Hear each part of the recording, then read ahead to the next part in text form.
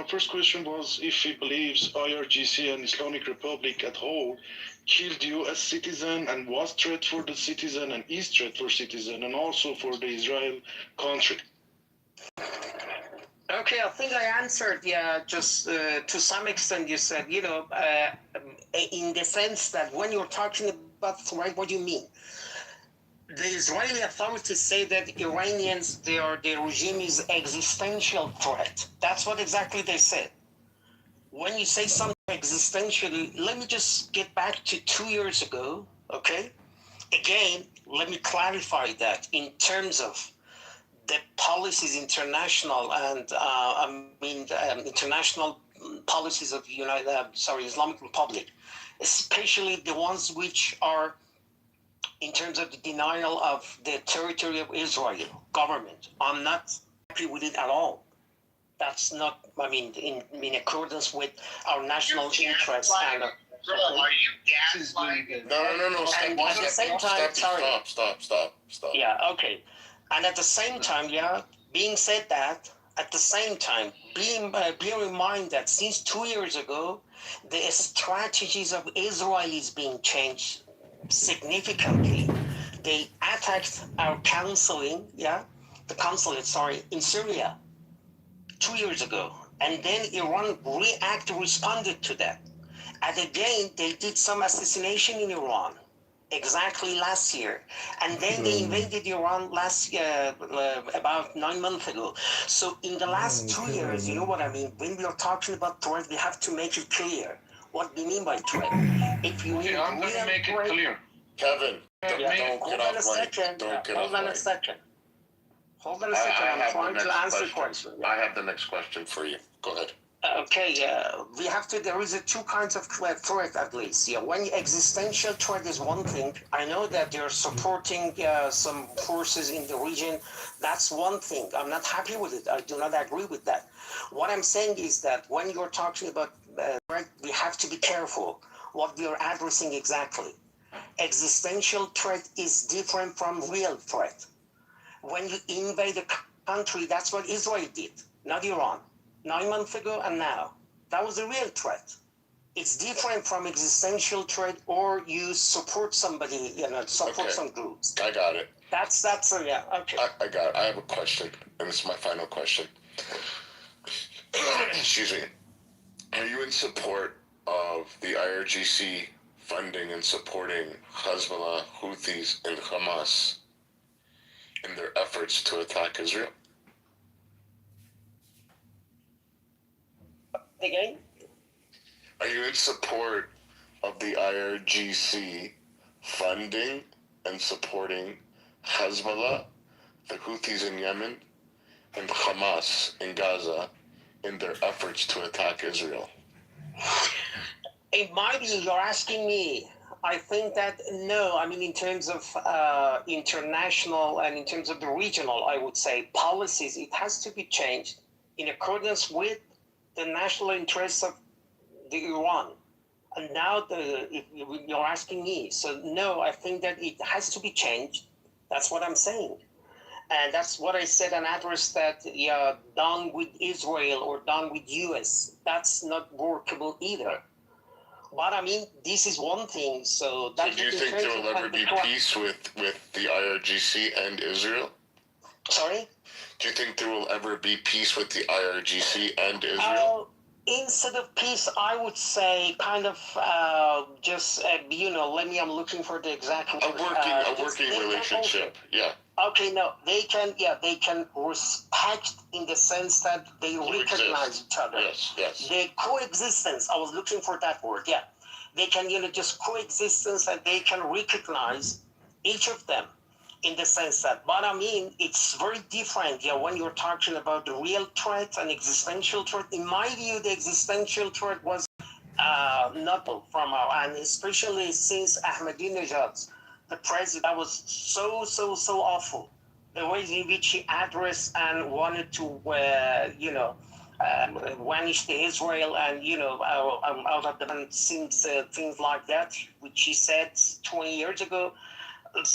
that was disaster from my perspective. A lot of Iranians that was necessary, and even that helped Israel at the end of the day. Shut up. It was not in accordance with Iran's national interest at all.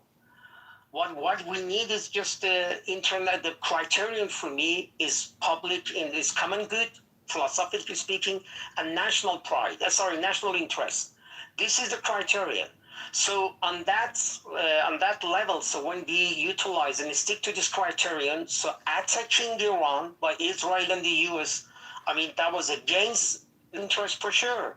That's why we and the ones who like me are against the war now and 9 months ago. And at the same time, the reason we changed, as I mentioned, in accordance with what is called as national interest. Is that clear what I'm saying? Absolutely. Mods, be aware and on alert right now. People want to come up and just say the craziest shit just to derail the room because they don't like his opinions. Maybe may I ask a question? Absolutely. Yeah. So you can, so let me, thanks for, Sarush, just 1 second. This young lady would like to ask you a question. If you're able to answer, yes. If you're not, we understand. Yeah. And just in case it goes sour, you're always welcome. Accept my friend request. I would like to have further conversations with you. Thank you for coming. Thank you. I appreciate Sorry, that. sir. He doesn't stay to listen. He just talks and leaves. Please let him to stay somehow. He's Let's here. ask him to stay. The only question I had was for Surush, if she would so kindly answer it, is does he recognize the Islamic regime as an occupying terrorist regime? Does he recognize them as a terrorist entity, or does he recognize them as an official government? Because the answers that you're giving, it's causing me to believe the latter.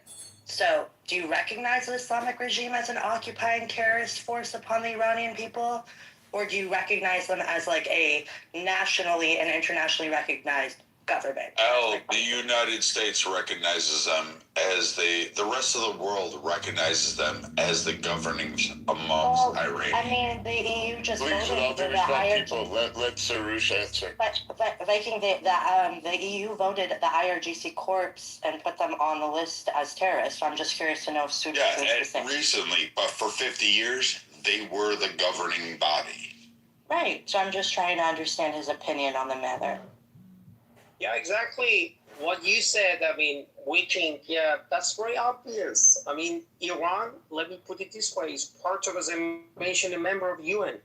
So what do you mean? You can regard the member of UN as a terrorist government? I think technically speaking, is irrational. It's not illegal. Sorry, it's unjustified, and I'm actually unjustified, and not convincing.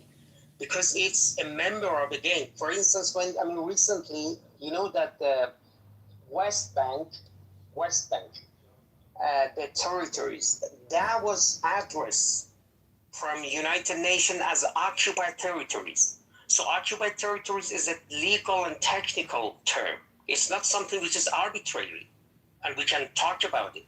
It's something which is agreed upon or disagreed upon by international organization, which is UN.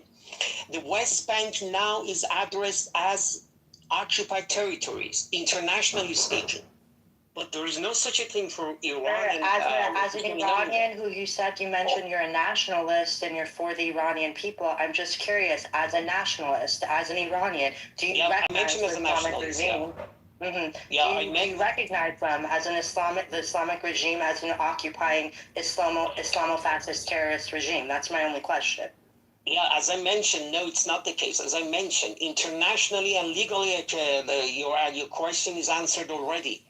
Because Iran is part of the... Fair enough, guys. Listen, let's not badger the witness.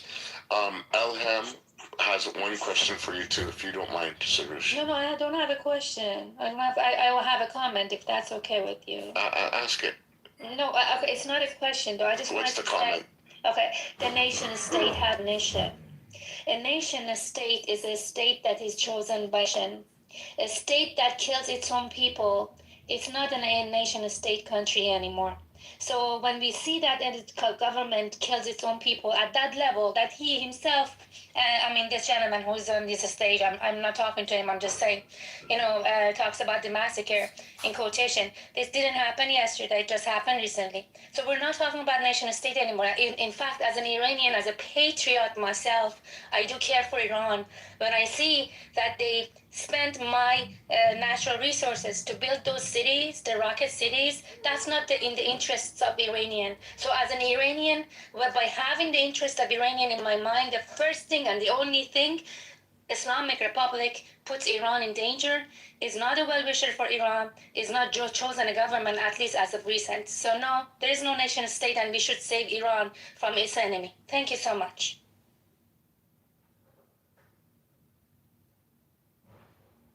Think the world is safer place with the Khamenei dead.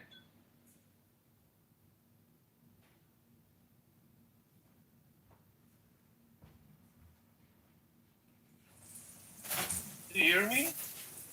Does it think? Your question is the world a safer place with Khamenei dead? Yes. I don't know if he wants to answer that. Sarush, would you like to answer that?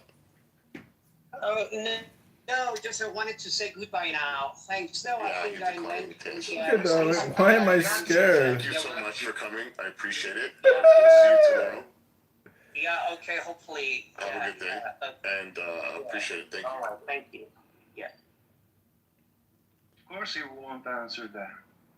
Well, he has the option to answer it or not, guys. You can't force people to I answer. That's what he respect did. the guy. I'm not, and no offense. But he won't answer because it's going to be problem with you. I think You must not like reading. No, you I know think not, you should have asked, is he in having 72 versions? That would have been my question. Hold on a second. Yeah, let me just, Kevin, frankly ask you, I don't have any reservation to answer. Probably you are aware of the ways in which I have published a lot of my critiques to Ali Khamenei. Yeah, but now, so being said that, not now, since 10, 15 years ago, I was interrogated for doing. You must not like books. I was interrogated. So you're happy Khamenei is dead. So you're happy Khamenei is dead. Yeah, okay. What I'm saying, hold on a second. Just wanted to say that there was no reservation. If there was no reservation, I wouldn't have published the things which I have published in the last 15 years. Now we are in the war situation. That is different. That's what I'm saying. The priorities change. War situation is because of Islamic Republic. Okay, that's another thing. Just wanted to say, just wanted to say that there are a lot of, just for more clarification. I don't want to convince you.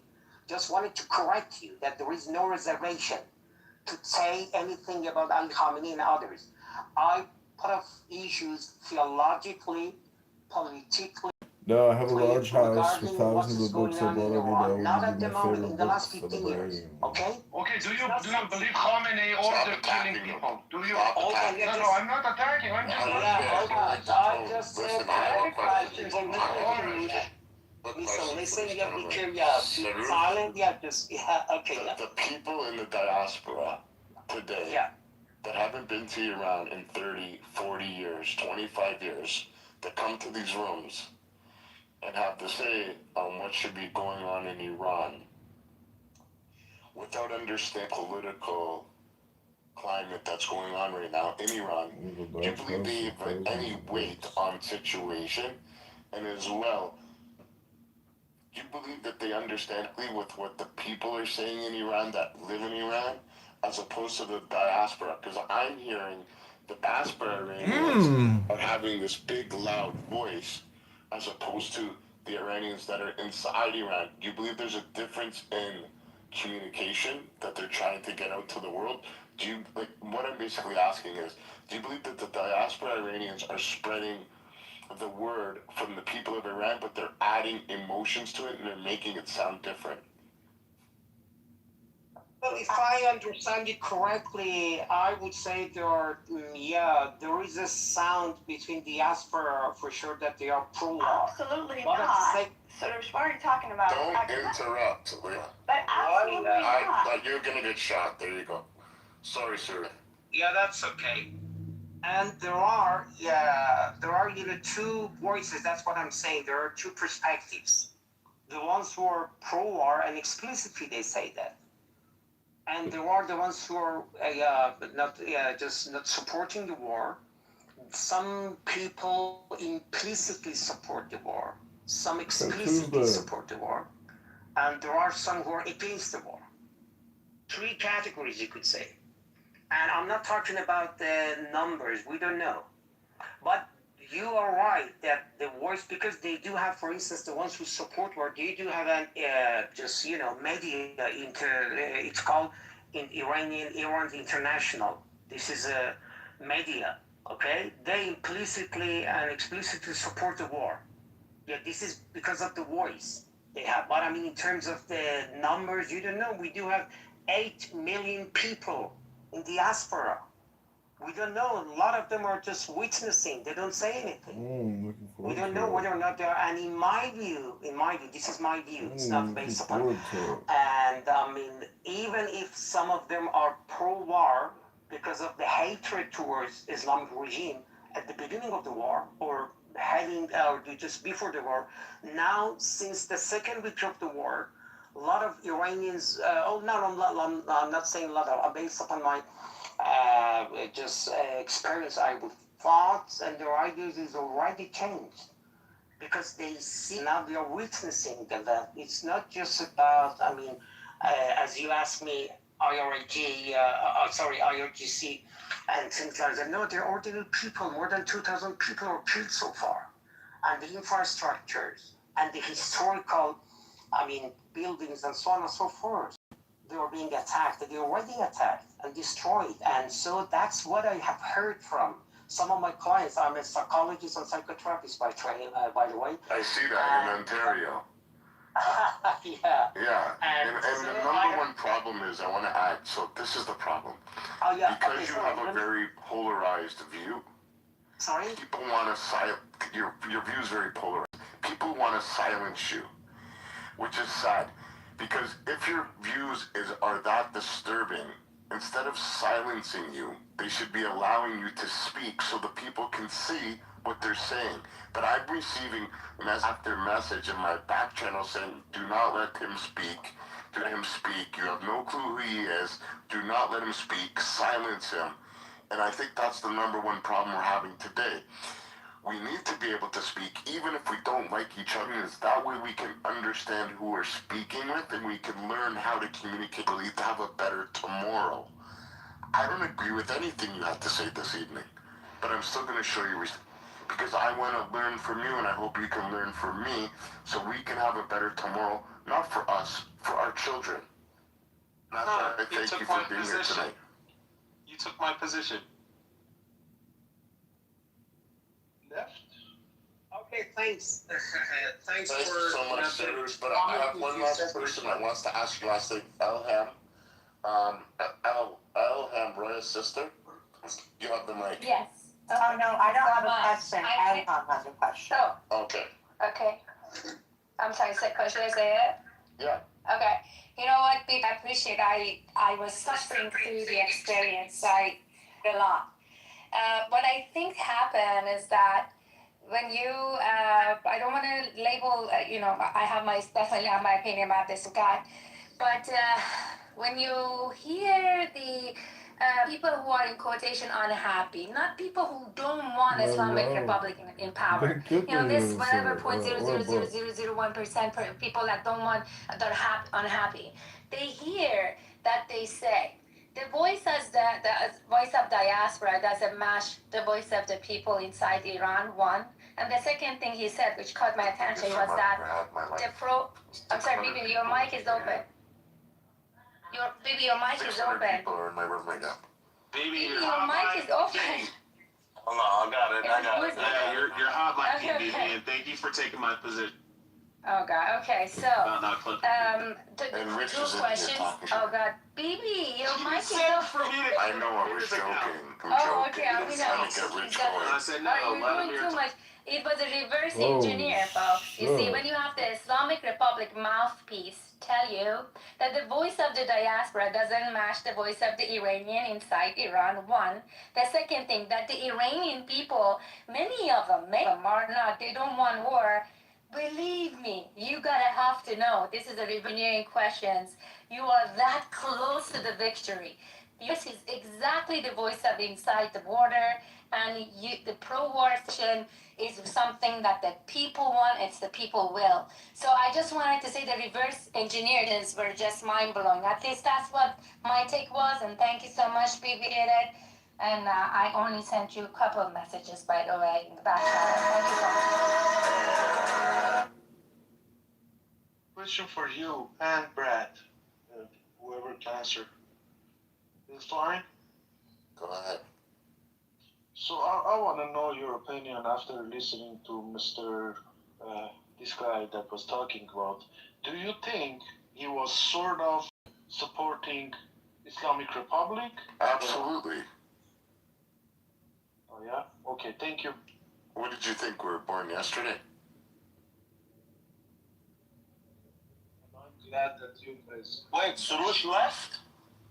Of course you He know. always does that, man. He always does that. I wanted He to. hates people. He hates people. He doesn't like Iranian. He Because I was doesn't not here. Hold on. I wanted to ask him if Israel committing genocide in Gaza.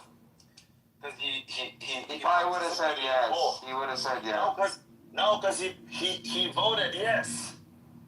That's what I'm saying. The way he was talking, It was in his profile. The way he was talking tonight with the answers that he gave, he probably would have said yes for sure. Like 99% sure he would have said yes. Oh, I said it was in his profile. I read it just 1 minute ago, 2 minutes So ago. why did you ask the question mentioning then? that he was, he kept on mentioning that he was. I wanted to ask He him. wanted to ask him a half. And what he's respond basically, but he's gone. Because I was not listening to you guys for like an hour. I was doing something. But yeah, Damn, you missed the your timing is bad. I would have destroyed him, honestly. BB, what's your all's draft? So he was friend of Human, by the way. Human, he was your friend, by the way. Hey, Ocean. So I don't agree with him. Okay, a good. lot of things. No, because you were begging to bring him up. No. Ocean, I he's didn't. his friend. Oh, why don't you let me? Let him speak. Yeah, let him explain. Oh my God. So he is a well-known and controversial Iranian personality. He shows up on like BBC Persian, on the rooms that we go. I personally go to a room where he goes and he talks a lot. I know that he doesn't support the Islamic Republic in a sense that like he wants them to continue their like the way they have been acting. I know his father was sentenced to death by the Islamic Republic because of his reformist ideas about Islam and Prophet Muhammad. So what did he do before that, though? What did he do before? What is that? Sorry. When you talk None about of you his guys father's. couldn't expose him. I had to go. Okay, but Can I ask a question, please? Can you give me a minute? But he has his own ideas. My ideas are totally different about the Islamic Republic, IRGC. If you want to know my ideas, I can. Or even on this war, I disagree with this war, but from a different perspective. If you want to hear my perspective, you can ask me questions. But I do not. I'm not like a.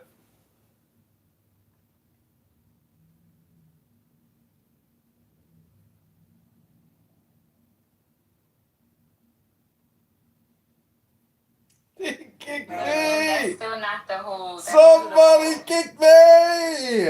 Time to go back in with my burner phone. Oh, you thought you could prevent me from listening to you? Well, there is this feature called Anonymous. I know you're probably going to be upset, but in the President Trump house. Let's see who kicked me. We got Abby, Serendipity, Harry, Pepe, Viking, Beaver, Ocean. Who was it? Was it Abby? Was it Abby? Why is everyone in Canada? I gotta have lunch with them tomorrow. Because they give out citizenship like it's a whole bunch of people. they give out There's a lot of people in this room. Holy shit. Component, because it seems like every time there's the controversial person, they live in Canada.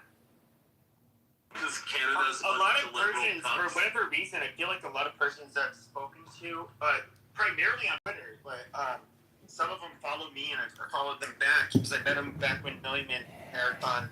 Basically, a couple of years ago, they're doing space. Million Man Marathon. Can you believe they kicked me? Specifically kicked me out of a room with all these people? Uh-oh. I don't know why. Somebody doesn't like Maybe me. somebody here knows. Somebody just can't take Can it. you confirm that was said just before that? What is the diaspora population of Persians? He said it's like 8 million. And how do they determine that? They went to Beverly Hills. Can I say something about Surushka? How did they determine? Go ahead, Abby. Keep asking questions. You can fucking Google, you obnoxious twat. So it's through visa and immigration records, and that's all worldwide 9 million. Yeah, worldwide. Correct. Yeah, but I think it is not 9 million. I think it is less than that. It's I about get the 8. exact number. It's about 8 million, I believe. And the bulk is where? In the United States and I don't Canada? know, Abby. Let me fucking Google that for you, you stupid fucking And then I bitch. believe Germany. You stupid most of annoying them are bitch. Abby, when's the last time you've been to Canada? Abby, when was the last time you got just laid, went to bitch? Canada. I just got laid at the fucking Bruce Springsteen conference, bitch. Did you take a shower? Why do Americans have to subject themselves to Canada? Because I'm a hockey fan, it's a problem. Yeah, what do we stick on topic, I was guys, watching instead of one of talking the- about hockey? There's too one of many the- Okay, no, I understand. I'm just curious about the diaspora population. take advantage of the people that are Just The kidding. diaspora population is 8 to 9 million around the world. That was my question. Can I say something about Surush guys or not? Is he gay? BB, there was a police officer in this video Likely. in Canada, Likely and he's like, I'm done talking with you, sir. I have to go break my fast now. And I'm like, oh God, this is Canada. So how loud is the 8-9 million population voice, do you think? And where is it the loudest? I think it's been consistently loud in Europe, in Canada especially. It was pretty dramatically, fantastic. I mean, it was one of the greatest one in this last come out. And I think in US, I think pretty much it's consistent everywhere across Australia, in Europe, in Asia maybe the least. In Asia maybe, yeah. But I don't know how it's spread in Asia. Is it true? Is it true that most of them work at the excuse factory? No. Where did you get that?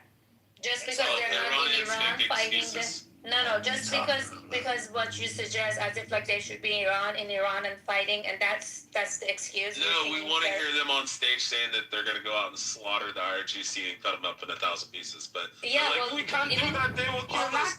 No, but if that's what they want to do, how can they do that? If you don't have a way to get there to do what you just said, You can't fly to. your solution is This pointless. is fucking retarded, dude. I've been listening, Rich in the is so background, and I stupid. get it. There's Americans that are pressing them because they're like, why aren't you guys doing anything yourselves? What? Okay, first of all, a lot of news has come out. Okay, this involved the U.S., Israel, Pahlavi. They all. Okay, he did. Pahlavi, or is it Pahlavi? Pahlavi.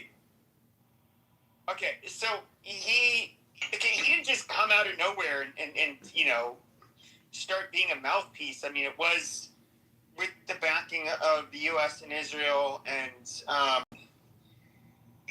the problem is though is that they really don't have any fucking guns. So I mean, what weapons they have? Yes, you say, okay. I mean, I'm not going to approach somebody with a steak knife and try to kill a police officer. We see how that works out in the United States all the time on video. It doesn't work good. Wait, how much of the population is against the IRGC? And is it like 93 million and like 80% hate the IRGC? 99%. I actually was going somewhere with my question. There was a reason. Oh, you were? Because I'm trying to understand the voting blocks in the countries where there's a big population and how strong the voting bloc is and how strong the voice is in these different countries. So there was a reason I was asking it. Oh, you mean you weren't just asking Google questions for the sake of asking Google questions, Abby? How can they have any real voting bloc? I don't know. I mean, No, but they have there's a very wealthy community Yeah, I in the think it was United actually States. So influenced. that's Very wealthy For Trump community, election, there was a obviously. campaign for it. In Europe, they were campaigning for the, pro-patriots or, whatever. That not you, Trump. You're I'm not gonna get into it. I'm sorry, I was looking at the comments. Anyways, but yeah, you're right. You're right, Abby. Definitely, there is a influence there, and the power has already been exercised. And but be more, yeah. I mean, there are many Iranians who live abroad. There's a So, doctor here. Hold on, Mitch. Acts in the United States that are She asked me a question, Pepe. There's many No, organizations she in didn't. the U.S. that are not affiliated to NIAC that focus on advocacy, like the MASA Advocacy Pact, which passed 2 pieces of legislation. They're currently working day and night. Many volunteers across this nation are talking to different Congress people. I don't know why someone's giving me a thumbs down for just stating facts. There's a lot of Iranian money in big tech, as well as, shitloads of money, Iranian money in big tech, which have already put a lot of, have invested a lot of time in advocacy in this country. So yeah, there are organizations in the United States of America. That was my question. Thank you, Roya, for answering. So, Ilham, I was going to ask you a question, or you asked me a question, and I was going to ask you something back. Can I speak to Roya's point? Because that's. Yeah, I know. Ilham asked me a question. Well, actually, Abby asked us a real grown-up question, so Nana can answer with a real grown-up answer. So, Abby, would you like to listen to Nana's answer as well, Yes, or no? I would. Okay, cool. Please, Go ahead, in Nana. turn, I want to talk as well, please. Everybody Have they been wants elected to into talk. Office? Well, I know Yes, California, there's a couple there are some. of Thank you. there are a couple of yes. The mayor of Beverly Hills is a Persian Jew. We have a congresswoman right now in Congress who's first generation Iranian American. Are you talking about Sepideh?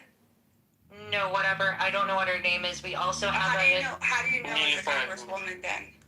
Because you don't know their name. Like, how do you know there's a? Well, I don't know her name off the top of my head, but I can go check my Instagram. I can go check my Google for you. So her name is. No, I actually don't have to have anything. Also, there's also people that are more. Great job. I mean, you don't need to be a bitch. I'm responding to Abby's broader point.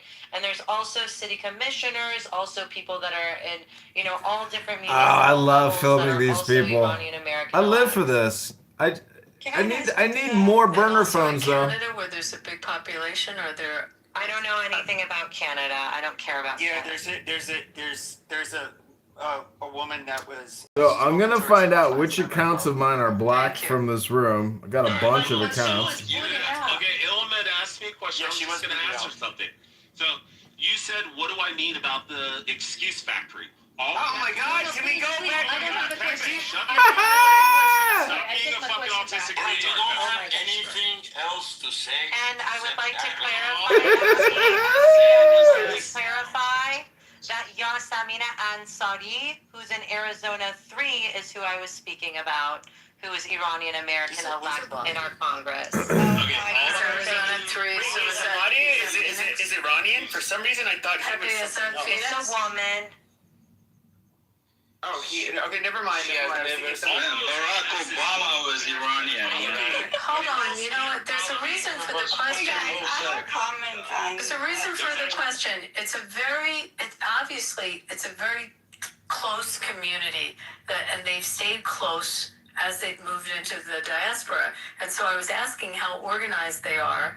And it's also a very successful community in the countries that they've gone into.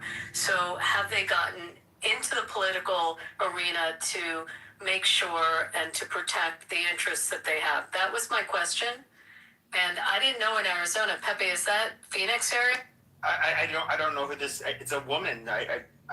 I guess I don't. Roy, do you know? Abby is always the asking vice Google mayor of search Phoenix, questions. so I What don't a clown. exactly know where Arizona 3's what that congressional district looks like. I don't know what's up with these congressional districts. What county is it in? He comes out tomorrow and he says, "Everybody go." Oh my God! Can we go back to the conversation? Can we hear the Iranians' response? What they're No, we're just gonna make excuses. I mean, why are we listening to a guy that You're the only fucking gun he's... Shut the fuck up. No one cares. The only thing that we've heard, Diddy, are you really going to allow this piece of shit to talk? Wait. So are we asking what Arizona 3 district is? Because it's west, like. Oh my God, I'm not blocked. It's west of Phoenix. So it's like the western part of Phoenix. Western, okay. So you Okay, can so it's go the western down and suburbs. scream there. Talk on mute. Peoria? Like that area? Peoria! Bitch is still thinking about my campaign! So it's not a very large Persian community in Arizona, but this is exciting. I mean, that's an exciting thing. It's about here. it's not the same as California. But there's like so most of the Persians, at least I've personally met here, there's like a large Baha'i community. It's not Persian, I stupid. think some of them might be Muslim. There's one doctor that when I College Republicans Club at Arizona State University, he'd come and talk to us. This was back in like 2003 or 4. Dr. Jasser, Jasser. But he was a Republican, and of course at the time with the global war on terror, he was not a. He was kind of expressing how like a lot of us are natural Republicans, but unfortunately, you guys, they feel kind of, a lot of the Muslim community felt under attack and so forth. But no, you definitely get quite a bit. At least here in Scottsdale, you get quite a bit. I mean, Abby, long story short, like I was trying to say to you, we have a lot of organizations. United for Iran is also one of the big groups that focuses on tech and human rights because we have so many groups. We have the Abdul Rahman Buruman Center. We have the Center for Human Rights in Iran. We have we have Pars Equality Center. We have a lot of organizations. Farhang Foundation.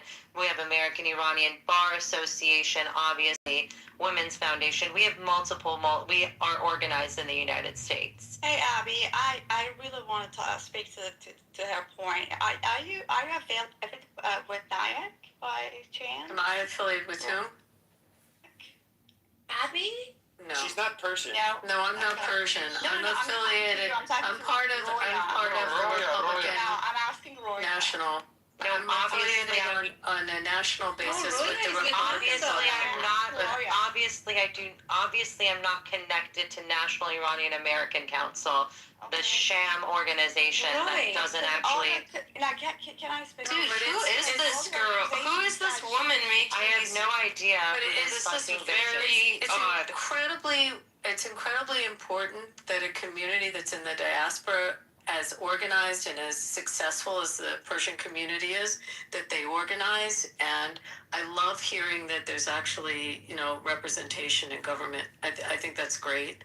Not as strong as it should be. Not as strong as it should exist. They don't Another case for why I don't want immigrants. the grassroots. But this is a community that's succeeded, that's come to our country, that's contributed to our country, and they should have a voice. And I think that's fine, great. but like, I don't want it to be a whole different conversation. No, I don't want to. I was just asking. Once you do that, you get power struggles and. I'm not going in that direction. But you wouldn't have Uber without us. But anyway, Abby. Without who? Jews or Persians? Without Persians, and you wouldn't have a lot of things without Jews either, assholes. Well, which one? Okay, are you guys retarded? I'm not, whatever. Oh my God! Please, guys, please. I noticed that there's a bunch of people in the room with red tickets. I need you to go to the top of the room where it says President Trump. There's an arrow pointing. Click on that. Cash in your red ticket. Join the house. You'll be hearing more awesome rooms like this coming up in the next couple days, next future. Please be part of the house so that way you get alerts when the house opens up and you'll be able to see when it's a good robo open. Thank you for being part of the house. Be respectful to the mods. Baby, turn hand raising off. Cool.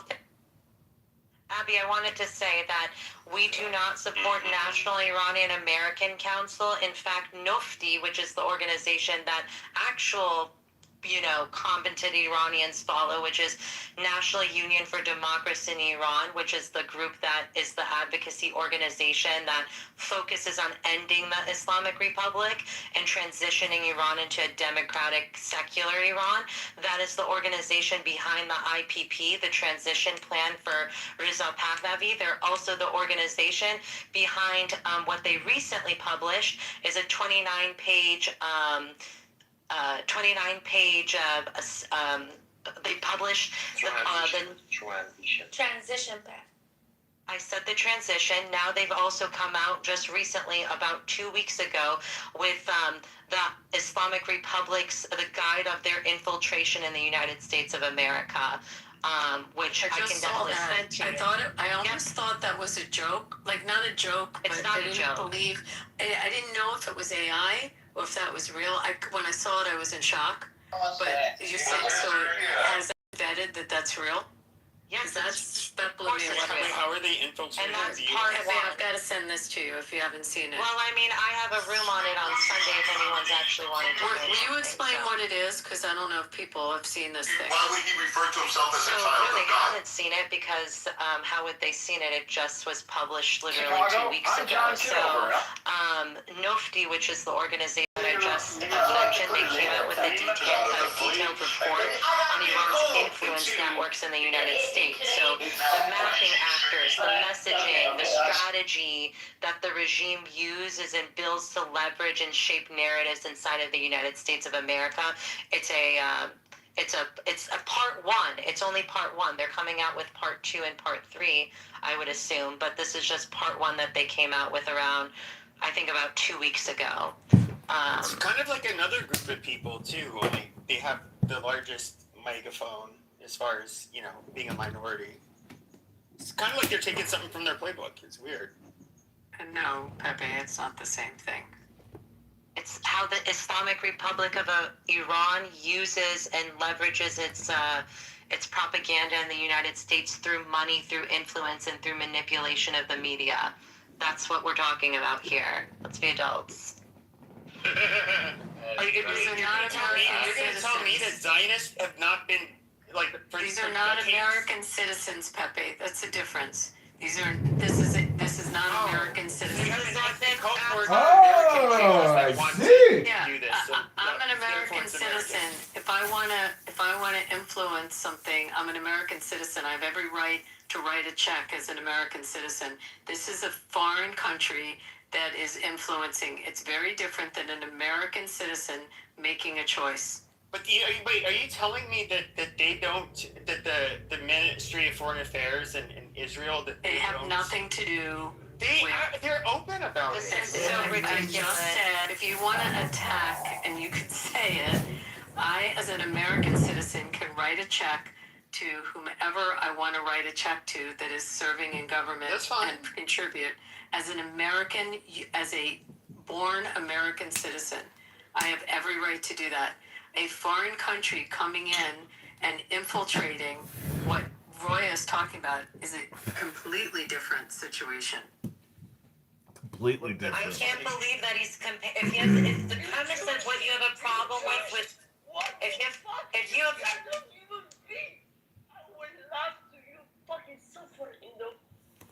Can we mute this? Thank you.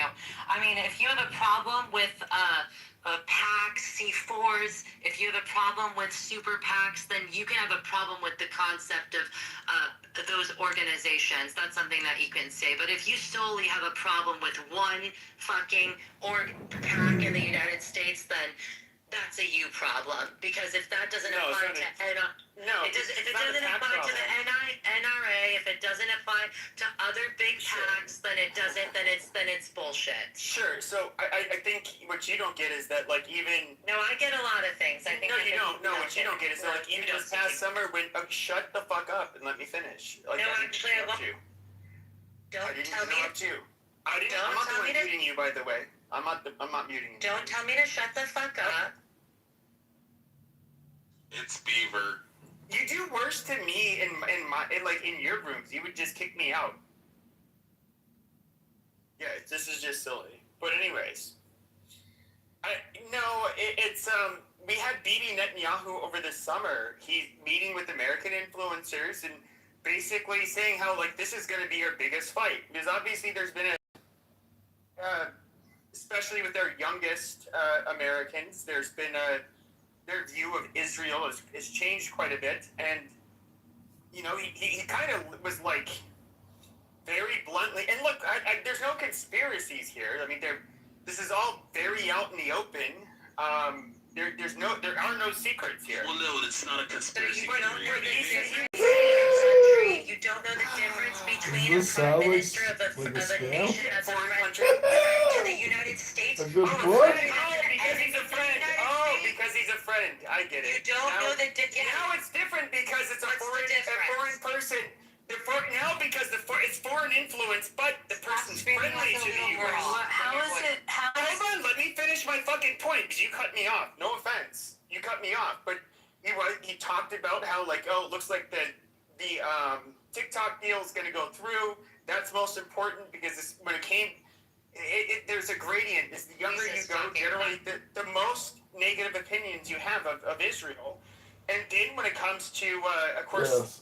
It's really going to start at 45 and under. You're starting getting the really negative attitudes towards Israel. And they're saying the social media campaign. Then of course he said Facebook and what was it? Oh, X. He said X was number 2 after TikTok, and they did implement some algorithmic changes to TikTok in order to make it so it would be harder to amplify anti-Israel Nazi sentiment. They bought Warner Brothers and CNN and... Yeah, they bought Warner Brothers That's and a CNN. good thing, Pepe.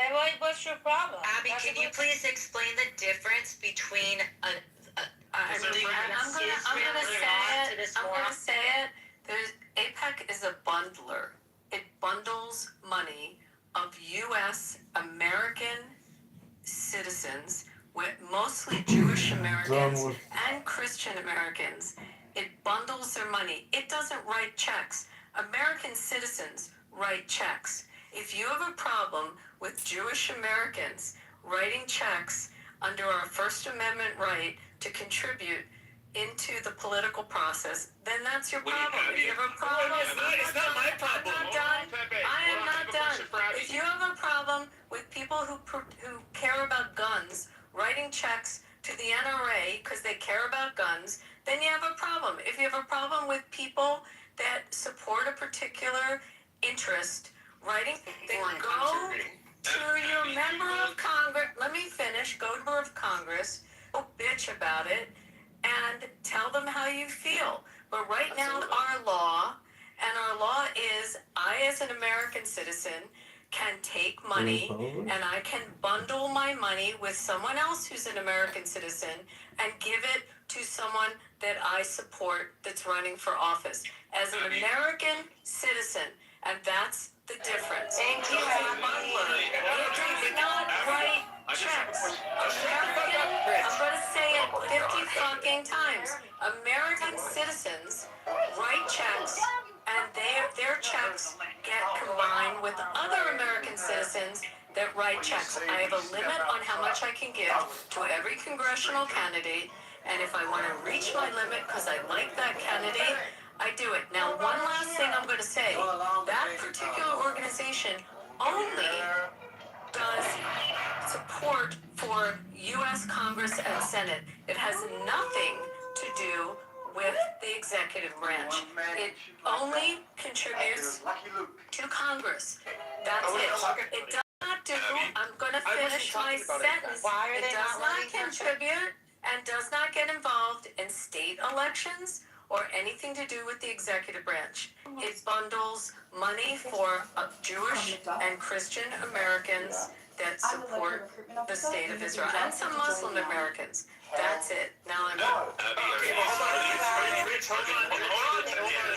that answer it? I mean, it doesn't answer it. I would like to, yes, no, No, no. It does answer it. So, Abby, no, thank it you for doesn't answer asking it. me. So, okay, I just moved you to the audience. You removed me from the room for doing much less, so let's not pretend like you're a victim here. Now, Trump, thank you. okay, shut the fuck up. Abby, can I respond to your question or no? It's up to Pepe. Can you let Roya respond? Oh, they're both gone. I don't know how that happened. So, Abby, I'd like to hear from Roya. Colorist?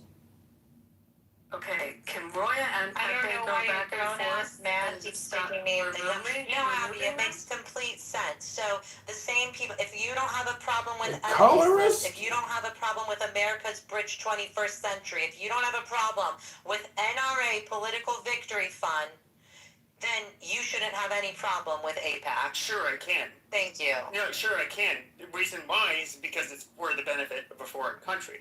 Now, whether they're Christian Zionists or Jewish Zionists, it does not fucking matter. Okay? These are U.S. citizens. What does it have It to does do not with matter. It's for the benefit. Did you Okay, so listen to what Abby said? yes, I heard what she said. No, hold on. Okay, so in other words, are you trying to tell me Jews have dual loyalty naturally because that's why they have to support Israel? I don't get it. I mean, this is fucking silly. That's my loyalty to two cities. That's my dual loyalty. You okay with So that? we absolutely we can have converging interests, but it does not mean that our interests are always aligned. And we're pretending like Ben Shapiro. because Abby mentioned AIPAC, which is when it comes to I guess you could say influence, not in terms of money, but when it comes to really the people you don't want to run afoul of, they are absolutely a powerful lobby. Okay, Jews have been very successful in the United States at building powerful interest groups, not just that are, and I don't just mean in terms of like being supportive to Israel, but being, basically stopping anti-Semitism and that kind of stuff. That's fine. But, I mean, to sit here and pretend like there aren't Americans here. Like, Christian Zionists I can really pick on very easily. What about the Persians? Shouldn't What they about have US a Cuban lobbyist? democracy? I don't No, understand that. Persians should not have lobbies. They should not have Why should we lobbies. not wear They should Abby, not. why should we They not? should not have lobbies that would Why should we basically not? seek to Why? boost the interests of Iran. No. There's people here that boost the interest of pro-abortion, anti-abortion. American. It has nothing to do with the foreign Can I country. finish or not? Can I not finish, Abby? Abby, can I finish? Yeah, just You're talking about political differences versus national interests. Wait, Pepe, can you go back and forth with Roya in like a civilized way? Like you guys have lots to say to each other. So you have a problem with the Armenian National Committee of America? You have a problem with U.S.-Cuba Democracy PAC? You have a problem with U.S.-India Political Action Committee? You have a problem with Irish-American Political Action Committee? So you keep saying yes. I mean, this is ridiculous. Yep, I said yes. Yeah, they shouldn't have dual citizenship. They shouldn't have dual There's no allegiance. such thing as dual citizenship. Okay. In other words, what you're saying is you want to be able to. Screaming at me like a little bitch. I'm not screaming at you. You are. Your voice is shrieking. I'm not. Okay, stop. Shut the fuck up so I can talk. Can you go back and forth civilized? I'm trying to go back and forth, but once I respond, I know. Roya, she's like literally responding over me. Pepe respond, then Roya respond. Try to. Okay, you guys are both special people to me. Just like talk. Abby, I don't want to each be other. special if this person is special to you. Okay, like you think you're a lot smarter than you actually are. You're right. If you I know you do. You might be intelligent, but if you a goddamn bitch, you a goddamn bitch. You're allowing this? I'm kind of shocked. I'm trying to have dialogue, Abby. Remy, I'm trying to have dialogue. Abby getting called out. Oh, please don't let it. Baby got moved to the zoo. Yes, yes. It was BB. I did it. Stop fucking running. It was BB. Okay, Ruby, I'm trying to have the conversation go back and forth. And I really hope on Iran because that's the subject. I really didn't want the subject. I simply asked a question about how organized the community was. And it BB got kicked too. BB got kicked. The Persian community in the dance. That was where I was trying to go. And it went in this direction. So maybe we could take it back to the Persian community, if everyone's okay with that. What I wanted to say before we move on. No. Hold on, Rich. Hold on. I'm gonna bring up Vince. No, Rich. I had my response to her.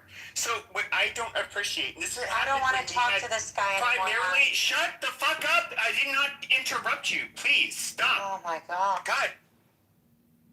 Thank you, BB. Stop modding this person. If I'm going to be disrespected, I'll leave. And that was quite anti-Semitic, I have to say. Why not allow BB kicked Beaver too. Why not allow a reasonable debate with Roya rather than a hot-headed debate? Because there is a reasonable debate to be. I don't even want. Are we debating the role of C4s and super PACs and American? We are, but you're not listening. No, I don't give a fuck about listening to you. I know, but you asked me the question, and then you didn't ask you a question. I was talking to Abby. No, it was a back and forth between us. I'm talking to Abby. I don't want to talk to you. No, you're so. I'm gonna kick BB down. He's kicking everybody, including Beaver. Roya, can I He kicked Beaver, Pepe, he kicked me. Dude, just remove him from admin from your fucking house. Like, this is fucking retarded. I mean, he already let me boom the room. And Abby, so how would you like to reframe the question that you asked? I mean, that was it. That was just my. I was asking a question to I'll the answer. community. We're not as Where did organized everybody as we should be. We're not as we should be. We have influence as far as in tech. Those interests are trying to organize better. Organizations that focus on advocating for Iranian human rights. National Iranian American Council, as we know, is a puppet of the Islamic Republic. They said it on their own state TV in oh so many words. And as you see in this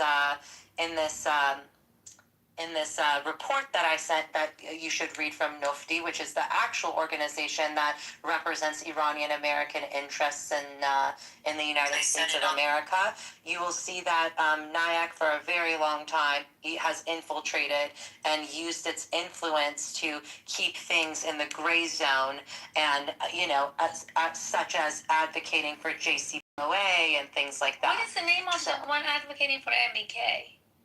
I don't know the name of that org. Roya, that's very helpful, and I love the Persian people, but I'm trying to explain to you why many white nationalists are not as loving towards the Persian people. He's not a white nationalist. But I'm not. I really don't care, Snoopy. I know why they're not interrupting me. But why is everyone interrupting me? I've literally said nothing. Why are you fucking mischaracterizing his fucking character? I love Pepe. I've never called him a white nationalist. You just called him a white nationalist. We all know you. No. I'm talking about other. First of all, Pepe knows that I don't think of him as a white nationalist. So why are you interrupting me? I never interrupted him. You clearly bring it up after Pepe was reading. Pepe, well, I'll address Pepe. Pepe, do you think that I believe that you're a white nationalist? No, you and I are cool. No. Okay, so thank you. So Pepe and I are very cool. So Roya, as a person who's always, since joining Clubhouse, been sympathetic to the Persian community, and a person that's been respectful towards Pepe for 5 years in a row, will you allow me to interloculate with you for 30 seconds, respectfully? I already know why white nationalists don't give a fuck about Iranian Americans, so we can move on. You don't need to teach me something I already know. I would like to engage with you because I care about you, Roya. Here's the bottom line, okay? Here's the bottom line. Refugees have been moving to Europe and gang raping white girls in Europe all the time. And I have never, ever heard one word of sympathy from any Persian American. I have not heard a thing. Please let me finish. Just let me finish and then you can kick me off.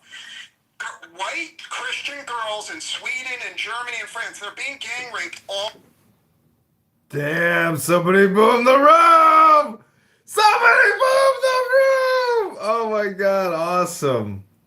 Awesome.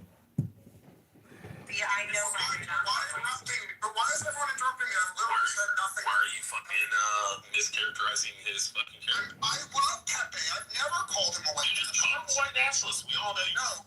I'm talking about other. First of all, Pepe knows that I don't think of him as a white nationalist, so why are you interrupting me? I never interrupted you. You clearly bring it up after Pepe was reading. Pepe, well, I'll address Pepe. Pepe, do you think that I believe that you're a white nationalist? Pepe boomed the room. Okay, so thank you. So Pepe and I It was Pepe! a person who's Pepe boomed that motherfucker. been sympathetic to the Persian community, and a person that's been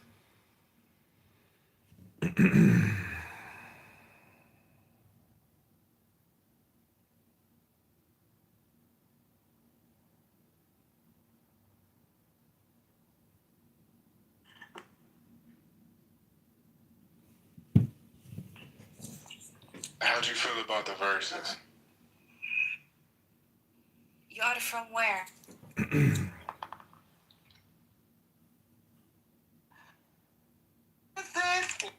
This is not a marketing topic, I guess, that we veered into, but Hey, but it was interesting. But I'm gonna clock out. It is getting late here, and it's been a long day, and I will. But always great to see you in here doing your occasional rooms, and like twice in 1 week. But always interesting in here. So thanks for holding down the space. yeah, always love seeing you and talking to you. So come back next time. We'll see you soon.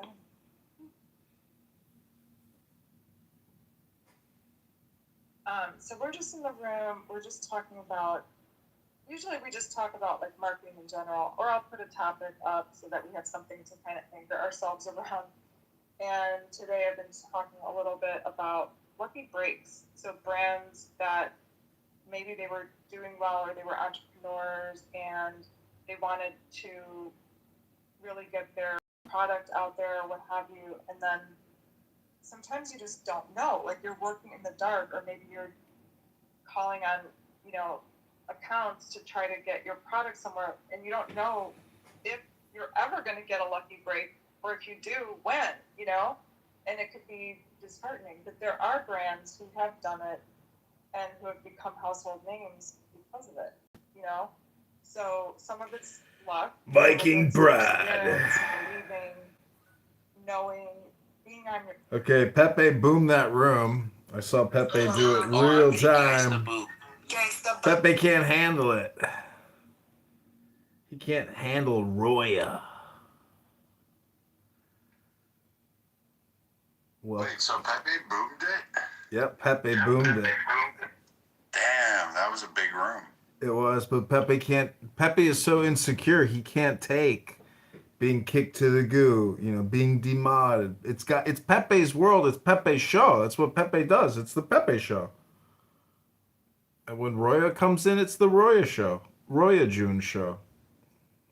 But this is the new President Trump house, because the other house is in disarray. And let's be honest, Matt Cool, though he's cool, I mean, he's an old burnout. He doesn't have the wherewithal to mod a 600-person room, I mean, I don't know how much pot Matt Cool smokes, but it's not more than me. So how does Matt Cool, create these huge rooms and let them go to shit? Because he's just sleeping at the wheel.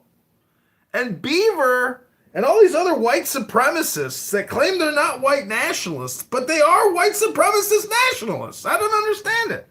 That's what they are. And I can't stand listening to Rich. Rich is one toxic son of a bitch.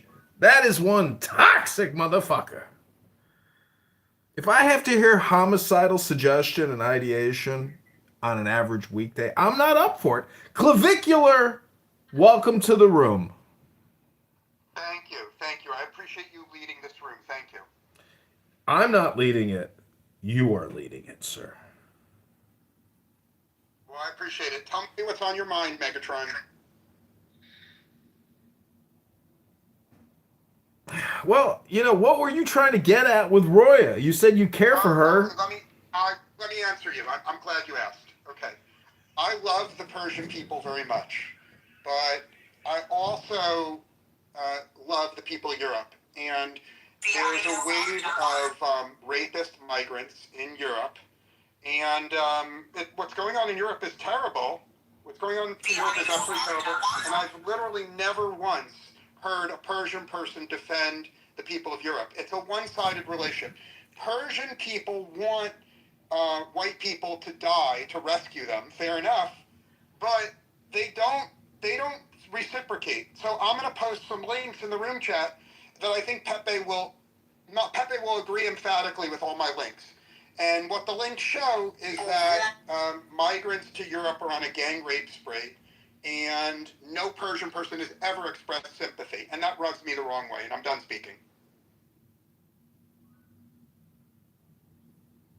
Yeah, I personally just don't want to. By the way, I entered the room if anybody wants to know. Like, BB was being a fucking retard and wanted to, on behalf of his tribe, like mute people, or not mute people, but kick them and whatnot. But no, here's what somebody like me sees as a problem. By the way, so you get an ethnic group of people that move here, okay, and then they form communities. Okay, that's always kind of happened.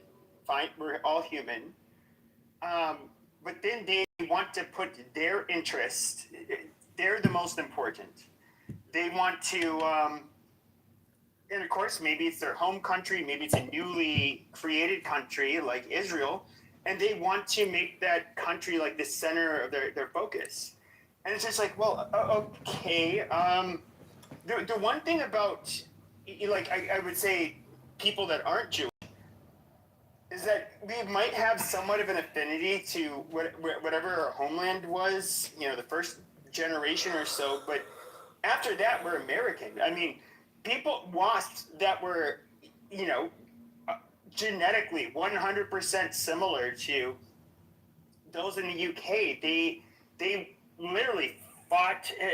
They fought the British off. They won the War of Independence. That's why any of us are here now. And we just don't need this fucking shit. I mean, I don't need fucking. I don't want, ethnic groups that, such as Jews or Persians, like fighting their wars on our behalf. Like, I think it's a perfectly fucking reasonable stance. There obviously you have two groups that are biased, and I'm looking at it, well, like, okay, like, I feel for the Persian people. I think the IRGC is horrible. Obviously, they fund a lot of terrorism. They're just shitty people. I mean, if you could wave a wand to get rid of them, I'd do it. It's just, like, it's like, okay, how much disruption are we going to cause? What are we prepared to lose? And is that all it is? It's like you can have, like, really loudmouth, wealthy donors that cause us to go to war. On the behalf of certain groups. Why don't you and I engage? I think you've been going on for a long time. So are you prepared to engage on this topic? Yeah. Okay, so I respect everything that you're saying, but my question for you is, it has nothing to do with America. When you read about horrific crimes against white people in Europe, do you personally identify with the white people in Europe that are victims, or are you saying they're in Europe, I don't care? I do identify with them, sure. Okay, so I want you to open your mind, just open your mind. Imagine that, as you know more than anyone on this app, you know that migrants are gang raping white Christian girls all over Europe. I posted many links proving it. Okay. You feel some emotional connection to the white Christian girls being gang raped in Europe. Now, I would posit to you that if there was a really easy, inexpensive way for the U.S. to intervene militarily in Europe with no dead Americans and rescue the girls of Europe from being raped, I think you would consider it. Even though you are America first, you have some residual love and affection for the victims in Europe. And I just want you to look within your heart. I'm done speaking. Well, I would say it's somewhat obvious. Yes, I do. Now, the question is that we are a group of people that have, we come from a specific stock. And this is where I think homogeneity, it kind of is, it's a big deal. We are people that, primarily Christian, primarily from Western Europe, some Southern Europe and Eastern Europe. But for the most part, we're far more similar than unlike. And yes, I think we have an affinity towards European Christians, for sure. And do I understand that if I was an Iranian and I was having to experience, I was living through what they're living through today, especially if I was somebody like first generation, I would feel very strongly about it. And I would likely want to have, my new country, the United States, I would want for their military to overthrow the IRGC. Like, it's completely logical. And I would say if I was a Jew or a Christian Zionist, when I say Christian Zionist, I mean people who they believe for religious reasons they have to support Israel. I can completely understand why they do what they do. But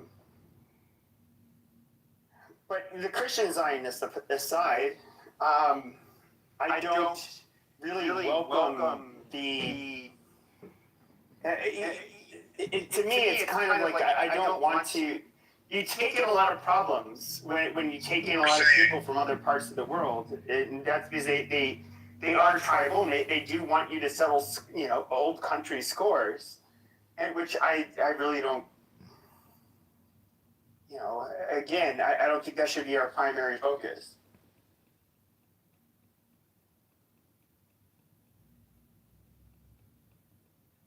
Well, that's perfectly reasonable. You love America. You're America first, and I respect that.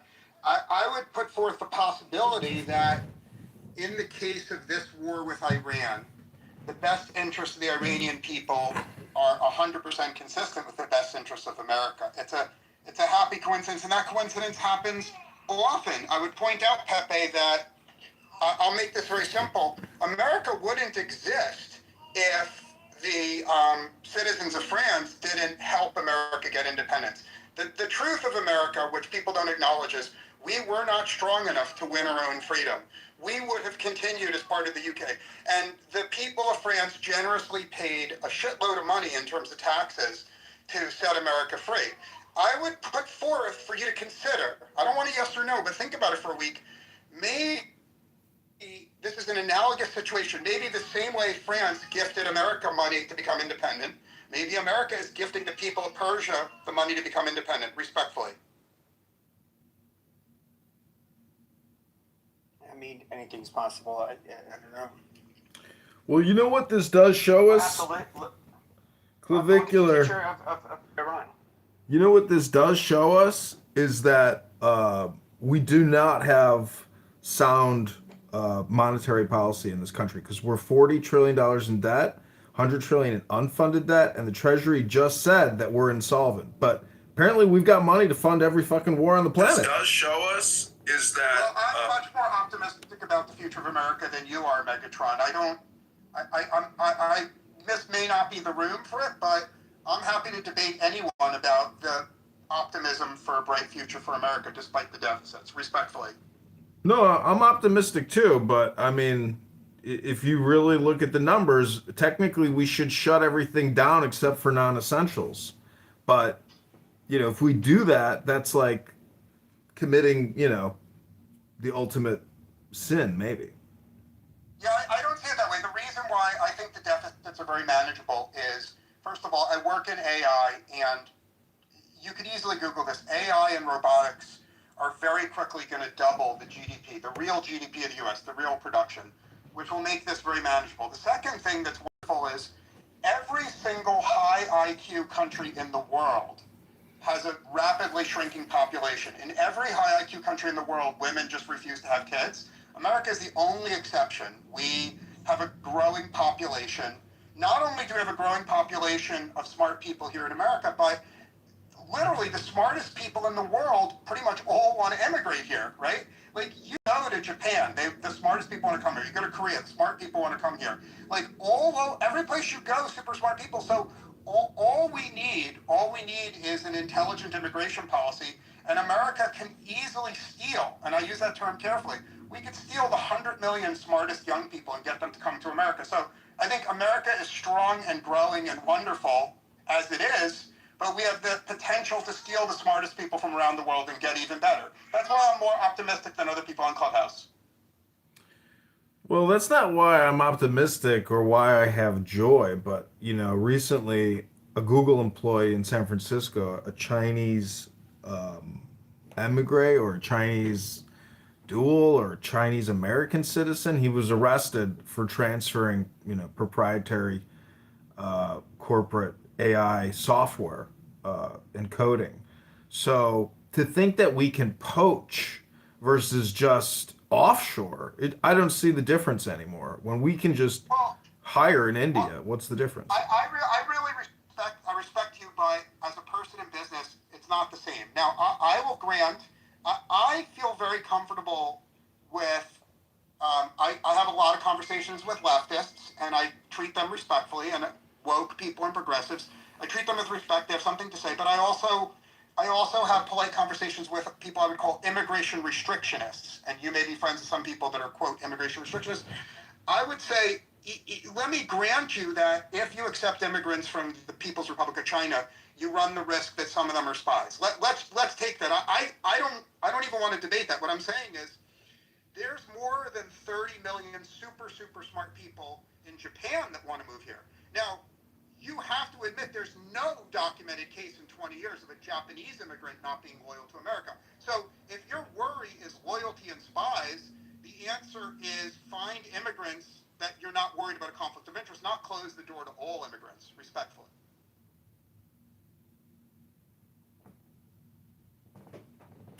Well, I'm running for mayor in Chicago as a libertarian, and it's only a very small percentage of people, whether you're on the left or the right, that can actually act as a bridge to have successful communication or what you would call bipartisanship. And I don't actually like that. I don't want to do that kind of work, but unfortunately, I think if you want to lead, you have to try to lead as many people as possible, and that's the point. So I'm trying to basically. Let me ask you a question about some libertarian insight. It's very rare that I meet libertarians here on Clubhouse. It's a real treat for me. So, are you a member of the Mises Caucus? Are you in favor of the Mises Caucus or against it? And keep it simple, please, because I'm a simple guy. I'll just say I'm not a member. I'm not against it. I'm not for it.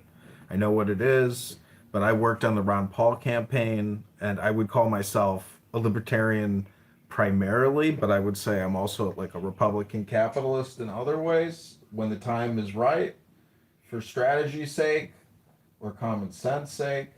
But, I'm just merely trying to, I don't think a lot of these politicians do any work. I think they just, I think they're actually just communicators, because all they do is create videos and pictures on Instagram, and their vote. I respect that very much, but you can't make a broad screed. You have to focus on one narrow issue at a time, respectfully. Sure. I'm running on cutting property taxes 10%. I call it the 10-10-10 plan. Cut property taxes by 10% in 2027 and hire 10,000 police officers and fire over 3 years. Ultimately, reduce property taxes by 25% over 3 years. The teachers union has a stranglehold over our property taxes. It's a totally failed organization. Everybody knows it. They fail their audits. They don't provide any accounting. They're spending $20 million in Vegas partying. There's no accountability, no transparency, and people send their children to these teachers to learn what? I mean, if 80% of it is all just politics and 20% is science and math, what a waste of time. They're just acting as babysitters. So, anyways, I'm running on specific topics. We're highly taxed here in Chicago. We got a City of Chicago sticker tax. We got a water tax, sewer tax, a garbage tax. We have a plastic bag tax. We have a 12% sales tax. We are taxed to the death. You can't stop working, and you can't retire, because the property taxes will ultimately force you out of your home, or they'll sell it out from under you if you don't pay the property taxes, and they'll auction it off, and you'll lose your home in a year, and you'll be evicted. So we have no real liberty because we have no real God anymore, in my opinion. I think, the big paradox is liberty and God, God and liberty. And because we live in such an atheist, society today, we tax each other mercilessly. And it's so hypocritical, and it's so disgusting that some people go bust because the system is... Anyways, go ahead, Clavicular. Okay, so I hope you recognize I listened to you very patiently. I did not interrupt you. Everything you say makes sense, and the current occupant of the mayor's mansion in Chicago, I think, is the least popular mayor in the history of the city. So you don't have to say anything to persuade the people in this room that he deserves to be replaced. But I want to take this in a different direction. I've attended a lot of ultra leftist gatherings, And I've also attended some libertarian gatherings. I kind of enjoy being a polymath. And one thing I've noticed, every single libertarian gathering I've ever been to in America, there's no diversity. It's all white people. Why do you think it is that the Libertarian Party has failed to attract people that are not white? And by the way, I'm not saying your views are not valid because it doesn't attract non-white people. I'm not criticizing, but I'm just curious, why do you think every libertarian event I've ever gone to is all white? Well, I listened to you very closely. I didn't interrupt you, and I hope that you allow me the time to speak. You love to always constantly say, "I will be very not discreet." What do you say? Anyways, clavicular. The point is, it's historical, my man. Obviously, today I was thinking about like how the Republicans and the Democrats, like that historical point, and to where we are today, and how it plays into the Civil War, but also migration of population. But really, it's comes down to economic philosophy. I don't care about the political friction or the political difference. I'm more interested in saying, how do we run a business successfully? That means a net profit. What's our cost of goods? So again, the reason why they're Democrats. I mean, I don't want to just give you the low hanging fruit and say because they're getting free shit and why the hand that's giving you the free shit. So it's more than that. It's really just a question of awareness and economic philosophy. If you know how to grow an economy or how to grow a business in a city or how to grow the GDP of a city or of a country, now we're talking, because we can't inflate our way out of this. We can't borrow to spend our way out of this. We have to grow out of this. It's the only way. And that means opening up business, not restricting it, not doing head counts. We want international businesses to pour into this country and give job opportunities to our fellow citizens. So we have to grow this country in the same way that we would grow a pizza shop, one slice at a time. So I respect and admire what you're saying, but I've already moved many of the businesses that I invest in out of places like Chicago. I don't have the balls that you have. I don't have the courage you have. I don't have the strength that you have to actually fight to redeem Chicago. I've moved my businesses to places that are low tax and business friendly. My favorite is actually Nashville. I would urge you to look into Nashville. So let me ask you a personal question, right? Considering that you have so many enemies in Chicago, the odds are stacked so far against you. Why fight in Chicago? Why not move to a place that's already libertarian like Nashville or like New Hampshire? Well, I just got out of a congressional race. I was removed from the ballot and I lost as a write-in candidate. So to transition to the mayoral campaign is very seamless. To change all my platforms, all my marketing, did it in a day. So, but it's really the goal is joy and the experience is joy. It's a lot of fun being in politics. If I can say the best things about it is you meet beautiful women. And guess what happens when I meet beautiful women? I try to, have a beautiful night with them. So I'm just saying there's joy in the experience and there is joy in the goal. Well, there's nothing wrong with anything you said. One other observation I can make about every single Libertarian Party convention I've ever been to is the male-female ratio is like 90-10. So if you are heterosexual and you're interested in spending time with young women, I would again question your choice of political party. If you want to be around young women, you should have joined the Green Party or the Communist Party, because those are filled with women. The Libertarian Party is almost all a sausage fest. And I say that with respect. So I haven't actually filed with the Chicago Election Board yet, but people that I'm talking to, they keep just telling me file as a Democrat, file as a Democrat, do not run as a Libertarian. Nobody votes for a Libertarian. Nobody knows anything about them. They don't care about them. And statistically, they're right. So I'm thinking, you know what? Maybe I will run as a Democrat, but I will point out throughout the campaign, why I chose to run as a Democrat. And if I'm labeled a fake Democrat, well, so be it. I keep calling all these Democrat candidates fake Democrats. Well, I respect and admire people that are flexible. People like that are rare on Clubhouse. I think most of the really intellectual, flexible, thoughtful people left Clubhouse 3 years ago. So I appreciate what you're saying. But let me drill down to your criticism of the Chicago Teachers Union is very trenchant. But overall, are you personally in favor of the school voucher system that's been implemented in Florida? And if not, make it simple. Don't be so wordy. Make it simple. What is your solution if it's not vouchers? Well, the solution is sitting in our library.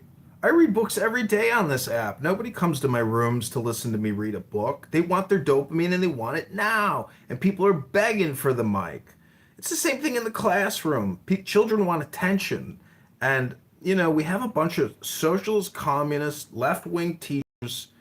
I don't think I really have a solution because nobody would want my solution, which is like a military solution. Similar to the way that Japan runs their education system. We don't have janitors in our schools anymore. Boom, just saved 60 million there because now the kids are cleaning the classroom every day at 2:30 p.m., 2:45 p.m. They're sweeping, mopping, resetting. So there's a lot of solutions. It's always personal responsibility. That's the ultimate solution to our problem. We can't keep just outsourcing and hiring solutions. We are the solution, but $1 trillion a year. We collect over $1 trillion a year in property taxes across this country. Spend $200 million with the Department of Education for what?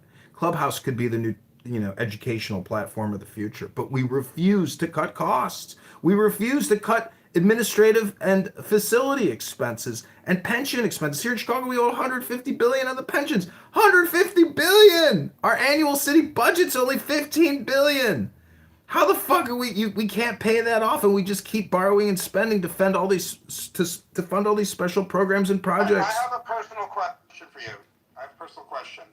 Are you a Cubs fan or a Sox fan?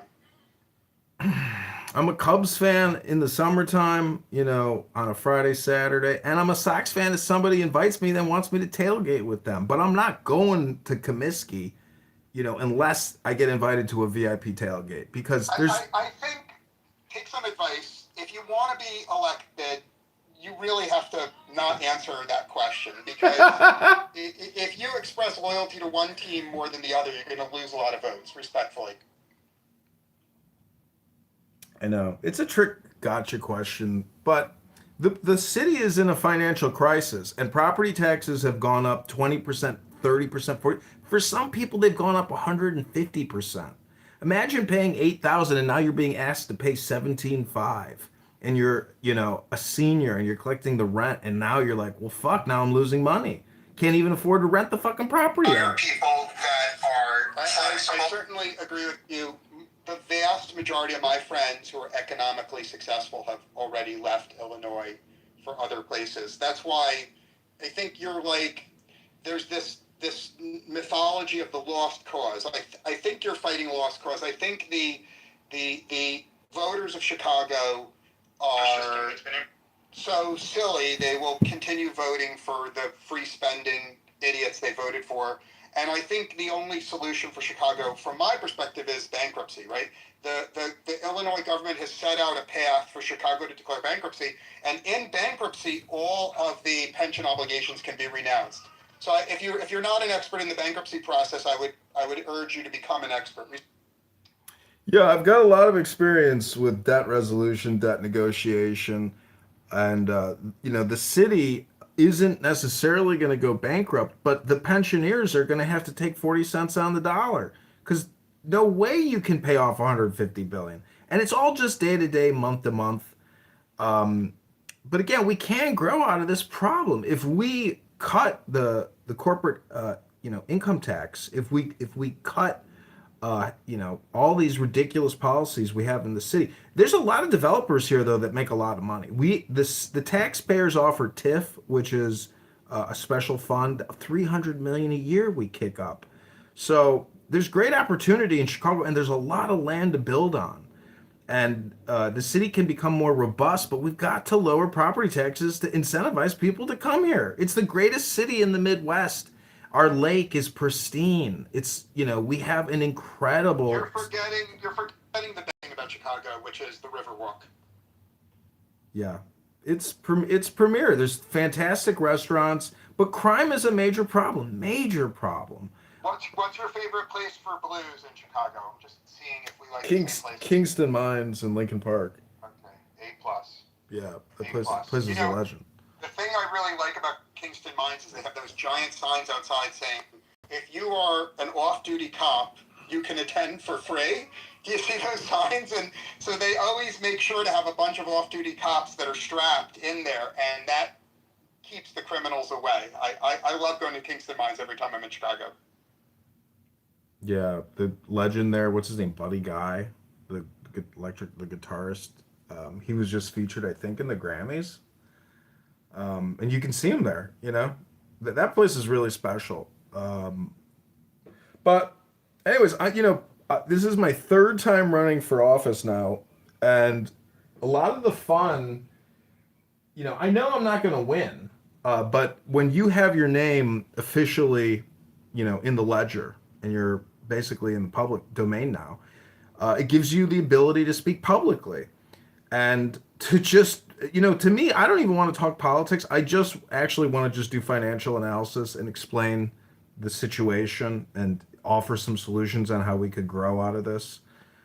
Because our current mayor loves to sit there and shout, in 1996, 600 African Americans died because of white people, because of the racism in this city from a heat wave.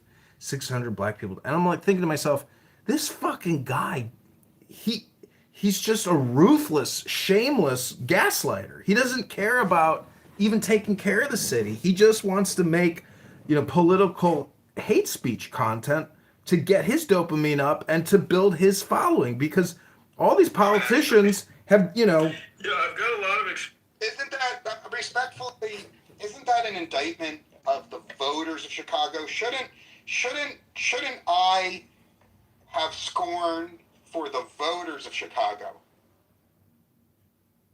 No, I don't even You believe. can tell from my accent. I did not grow up in Chicago. So I don't believe people even vote. I don't believe people even vote in this city. I think we have automated voting. If you look at the numbers on the South Side, in the elections, I think there's just so much suspicion of the Chicago Election Commission, the Illinois State Board of Election, in terms of automated voting, that no matter who it is, we've got voter fraud. I think in this city, big time, and it's just total. So let's imagine. Let's have a respectful competition. Let's assume that you lose. How many losses will it take for you to throw in the towel on Chicago and move to another city? This is it for me. Like, after this election, if I lose, which I'm sure I will, I'm going to be relocating to Miami. I'm done with Chicago. Okay, so which neighborhood in Miami is your favorite? Now we're getting some. See, I for work I travel all over America. I visited Brickell. like enormous places. So I love hearing from people. I get to know people's personality by finding out what neighborhood they want to move to. So tell me that your Miami neighborhood. Yeah, Brickell. Yeah, I respect that very much. As long as you don't enjoy going to the beach, Brickell is a great place to live. But if you enjoy going to the beach, man, it is a long drive to the beach. Why? Can't you just go to South Beach in 15 minutes? I don't know. Maybe you're luckier than I am. It takes me longer than that. Oh, yeah. I've never lived there. I've only been there for like a week at a time in South Beach, but I like it. And Volunteer moved there. All I would say, let me give you some humble advice, which is before you buy, you should rent for a year. Yeah. Because my friends who live in Brickell, they never ever make it to the beach. So all I'm trying to say is, if you're a beach person, I think you want to live on Miami Beach Island. If you discover you don't like the beach, then I think you want to live in Brickell. Or I mean, for me, I actually really like the vibe in Wynwood, because Wynwood has all the graffiti artists. Wynwood's a little grittier, but I think Miami's got a lot of fun places, and all of America is moving there, right? All of America is abandoning the high tax places for Miami. Yeah. I know South Beach pretty well. My dad lives in Boynton. I'd like to maybe go to Fort Lauderdale. I don't know, but I guess it just depends on where I can end up landing a gig. I want to apply to Palantir and to Citadel. Citadel left Chicago. Goodbye. So I don't know, but this campaign should be a lot of fun, because it's all campaigning in the summer. It's petition gathering in the summer. I live in Chicago, so I can literally generate hundreds of signatures a day myself, 2 blocks away at the train station. I need 15,000 signatures to get on the ballot. It's a lot of signatures. I don't want to dox you in any way, but assuming money was not an issue for you, what is the one Chicago micro neighborhood you would live in? I'd probably live in Gold Coast. That's my favorite part of the city, I think. I like Gold Coast. Gold Coast, I think it's good for older people. The really young people I know in Chicago want to live in Wrigleyville, but I think if you're at middle age or older, Gold Coast is the best place to live. People will say River North, and a lot of people say Lincoln Park, but Lincoln Park and Gold Coast are basically the same thing, and then River North is, specifically downtown, but there's a I don't know. To me, the Gold Coast is the best. You get the best restaurants, and then across the street, you got the beach. You got Oak Street Beach right there. So to me, Gold Coast, and you can buy an amazing studio or a one bedroom for 120 to 150 to 180,000. Your assessments and your property taxes. Now you're paying like 1,200 a month. A neighborhood that I really love. I don't know how much. I think when I'm in Chicago on business, I enjoy myself most in the West Loop, right? Yeah. Right in the neighborhood around the Soho House, around the McDonald's headquarters. The vibe there feels newer. It feels like there's a lot of East Coast transplants there. I like the vibe right there in the West Loop, but you haven't mentioned it. I wonder why you don't love the West Loop as much as I do, respectfully. Yeah, it's top notch. I mean, but I worked at the Google office on Morgan Street, and damn, it is so urban. And when I mean urban, when you're there, you're like, damn, did the whole South Side decide to come here on Friday, Saturday? Like, it's so black, which is not a problem for me, but there's times where you're just like, damn, like black people absolutely love going out on a Friday, Saturday. They fucking love it. They live for that shit. I don't know why black people love having such a good time, but they do. God bless them. But West Loop is nice. It's a city within a city now. There is a Jerry Garcia bar restaurant, top notch 5-star, that does Grateful Dead cover bands and all these bands. It's like a venue now. It's huge, and you have to buy a ticket. I'm a fan of the Dead. I'm marking that on my map right now for the next time I'm there. Yeah, Sounds great. my sister's a big fan. She was like, "Dude, if I lived in Chicago, I would work there." And it looks really dope. You got to look it up. Top notch looking place. When the Lollapalooza Music Festival is in town, do you ever go to that? Yeah. Oh, but I'm done. I'm done doing that. I can't handle that. It's just too many people. It's too obnoxious. The wait in line to get in is horrendous. But yeah, what's cool about that is the after parties. There's like special lineups and venues that coordinate their, you know, dates, performances, etc. It's a very special time in Chicago. But I would never do the whole thing again. It's too much for me. I think I'm done skiing. I would do it. I had a friend that had a condo down there. Everything is, you know, ease of life, geographic proximity. Yeah, I do the opposite when I usually stay an extra 2 days after I finish my work, and I rent a car and I see all the attractions in the suburbs as well.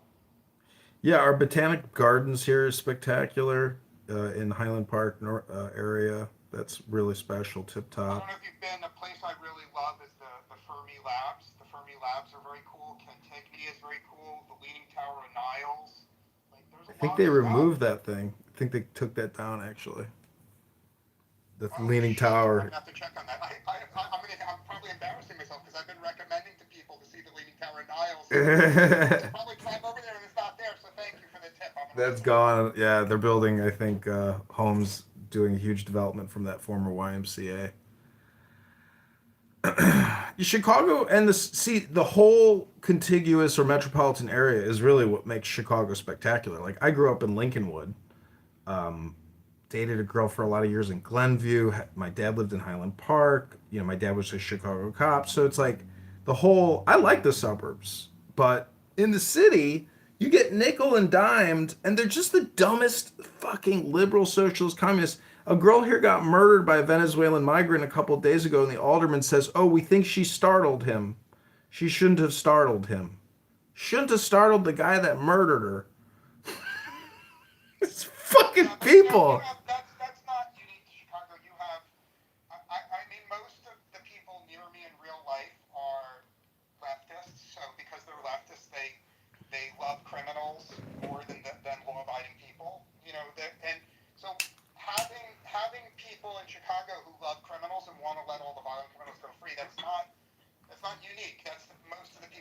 me feel the same way. It's called altruism or empathy for criminals.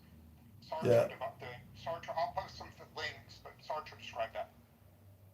Well, please let me respond. I will be succinct.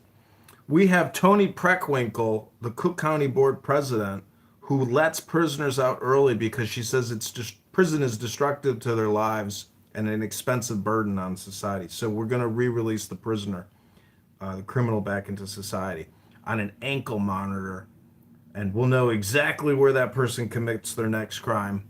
But it's just so crazy. Like the girl that got lit on fire on the train, or the girl that got her throat, sliced. It's like, if you don't follow the news and know that, your life is in danger in public all the time, and I'm, constantly filming on the trains the homeless people that sleep on the trains. It's an extreme danger, and so many people rely on the trains to get to work that the fact that the police can't police the trains and remove the vagrants and enforce, vagrancy laws and get the homeless out of the trains. It's like, what are we paying all these policemen for if they can't even, help society in the most basic way, which is, I got a job to get to, and nobody wants to go near this guy because he's covered in bed bugs and sleeping in a pile of diarrhea. Like, yeah, I respect what you're saying. If you get a chance when you're traveling, take the trains in DC. You'll be astounded how they've totally cleaned the trains in DC. It's actually a real pleasure taking the subway all over DC since they got a great MTA director there. And so that, I think that's really inspirational for all of America because it proves that we can have clean, safe public transit with a little spine. it's just wild. You come to a world-class city, you get on the train to go downtown to your hotel, and you can't get a seat because, there's homeless people sleeping in the train. No enforcement, no removal, let alone someone has to clean that fucking train. And so when they diarrhea and shit all over the place, and piss all over the place, they're destroying public property. I mean, I honestly think that we need some type of like supermax prison to basically clean up the streets of the homeless encampments and say to them, hey, we will give you an opportunity for housing and food. Would you be willing to come with us? And we will take you to the supermax facility. Because what are you going to do with a homeless person on a train at 4 a.m? Put them in prison, they get back out, they go right back to the train. Yeah, So obviously on a factual basis, you're right, on a factual basis, but I think you may lack insight into the empathetic mind of our leftist friends. In other words, the leftists they're not evil, they just have a different moral compass than you do. You understand what I'm saying? They have their own moral compass, it's just different than yours. yeah, I mean, the tough thing is, it's like, have you ever been to a boot camp? Like when I was a kid, our high school sent us to a juvenile boot camp to see how juvenile offenders, go to boot camp. Like scared straight. I think the term is scared straight. Yeah, but they're actual participants in a military barracks, and they're doing all military protocol, procedure and instruction. So it's like JROTC for young criminal offenders. But anyways, my point is, like, the work to lead people who don't want to be there to begin with, it's like, it's impossible. It's a waste of time. So I just, as a society, like, like you said, I mean, their morals or virtues are different, but it's just so unfair to everybody in Chicago that wants to live in a clean, happy, healthy, functioning city to allow thousands of people to sleep on the trains and to use them as a toilet. It's so outrageous and so offensive to me as somebody who wants to work, but, can't take the train downtown to get to your job because it's too much of a danger and a hassle. Welcome, Kaka Shiratsi Oo. Is there something you'd like to say, Kaku? Yeah, I'm just trying to figure out your vibe. What is obvious is you were talking about something other than the topic. Yeah. All right. So Well, do you want to talk? maybe we should, maybe mayoral candidate, would you mind if I change the title of the room? Go for it. Okay, thank you. I gotta find another room. Let's just stay here. Let's just talk about everything.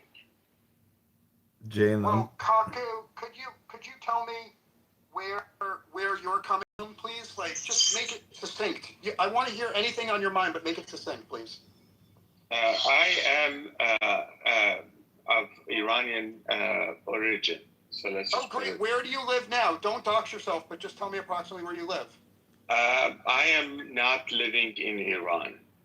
You're not in Iran. No, but I want to know like what country you're in now, if you don't mind. If you don't want to say so, it's okay. I'm a proud American. Okay, great. Okay, I'm very happy to hear that. So a lot of the people I socialize with are Persian Americans, and they're very worried about their families. But let me be very succinct. I'll tell you my plan to solve all the problems in Iran. Are you willing to listen to me for a second? Okay. Are you asking everyone or just Kaku? I'm only asking Kaku right now. I'm willing. Just okay. Thank you, Jane. I absolutely. So am I. Sorry, my mic was. Well, I've known Jane for 5 years on this app, so you'll forgive me if I love her a little more than I love you. But okay. So let me be very brief. I believe that if you look at the history of Nazi Germany, there was the SS and there was the Wehrmacht. And the SS were the really evil people, and the Wehrmacht were just German patriots mostly. Okay, why am I saying that? I think that's the same thing in Iran. I think the members of the IRGC are irredeemably evil, and the members of the Republican Guard are irredeemably evil. And I would like to see every single member of the IRGC and the Republican Guard killed. The same way I wanted to see all members of the SS killed. However, and this is a big however, I think the Iranian military is redeemable. I think they're patriotic.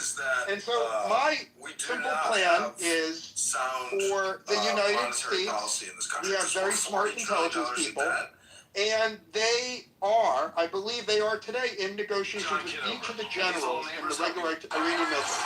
And what they are offering the Iranian generals is they're saying, you have the chance to be the greatest Persian hero since Cyrus. You can rescue your people the same way the great Cyrus did. All you have to do is form an alliance with the U.S., kill every member of the Republican Guard, and you, Mr. General, you will be the new temporary dictator of the country. Not only will America provide unlimited air support to you, but we'll give you a couple $100 million personally. We'll give you a mansion in Aspen and a mansion in the Hamptons. And we will get every one of your children and grandchildren and great-grandchildren into Harvard. And I believe the combination of $100 million and the mansions and the air support and the Harvard admission, I think America can persuade a couple of generals to come over to our side. They will do the dirty work of killing the IRGC. They will do the dirty work of killing the Republican Guard. And Iran will have a new, reasonable government, and not one single American will die. In fact, no Iranian civilians need to die. No Americans need to die. That's my plan. I'm going on mute. I want to hear your ruthless criticism of my plan as a person. It could be very ruthless. So, do you want me to criticize it from an American perspective? Hold on. I have people that praise me in real life. I come to Clubhouse to be criticized, so go ahead.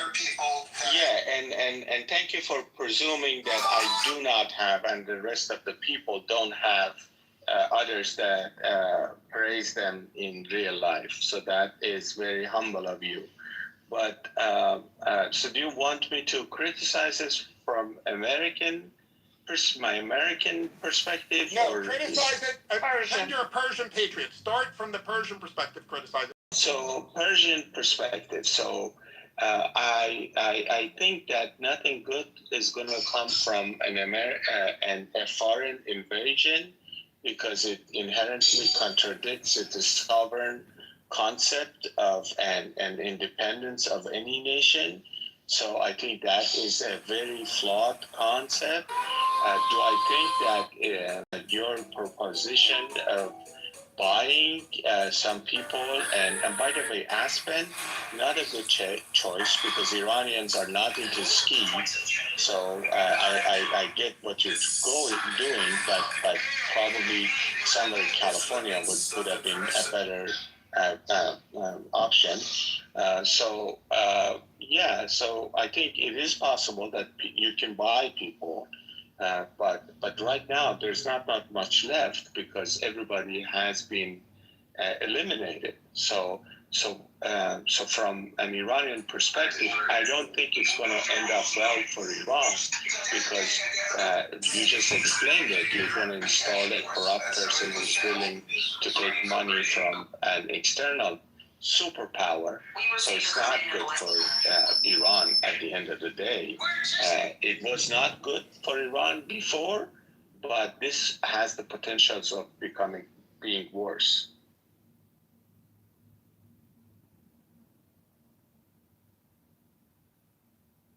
Want me to go? You're fine. Please continue with more criticism, please. And then I invite everyone. I just don't want to hurt your feelings. No. He don't have feelings. He's okay. We're good. We're American. I come to Clubhouse. I come to Clubhouse every day so that. But I fear you're holding this up and accumulating, and you're going to unleash at the end. I'm not going to unleash. The people in this room have known it for years. I will not unleash. You're doing me a favor, so continue. So from the American perspective, is that I don't think this was our war. I'm the most certain about that.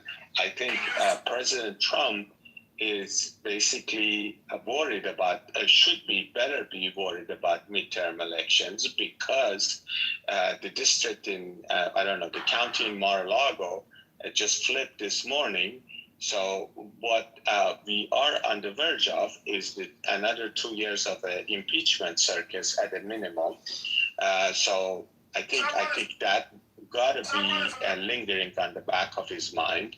I also do know that the IRGC would not be possible without massive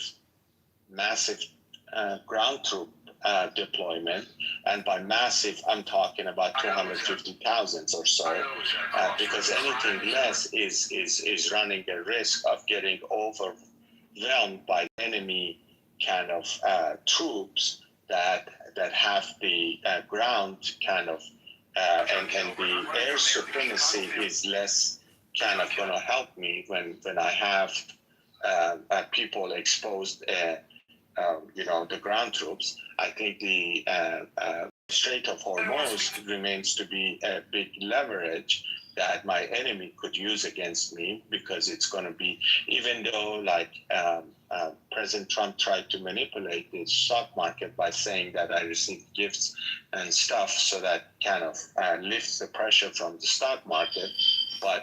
And also I do know if anything sinks in, God forbid, any tanker sinks in Strait of Hormuz, it's going to take a month to clean that up. So we're talking about months and months of disruption. So all of that is also make me think not being in favor of property taxes have gone up in the last decade. Well, thank you Families for that can't keep up. perspective. That's how many extra dollars the average family paid in property taxes. I became mayor, property taxes were climbing. I promised to bring relief, and we did. We cut the rate 15%, saving the average. I'm Mayor John Kitover, and I got good news. If you were made president, how would you solve the Iran problem? Anyway. Families are getting squeezed. Property taxes have been climbing like a cat on a curtain. As your mayor, property taxes are crushing families in our town. I'm Mayor John, and taxes have gone up. Dramatic, brutal, probably is required. I don't think that they, how we used to do things. Do you think that the analogy of the SS versus the Wehrmacht is accurate for Iran, or do you think it's a stretch to make that analogy? I don't know enough, but I trust what you're saying, and I get the reference. I think there's always, I come at everything, I think you may know, from organizational lens, big ones. So hold on, I'll just say my last part. If we just pretend these are huge organizational problems, then there's just one guiding principle that I tend to rely on. You can't just keep patching shit up that's broken. Do something more dramatic. do it quickly, see what happens, and go from there. So I'm with you on something very, even psychotic. I guess that's not exactly a nice thing to say, because you've thought about it way more than me, but nothing that seems, kind of same old.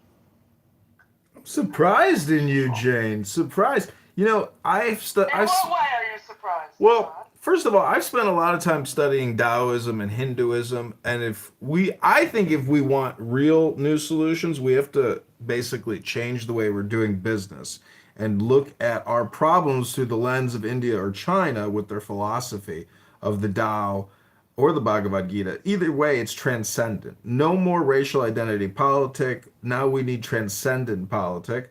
But America is a business, and Israel and other special interests and lobbyists, if you got the money, you can buy the votes. That's the way the system works. Well, I respect very much what you're saying, but I want to get back to Kako Shira for a moment, only because he's an actual living Persian person, and he knows stuff that I don't. So one of my fears for the future... But what kind of name is Kako Shira? It sounds like cocky, poopy. Well, this is a strange name. What is the story of your name? It will help me with it is a reference. Okay, all right. So let me kind of you use the pejorative description of my name. I did not appreciate that, Jane. I take it back. I'm taking it back. Okay. So everybody on this platform has some sort of bogus. Even you, I do not know if this photo is photo of you or Jane is your name or not. And yet you have the audacity to ask me what my name means or where it comes from. So that speaks to your kind of personality, because... Well, it speaks to my... Yeah, thanks.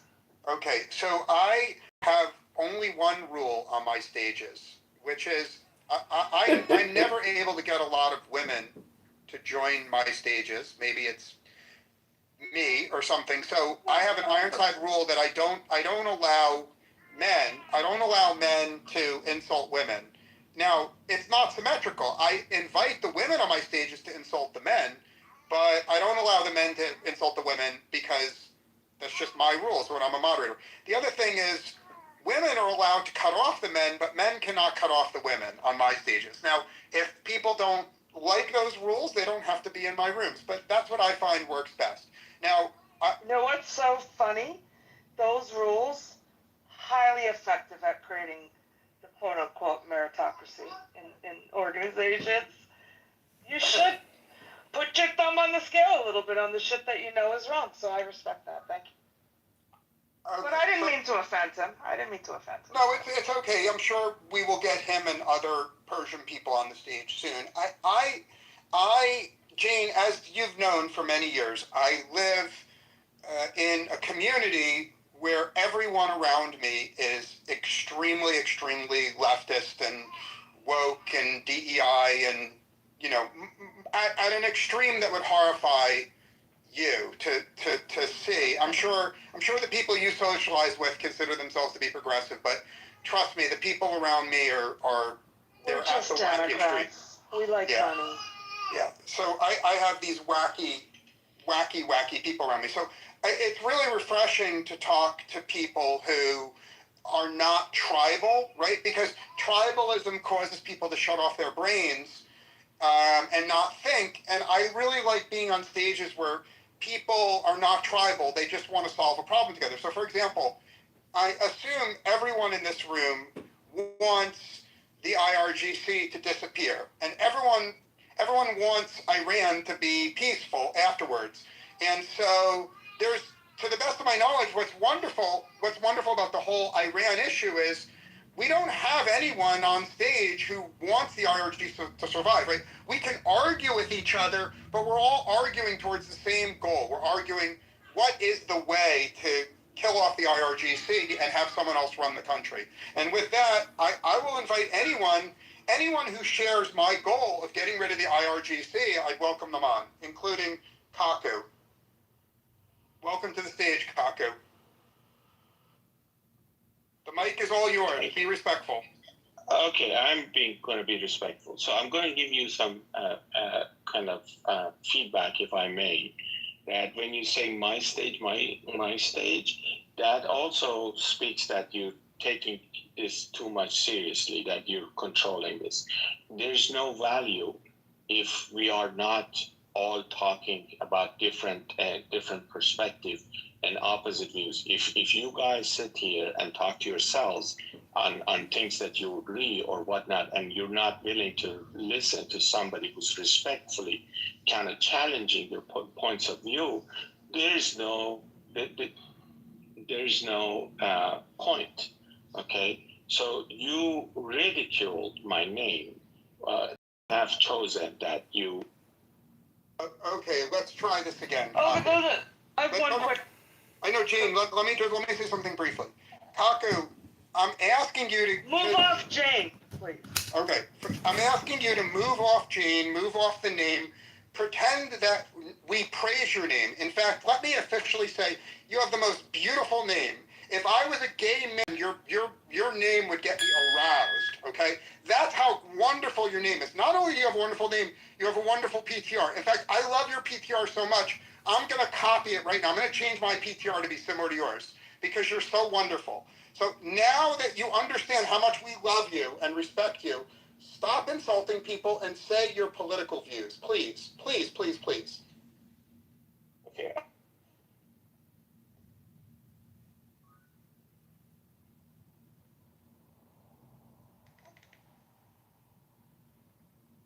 It's all yours. No one will interrupt you, Kaku. I'm not sure what PTR means, so so I don't know what that means, and I'm not the one who insulted anybody's name in the first place. Now, going to the political views, yes, I think the getting rid of the IRGC is a good thing. I think we agree on that. So that is not the that is not what we are talking about. But the way it's going, first of all, there's a good chance that is not going to happen. So actually, as far as I can tell, as I can see, you can carpet bomb, you can level every city and every town, but unless you deploy, like I said, 250,000 ground troops, they will remain. So you're not going to be able to get rid of them. So the question becomes: is it worth it or not to level and then what do you think? How do you think they're going to take their revenge? They're going to take their revenge on the innocent people who are just there, and they're going to start killing them because there's going to be uprisings, and they have their machine guns on the back of pickup trucks ready to go. So that much we know. Okay, so this whole argument that if I'm not in favor of carpet bombing Iran is because I'm supportive of IRGC. It's a fallacy of your making because you're trying to see it very black and white. It is not black and white. Nothing in life is in black and white. So it's very convoluted, so very complex. So, and also more importantly, there's no way that a foreign country can kind of intervene and create a democracy out of a Middle Eastern country. In fact, it is like utterly laughable that even that argument today is being put forward. It just speaks to the ignorance and arrogance and lack of awareness of how the real world, especially Middle East, works. It's just not going to work. And also, I think this whole movement, it seems to be a preparation for what is happening, the inevitable confrontation with China, because you don't want, as an American. I'm going to respond to you. I thank you for your contribution, but you lack the ability to be succinct. You're brilliant, but you lack succinctness, so work on that. Now, I'm going to address China specifically.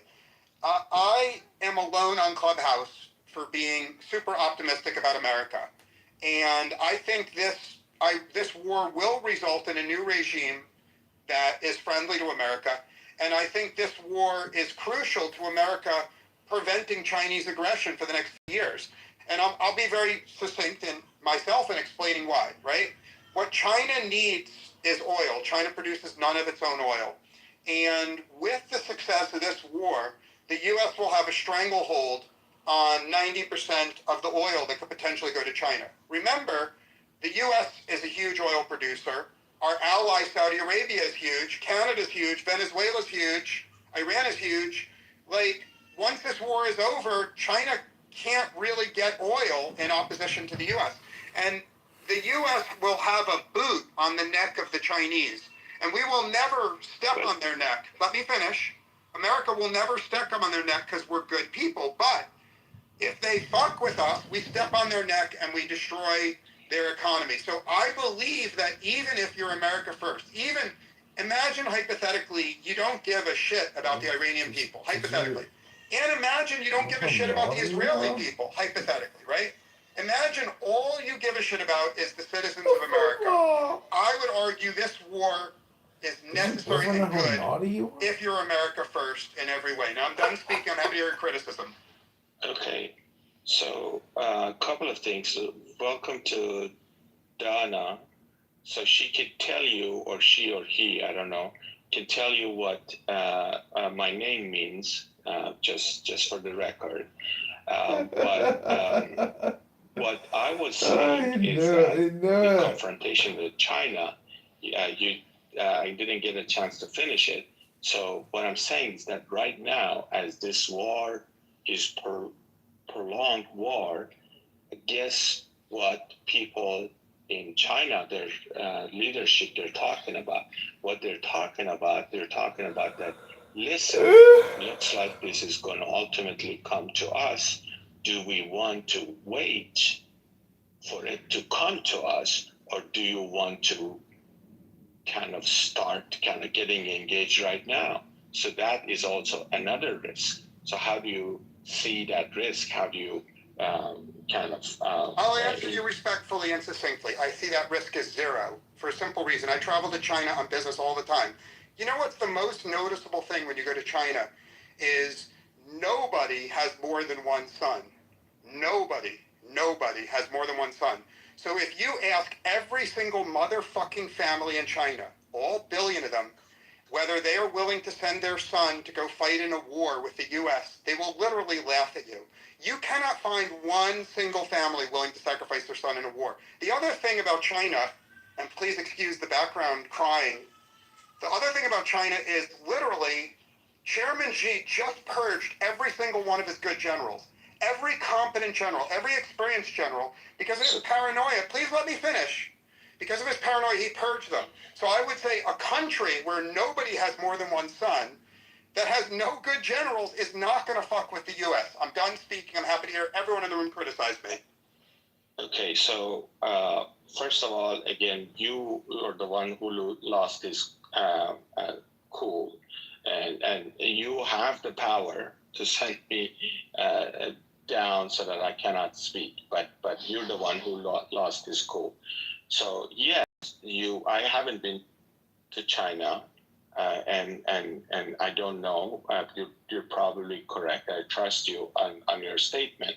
But once the fires and war starts, I think that mentality is likely to change. The same thing is about Iran. The same thing, the new generation that for years they've been talking about. It's the same exact story. Once your bombs are dropped on your head, it is a different story. Once you get involved, it changes. The mentality changes, I think. It's not that they're not really. That's what I'm trying to say. Yeah, I honestly, I don't understand what you're saying. Dana, why don't you, the mic is all yours, Dana. No one will interrupt you, Dana. Okay, thank you. I just wanted to ask the Mr. Smarty Pants a question. If the war is not the answer to a regime change, if the uprising that caused in killing like thousands of Iranians is not the answer to regime change, how do you want to topple the regime? What is your solution? Is it like you want to go and talk to them very nicely and ask them, please leave so we can take over the country, or what?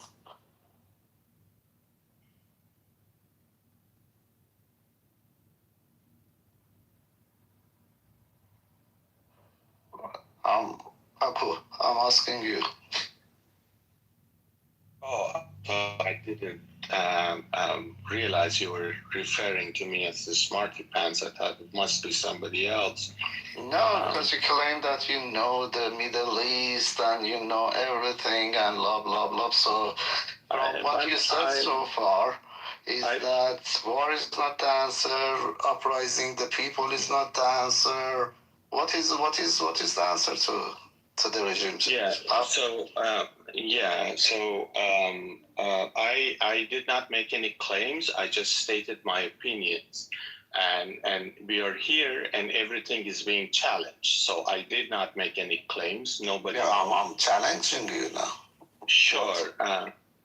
So that is a fallacy that you everybody on your point of view tends to make, that what is the solution. So there is a saying that if you want to get out of a small problem, you don't try to get yourself into a bigger problem. As big of So Dana, I'm going to engage with you on that. There's something going on in this room that I've noticed in many rooms on Clubhouse, that Clubhouse seems to draw a lot of people who love to criticize others and criticize other ideas, but very, very few people who are willing to offer a solution, right? Some philosopher, I can't remember his name, said, it is better to light a single candle than it is to curse the darkness. Maybe someone smarter than me can tell me which philosopher it was. And that's what I see on Clubhouse all the time, is people love to come here and complain and vent, and someone has like a whiteboard and is in brainstorming mode and is genuinely optimistic and earnest, and you have all these naysayers and complainers that just delight in shooting down ideas without offering a solution of their own. And so in my rooms, I try to set a different tone. And I would ask you, Dana, you have the mic. I promise you, no one will interrupt you. I'm going to invite a lot of people onto the stage, but no one will interrupt you. I promise you. Be succinct. Tell us your solution to Iran. And by the way, I'm not expecting it to be perfect. I'm expecting it to be the best thing available given the circumstances. Thank you. Yeah. Quickly, sorry, Dana. Eleanor Roosevelt said it. Clavicular. Eleanor Roosevelt. Thank you, Jane. I'm going to change my PTR to honor her. I'm sure you're no fan of hers, but I had to deliver the news. Okay, so basically you are very, very much right here. I mean, to be honest, I've been dealing with these people for the past few months, since the massacre that happened like a couple of months ago in Iran, and before that. There are two groups that has this kind of opinion. One of them are, of course, pro-regime and pro-IRGC, just to criticize the opposition movement and Pahlavi movement, okay? And then there is another one who are like a full-time creator for around 5 years. Like far leftists, they also do this as well, and they tell you this is not the solution. Uprising is not the solution. War is not the solution. That is not the solution. This is not the solution. And when you ask them, okay, so what is your solution? Then they go like, we we don't have a solution, but that is if you don't have a solution, then shut the fuck up, you know, because we have a problem and we need to solve it. That regime, which was in power for the past 47 years, every day that he stayed in power, the damage that he's done to the country, to the resources, to the life of Iranian people, you cannot imagine. I mean, financially, human right-wise, and so what? But what's your reaction to my plan? I'm asking you very succinctly. I'm asking politely. What's your reaction to my plan? What was your plan? I wasn't here. Sorry. Oh, okay. I'll be very succinct. My plan is for 0 American troops to ever set foot in Iran. My plan is for the U.S. to use money and bribery to persuade the Iranian military to turn on the IRGC. So my plan is for the intelligence assets to have meetings with each of the generals in the regular Iranian military and offer them the opportunity to ally with the U.S., to have air support from the U.S., and to conquer Iran by defeating and murdering every single member of the IRGC and the Basij and the Republican Guards. And the idea would be this general would say, hey, you know, I'm a patriot, I love my country, and the IRGC, they're bandits, they're mafia, they don't. You are free, Claire, that clown. You deserve a real man. I'm gonna kill them, and I'm gonna put in a new government. Claire Bear. The government is gonna be fair to every racial group and every religious group and every economic group, and we're gonna be fair, but in order to have a new free Iran, we have to kill every single member of the Republican Guard. And by the way, I don't want any Iranian civilians. This is not a job for civilians. If you're a civilian, no matter how patriotic you are, hide at home. This is a job for your military. And if you're a civilian and you want to help us, this is not the time. Please hide at home. And the Iranian military, backed by the Air Force of the U.S. and the Air Force of Saudi Arabia and the Air Force of the UAE, the Iranian military does the job of killing every single member of the IRGC. And the new government run by the Iranian military, it's not going to be perfect. Okay? It's not going to be exactly like America. It's not exactly going to have all the freedoms we have in America. It's not going to be perfect. But it'll be better than the IRGC government. And you know what will happen? Because the nature of the Persian people, I love Persian people, but it is the nature of all Persians in the world to complain about everything all the time. So if America replaces the government of Iran, if America replaces the government of Iran, not with a perfect government, but with a better government. If Iran goes from a D-level government to like a B-minus government, I promise you one thing, Dana, every single Persian person will complain all the time about America. There will be no gratitude at all from most Persians because the new government isn't perfect.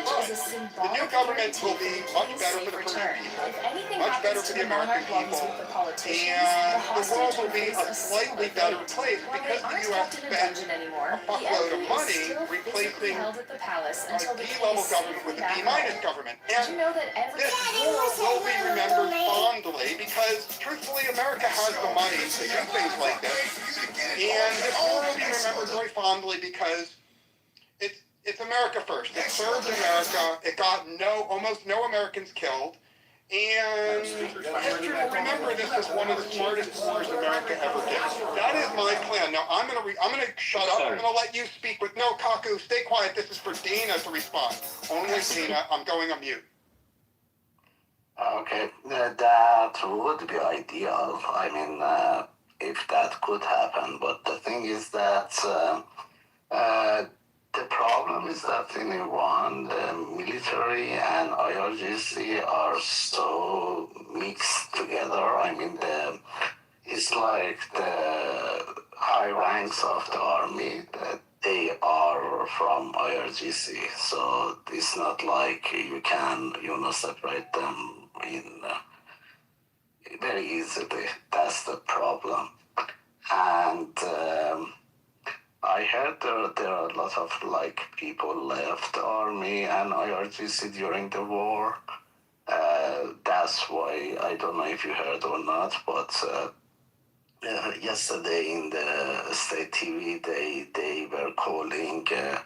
The high rank IRGC was calling for people to come and voluntarily join the IRGC and besiege, and they even reduced the age from 18 to 12.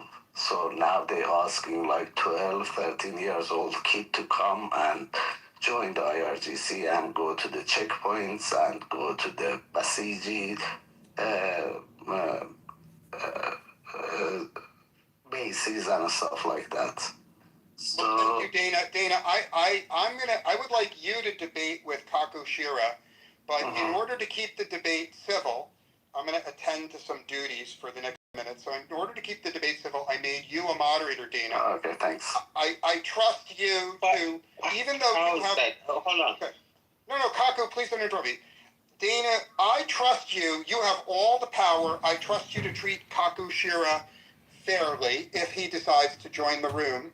I trust you to treat everyone fairly because I judge you as having good judgment, and I respect you because you disagreed with me sharply, but you disagreed with me with facts, not with assholery. So, Steve is yours to run. It's okay, I'll try my best, but I'm not gonna stay for long though, but as long as I stay, sure, I'll do my best to do that. I think he left.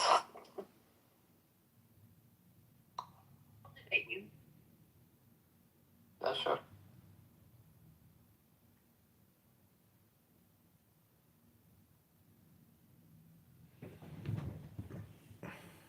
Hello? Hello?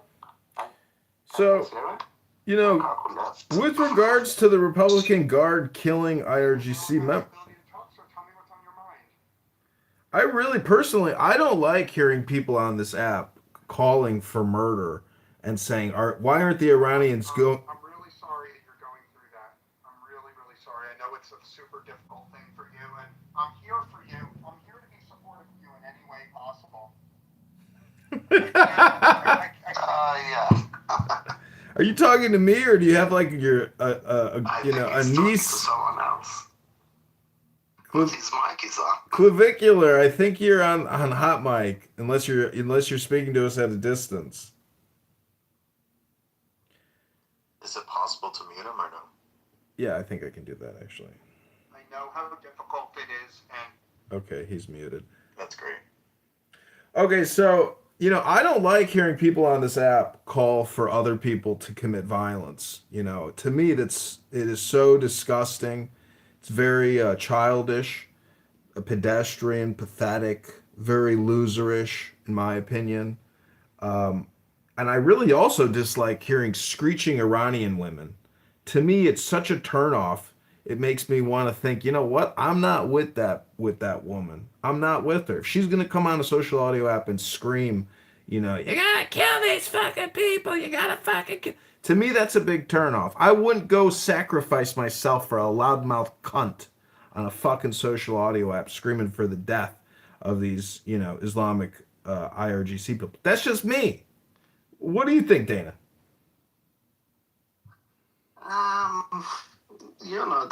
The thing is that right now, actually, the temper of the Iranian people is very short because, just a couple of months ago, we had like a massacre in Iran.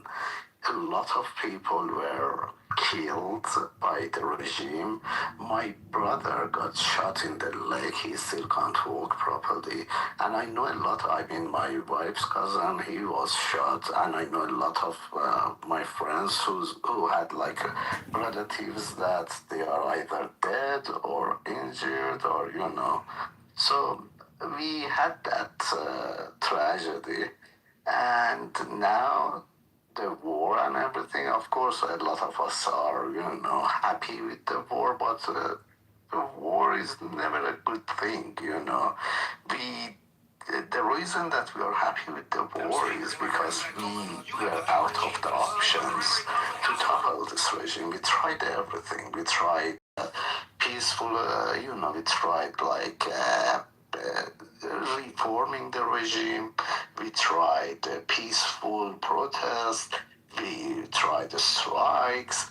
We tried everything. We tried until 2 months ago that it was the final one. We tried opera. It was an uprising. Millions of people were in the streets, and well, we all know what happened. So that's why we got to this point that okay, the only option to topple this regime is just is what is happening right now, and that's why Iranian people are happy. But I'm sure you understand that they have mixed feelings. Still, there are a lot of casualty in the war. Of course, when they see bombs are dropping in the cities and stuff like that, that's scary, dude. But the only things that keep us going is the hope that at the end of the war, we hopefully gonna see that the regime, this brutal regime, not gonna be in power anymore. That's the only hope that got us, going. What do you think? Let me ask a simple question.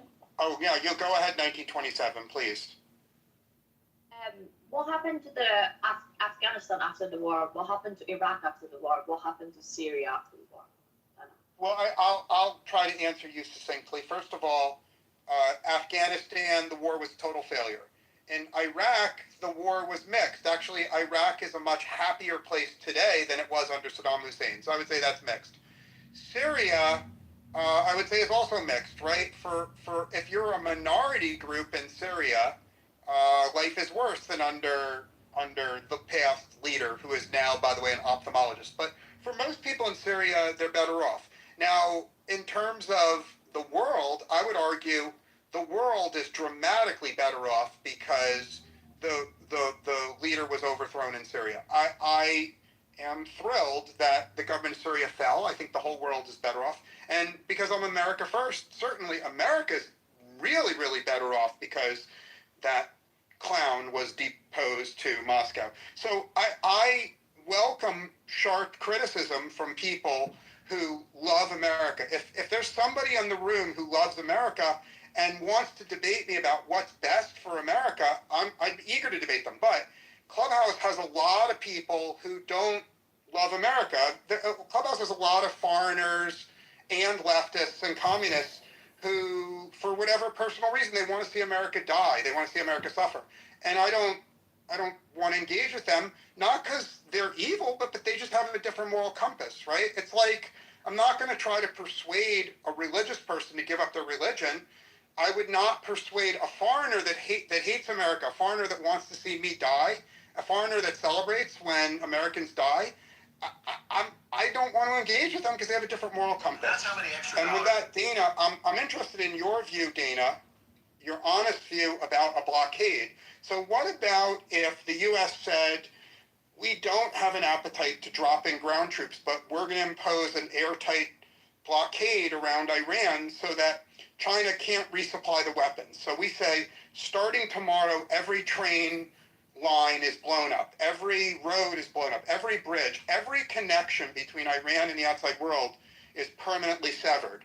So Iran will not be able to import any spare parts or ammunition from China or Russia.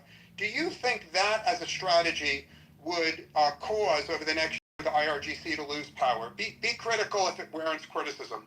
To be honest with you, I don't think so, because they still, the Iran is not a small country to control it like that. It's a very big country, and it's got a lot of borders with different countries like Pakistan, Afghanistan, and Turkey. Those are all, in favor of the regime, so they will smuggle weapons and stuff in Iran through the borders, and it's not easy to control them. But on the other hand, I believe the Iranian people, the majority of them, they are waiting. They are waiting for a call to be made to come to the street and take their country back. So if America or Israel provide like air support for Iranian and pinpoint the the IRGC bases, pinpoint the what you call it. Let's pretend I agree with you. Let's pretend I'm pounding the table. What can they do better than killing the leader? They killed the Supreme. Okay, let's pretend, Dana, that I agree with you completely, and I want to support you. Wouldn't it make sense for the U.S. to say to the Iranian people, we have good news. We plan for there to be an uprising, and we will support you at the right time. At the right time, the Iranian people will rise up and they'll take back their country from the IRGC. But, and this is the big bet, now is not the time. The IRGC is still way too powerful. If the civilians of Iran try to fight the IRGC today, they'll just be massacred. So the plan is, your plan just delayed 6 months. So here what I have to say, Dana. The U.S. says we're going to spend every single day for the next 6 months. The entire U.S. Air Force will be over Iran, killing IRGC and killing Republican Guard and killing Basij every single day. And the goal is to kill so many of them that when 6 months from now the U.S. calls on the people to rise up, there'll be a lot fewer of them to fight, and very, very, very few Iranian civilians will die. You see, under the plan you outlined of having civilians rise up, if the civilians rise up today, I think a lot of civilians get killed. But if the civilians kind of hide for 6 months and let the U.S. mow the lawn for 6 months, then the civilians can rise up. Then your plan will work with fewer casualties. Okay, I'm done speaking. I want to hear sharp criticism, Dana. Yeah, I hope. I mean, that's surely much better plan. But what I'm afraid of is that is the U.S. willing to stay in war for that long? Because I'm getting mixed signals from the President Trump and the world economy and stuff like that. Because the Strait of Hormuz is has issues with passing the energy supplies and stuff like that. So that's the question here. Can I make a question? Can I talk, or do you? Please go ahead, Saul. The mic is all yours. No one interrupt Saul, please. Oh no, I was just listening to. How do you pronounce your name? Calva. What is this? Clavicular. Clavicular. Sorry. Yeah, it's small on my screen. Okay, so your thing about the whole uprising thing, that's not going to fly. Like, I don't think that's going to ever happen. And to Dana's point, yeah, the U.S. is going to be very deep in that. That we're talking many years then. We're like very, very deep into it because one, we can't arm. There's no rebels to arm. That's the problem. There's no one to arm there. You can't uprise if you can't arm them. You've got to arm them to uprise them. Like, to do it clean. There's no way to do that. Let's assume that both of you guys are correct. Let's just, for the sake of argument, assume that I'm totally wrong and you guys are correct. So let's assume you can't arm the civilians right now, and also you can't count on the Iranian military to do the job. There's no one to arm because there's no coordinated. Okay, I understand. So I'm assuming you're right. So what about this? This is totally separate. Forget everything I said. Let's assume that everything I said up to now is retarded, truly retarded. Forgive me, forget it all. Okay, plan D is, what about if the U.S. arms, there's a whole bunch of people on the Iranian border that are itching to invade, right? Who? There are, please let me finish. I'm going to finish. One group is, there's a lot of Kurds that would like to invade. Second of all, I believe there's a lot of Azeris that would like to invade. So my proposal, just for discussion, I'm not adamant about this, my proposal is the U.S. gives weapons and money to all the Kurds willing to invade who are fully trained militarily, and to all the Azeris willing to invade, and you have a simultaneous invasion from the north and from the Kurdish area, funded by the U.S. with full air cover from the U.S., but with no American troops.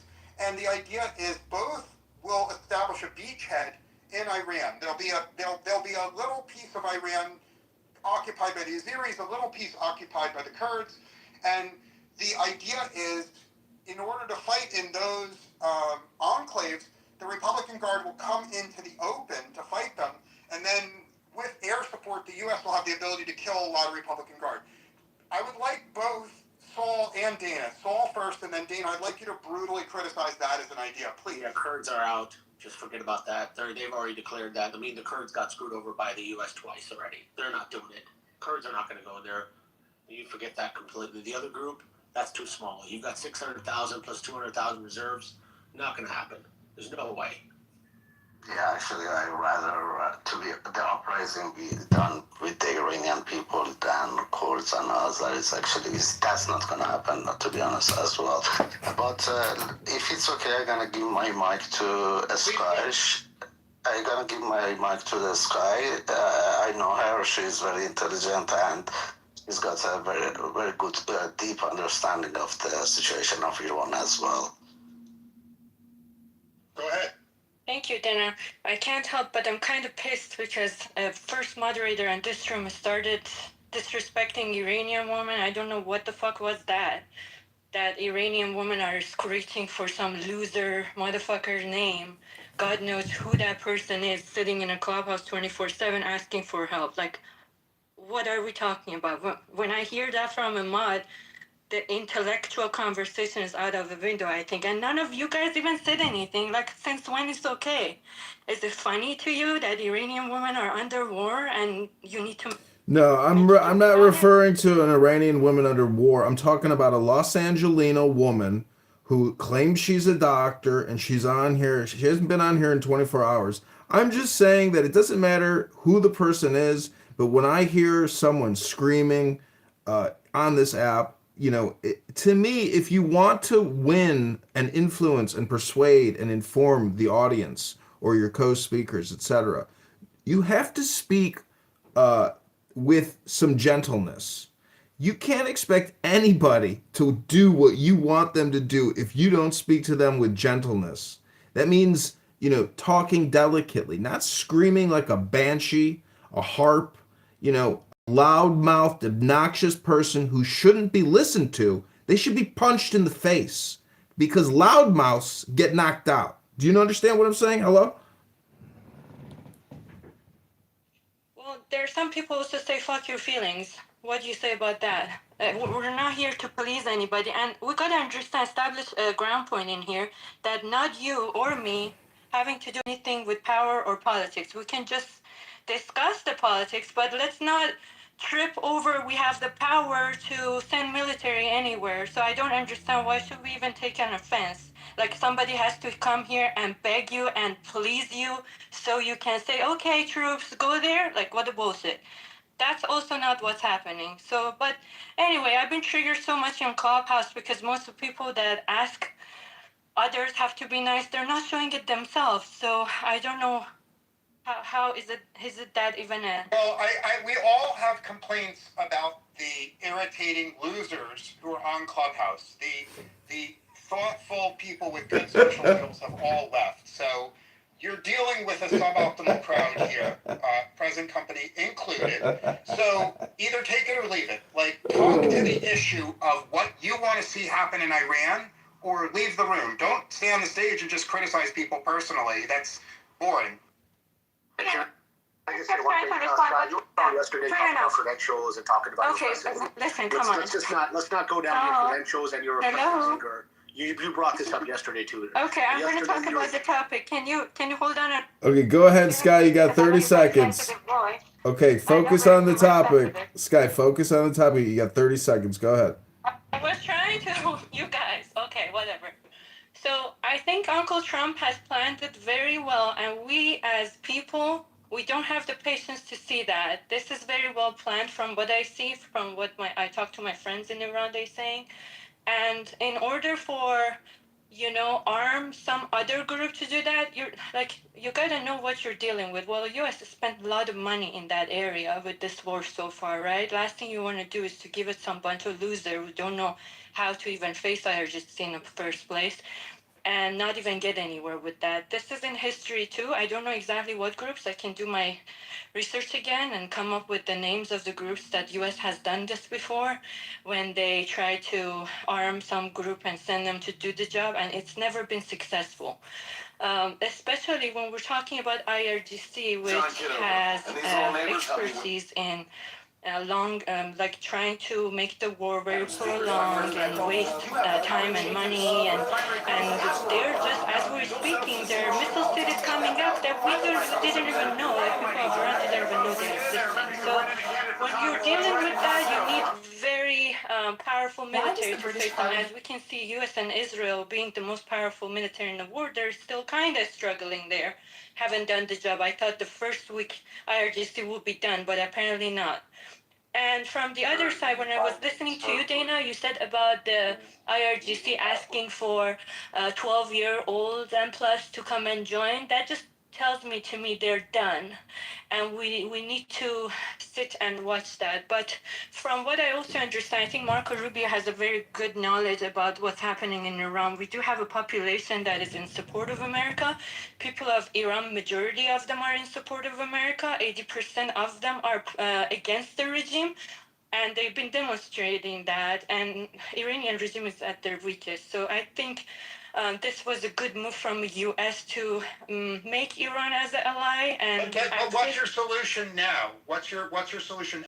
What would you do? Assume that President Trump gives control of the U.S. to you, Sky. What do you do in the next month? Be specific.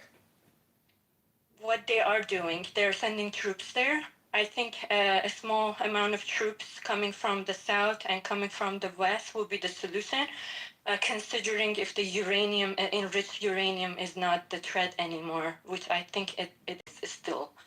And that's probably why the troops are going there. But I think the boots on the ground is the ultimate thing that I would do if I was the commander of chief. Make sure the operation is going smooth, and make sure I can finish this toppling the regime so I can get access to what I want to do, changing a regime to where I want to change a regime, have some peaceful person over there that I don't have to come back and bomb every 2 years and spend all that money, and make sure that the peace is in the Middle East so I can still have my, bases over there and my power over there as the first world, as the country that is #1 in the world. That's my solution. Well, thank you, Scott. First of all, on a personal basis, I want to thank you for offering a very sharp, specific, opinionated thing. Most people that I experience on Clubhouse are weasels. They don't succinctly say what they want, but you speak exactly what you want, and I respect that. However, there is a but. If I was in charge of America, I would not do what you said. And the reason I wouldn't do it is because of American politics.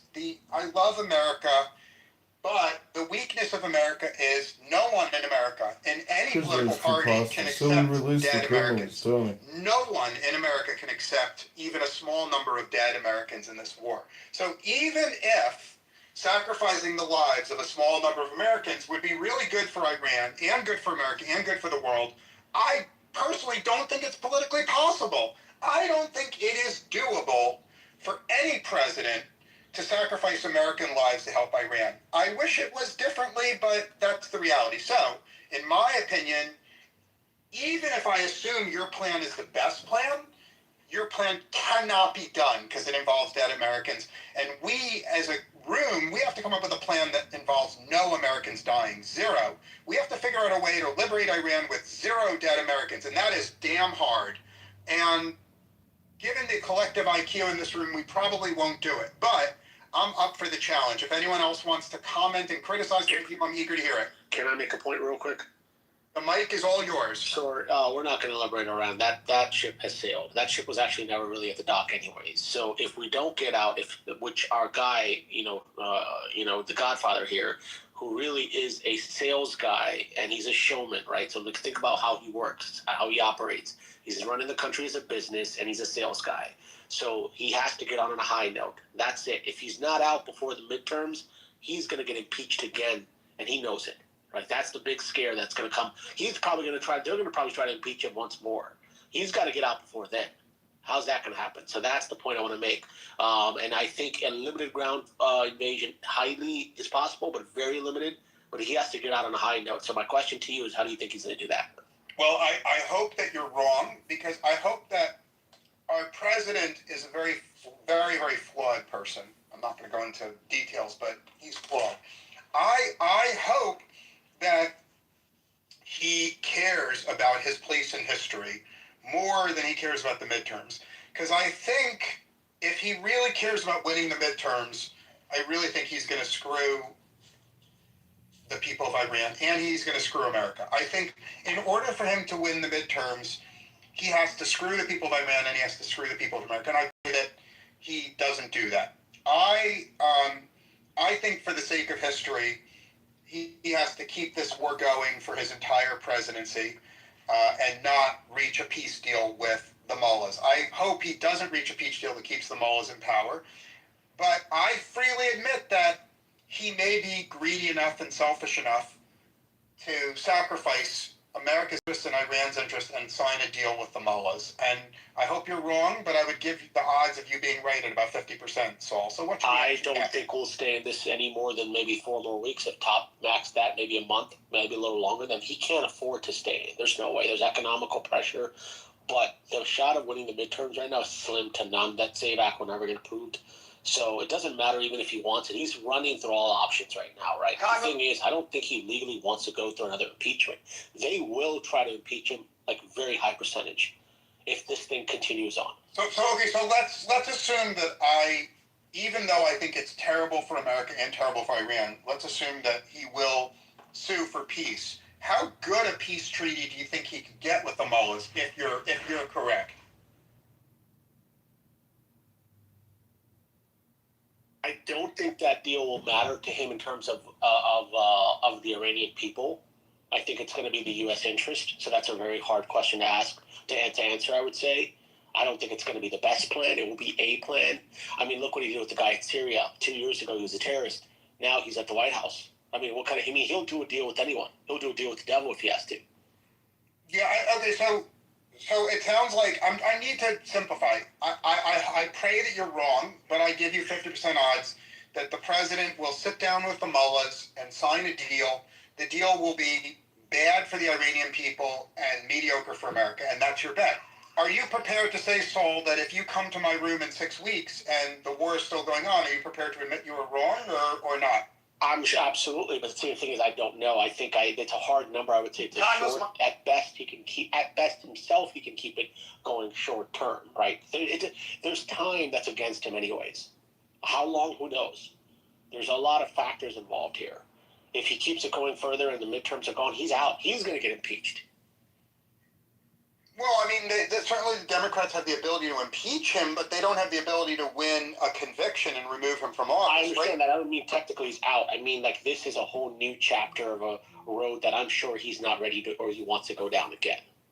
Very interesting. Thank you. I'd like to hear every single other person's opinion because, as I said, I think you're 50% likely to be right, even though I dread it. It's not what I would do if I was president. I think there's 50% chance you're right, Saul. Because of abuse of power, if you look at the Article 2 of how they will try to go after him, it's so crazy. I mean, the one thing that the Godfather says is that the Democrats always unite. That's so true. So, yeah, they will come after him.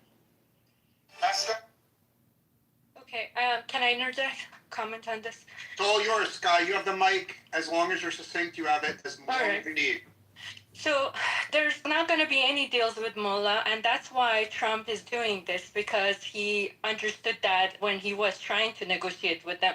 And you should know these thugs, their ideology in life is depending on it. The whole pride that they took this 47 years to have a fan base was that they're standing against dictatorship of Iran. That's how they call it. America and Israel. And them telling them how to live their life. So that's how they have this IRGC as a base, because deep down in their fucked up mind, that's what they believe. So if they reach, and even coming to the negotiation table is such a big thing for them. And I love how Trump exposes them when he says they're trying to negotiate, but then they go on the TV and tell their people, we're not negotiating, we're not even going, it's haram, we're not sitting at the table to do any negotiation. So when you're dealing with such a bunch of idiots that they just hate you to the core, there's not going to be any negotiation, even if you're the best. The reason Obama was the only one could do negotiation because the nature that he had. He was very friendly and pleasing, and that was his, his method for the whole international policy. After him, everything, especially if you're a white guy from America, mullahs will not do any deals with you. I'm telling you, and not after all this, now that their ego is wounded, they for sure gonna strike hard. And as we speak, you saw how they came out and said, Americans, you're not safe anymore in your parks and all that. They're even threatening us right now that we're gonna get hit here. So, yeah. Yeah, just to complete the Sky point, I don't know if you heard or not. Yes, it was yesterday or the day before yesterday that the IRGC speaker came to the TV and said that we destroyed all the American bases in the region. The Americans are running away and they are scared, blah, blah, blah, and ask the people in the region if they have, if they know American soldiers who are hiding anywhere, just let us know so we bomb them and stuff like that. So this is the propaganda that they are spreading inside Iran for their supporters. And if they come to the table for the negotiation, and if they do any kind of negotiation, the main thing is that they're gonna lose those supporters. And if they lose those supporters, then there is no one else to come to the street to suppress Iranian people and to, massacre like what they did 2 months ago. And therefore, the Iranian people will have the power to take down the regime. So that's why I think they never gonna do that. That's their core ideology. They never gonna. Okay, so let's assume you're correct. Okay, I'm going to follow your logic. So Trump wants a peace deal with the mullahs, hypothetically, but the mullahs refuse to negotiate with them. They say, no, we're not willing to agree to any deal at all. We're just going to keep fighting. If that's true, how do you've heard from everyone else in the room, how do you see it playing out? Trump sues for peace. They say no peace. How does this play out over the next year, in your opinion, Dana? Well, I think that Trump is actually buying time to send more troops to the region, and also, to provide more supplies and backup for the troops and the bases in the region. So I think that's what Trump is trying to do, and also on the other hand, trying to control the market, the oil price, and stuff like that. So as you can see, as you saw, on Monday when he did that tweet, the oil price dropped by $20-$30. So that's I think his game and what he's doing. But regarding the negotiation, even if there is something which is, if even there is something going on, I don't think it's gonna result in anything, and the war will be ongoing till this war must have a winner. It's either IRGC who's gonna declare that they won the war, or US. So it's not there is no So hold on, I got a quick question because I want to tell you something real quick. What's the actual negotiation? Let's just focus on the negotiation itself. What are we negotiating? What is the actual negotiation on the table for? What's the Okay, so my understanding, I'm going to answer you, Saul. My understanding of the offer on the table which Trump made to the mullahs is the mullahs get to stay in power, but they have international inspectors that inspect to make sure they never have missiles, they never have drones, and they never have nuclear weapons ever again. Yeah, and so how does that change status quo, though? What's the status quo change on that? That was already in play. I don't think it was, but I want Dana to address you. Sorry, what was your question, So? I said, what's on the table? We have a seat at the table. We sat down. We opened the book. What's on the negotiation on the table? Okay, so U.S. already mentioned they have like 15 terms as he mentioned that I mean they have to do like they have to reduce the missile range. Also, they have to control the nuclear program. And the U.S. gonna provide the fuel for the centrifuge, but they cannot enrich anymore. And there were like I think 10 more like that. And in return, U.S. will shift the sanctions. U.S. will let the regime to stay in power, and that's it. I mean, if I mean, that doesn't change much from the years or the decades of the past, though, right? International inspectors barely ever got access there, right? So that's really going to be a big problem, right? Yeah. So fuel for centrifuge, okay, but the thing is, I mean, and you know what? They're going to allow exports of Iranian oil because it's been sanctioned. I mean, what else is here? Like, I don't see a lot of difference here. No, there isn't. That's what I'm saying. That's the thing. And also the other thing that U.S. wants is to control the missile program, and that's a red line for the regime. I mean, if they give their missiles away, then they have nothing else. That's the only thing that the regime has to threaten. Like Israel and all the world. So if they give it away, they gonna be like Libya.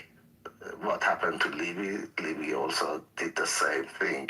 They gave up their nuclear power, they gave up their army and everything, and then after a while they got attacked by the world as well. So that's why I believe this is not gonna happen. And on the other hand, also the Iranian regime responded actually to that terms, and they said that not that we're not gonna accept those terms, but we have 5 conditions, and the conditions were, first condition was that U.S. has to pay for all the damages during the war. U.S. must stop the war and must not attack Iran or any of Iranian proxies in the region in future. And there was like, I think U.S. has to evacuate the bases in the region, and there was like 2 more that I can't remember. But if you want me, I can look it up. And no, I mean, yeah, you can. I mean, the interesting thing is this is not a great. This is like we're at the negotiation of the Ukraine freaking Russia deal. That's like this right now. It's like the same type of negotiation. There's nothing really going on here right now. Exactly. They are so far away. I mean, it's far apart that I mean, it's not imaginable to come to Trump has got to choke point the Iranian economy, break it down. I mean, limited ground troop, and then somehow uprise and have the internal people ask the regime somehow and put their own puppet in play. But that's just not possible. That's the ultimate proper way if Trump could pull that out, the genie in the bottle. That's no way to do that now. It's impossible. Yeah, I mean, the uprising is an option, but I think that would be the last option. I don't think it's possible, though. You wouldn't be able to do it, though. I'm not sure, actually, because Iran, I mean, you have 8 million people that still support IRGC, and 85 million, 7 million still support them. Not 8 million, no. I mean, the best they have is like maybe 200K IRGC who are armed, and willing to shoot people and massacre for the regime. The best, at best, I think it's like 100 to 200K. That's all.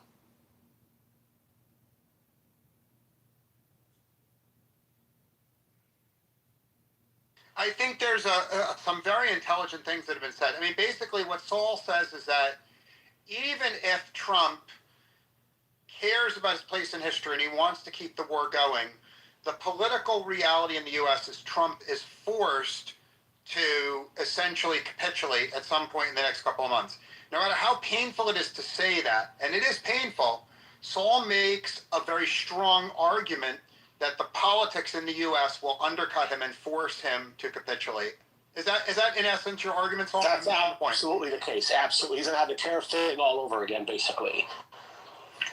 Well, that's your strong opinion, and I respect it, but just because that's your opinion doesn't mean it's reality. It's the case that that's your opinion, not the case that it's definitely reality.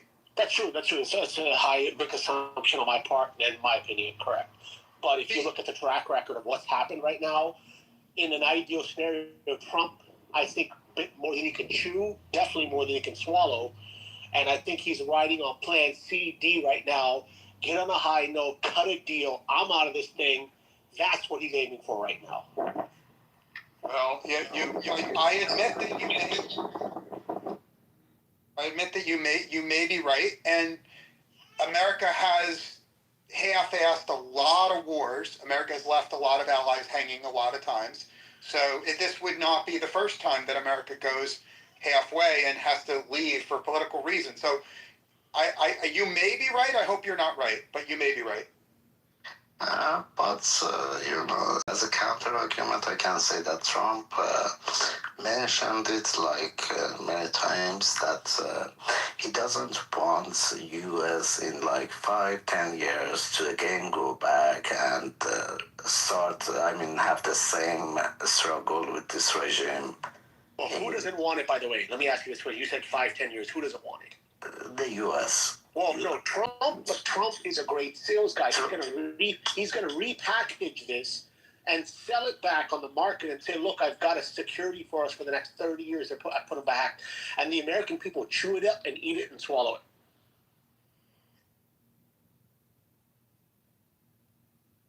Oh, well. There's also international politics too. Right now, Qatar, Jordan, Saudi Arabia, these guys used to be very civil with Iran, but Iran has lost the credibility. So I'm hoping that they're going to join with this Hormuz Strait and even send some military and help. Because it's in their benefit too for this regime to go, as we can see, especially this motherfucking Qatar. I remember 4 years ago when it was World Cup, they were kicking out the Iranians with a different flag, and they were just handing out Iranian regime all their names, so to do something to them when they come back home, and Jordan too. So I'm kind of happy that now that they got their taste of their own medicine, and they have to be hit too. So I'm sure that they're going to help somehow too. They're not going to sit down there and watch their countries to get destroyed because they're very tiny, right? And their economy, they don't have agriculture. Their whole life depends on oil and the safety of that area so they can attract some tourists. There's no other countries that let me respond to that. Hold on, let me respond to that. Yes, everything you say is true, and this war has made the U.S. much closer ally with Bahrain and Qatar and Saudi Arabia. This war has been an incredible bonding experience for all the countries in the world have bonded in hatred of Iran, and that's a good thing. But the negative is none of those countries are willing to commit ground troops to fight Iran. In fact, I would say there's nobody in the world that I've really heard of that's eager to commit ground troops. So it's nice to have allies, but the U.S. has precisely zero allies willing to send in ground troops. Now, if anyone in the room disagrees with me, I want to hear it. No, you're 100% right. We, at the end of the day, this whole thing, we get nothing out of it. This is actually, at the end of all this, we're just buying more time. The GCC are not going to go to war with each other. That's not going to happen, right? These Gulf countries pay the U.S. to protect them. They just now tested that theory. The simulated, that just actually went into real test, and they now are looking at alternative people to alliance to make alliance deals with outside the U.S. But that GCC is not going to go to war in Iran. They're not going to spin that direction at all. The curious piece I want to ask you guys is, what is Israel's remaining motive left in this? What do they want out of it? Well, That's Israel very easy to say. Hold on, let me state a piece, and then I want to hear your. Israel wants the attacks on Israel to stop. They want Hamas to stop getting money from Iran, and they want Hezbollah to stop getting money from Iran. Israel, for obvious reasons, will keep pressuring the mullahs until the mullahs stop funding Hamas and Hezbollah. In my opinion, I'm done speaking. I want to hear everyone else. Well, the biggest enemy of, IRGC is Israel, and from day one, they have the hatred toward Israel, and they have this ideology that Israel has to be wiped out of the map. So that's that, and there goes the hardcore support for Palestinians, and then that's supporting these proxies to do damage in Israel and all. That I'm sure you know about it. So Israel, Netanyahu has been planning for this for over 20 years, from the intel that we're receiving from the intel that we're seeing right now, that how much far the planning goes into this. And even U.S. tried a couple of times to hold the war, this war started because Israel called 48 hours, like a day before, saying, oh, I'm going to, by the way, bomb the supreme leader. And even the last war was too, that Israel was afraid that U.S. is going to do the negotiation and IRGC is going to stay in power and still start the planning. I would highly recommend, if you guys can watch the interview that Catherine Shacktom did, explains that how when she penetrated to the Supreme Leader circle, what she saw and the planning that she saw about Israel, that sums it up. Yeah, the only way that threats to the Israel gonna be gone is that this regime is toppled, because being enemy with Israel is the core ideology of this regime. If you take it out, without it, the regime does not exist, does not survive. So the only way to, in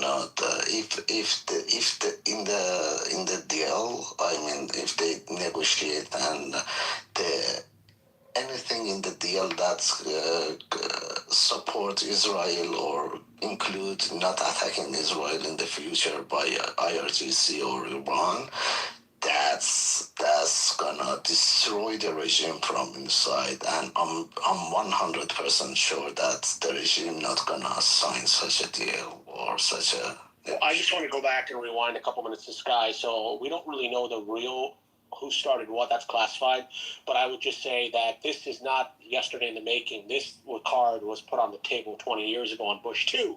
There was a play to look at Iran then as well, and like the Venezuela thing, that was not even the 6 months a year. That was a play put together 5 years ago, right? So they have deals on the table, cooked up, planned, pre-planned, way in advance. It's on every country in the world, right? So the thing is, I'm just wondering, can this bad deal turn into a good deal, and the end of it, repackage, like Trump will repackage and sell it and make it look like a good deal? But then, if Israel doesn't get what they want, can the U.S. restrain Israel and stop them now? What is the remaining motivation from Israel's perspective to not continue forward if the U.S. yanks the chain and said stop? That's what I'm curious about. Can they do that? Israel is going for a regime change, yes. If you look at the history of Iran with Israel back in 580 BC, Cyrus the Great, the kingdom of Iran, they liberated Jewish people because they were taken. Jerusalem was conquered by Babylonians back in the day. And in 530 BC, when Cyrus liberated them so they could go back to their homeland. So we always had, in the history, we were friends. But since this IRGC people came out, they shut out everybody who was Jewish. They had to escape. There's only 8,000 Jewish people in Iran, and they're very oppressed. I personally know some.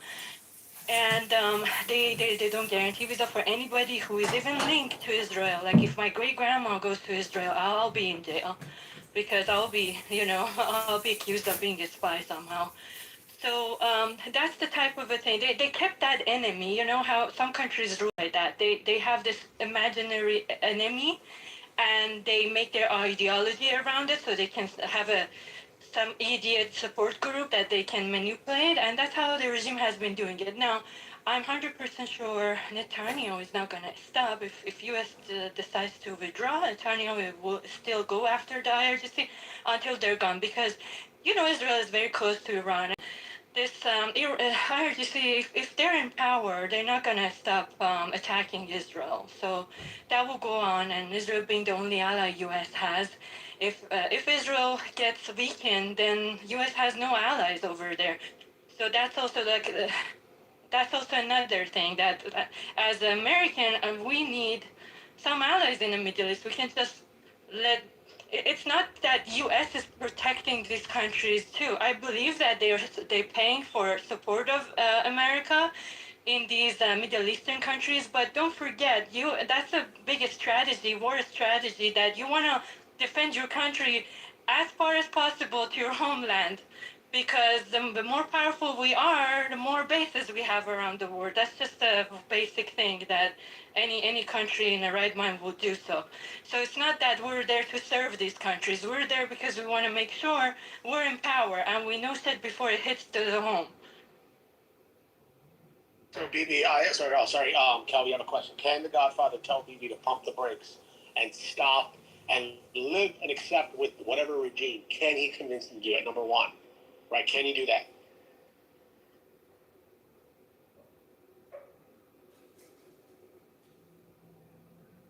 Anyone who wants to answer?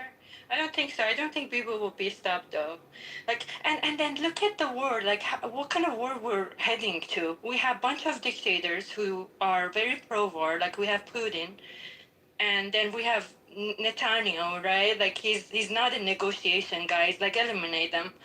And then now Uncle Trump is kind of joining the club too with maximum pressure. So and then North Korea from the other side. So maybe that's the style of politics from now on. So I don't think they will stop until they're. The irony in this, the really interesting irony is BB and the Godfather both have political dynamics within their own countries. That's what's nuts about this. They both have their own type of internal political problems that will come to bear very soon. And I don't know, Calvi, if you're really looking at both of them do.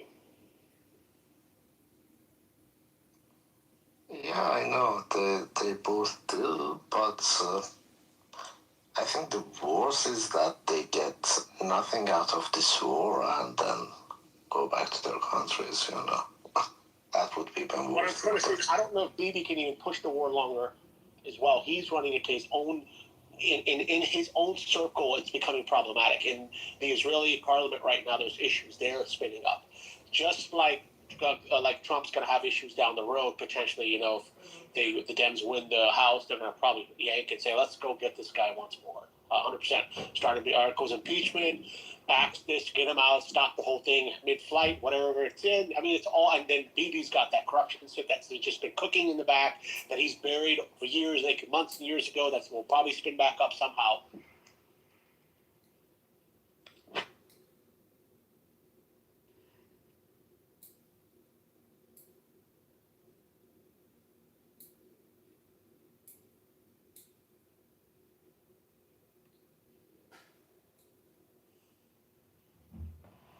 Well, I'd like to hear more opinions because what I've heard so far in this room makes me pretty sad. I've heard a lot of problems and no great solutions, honestly.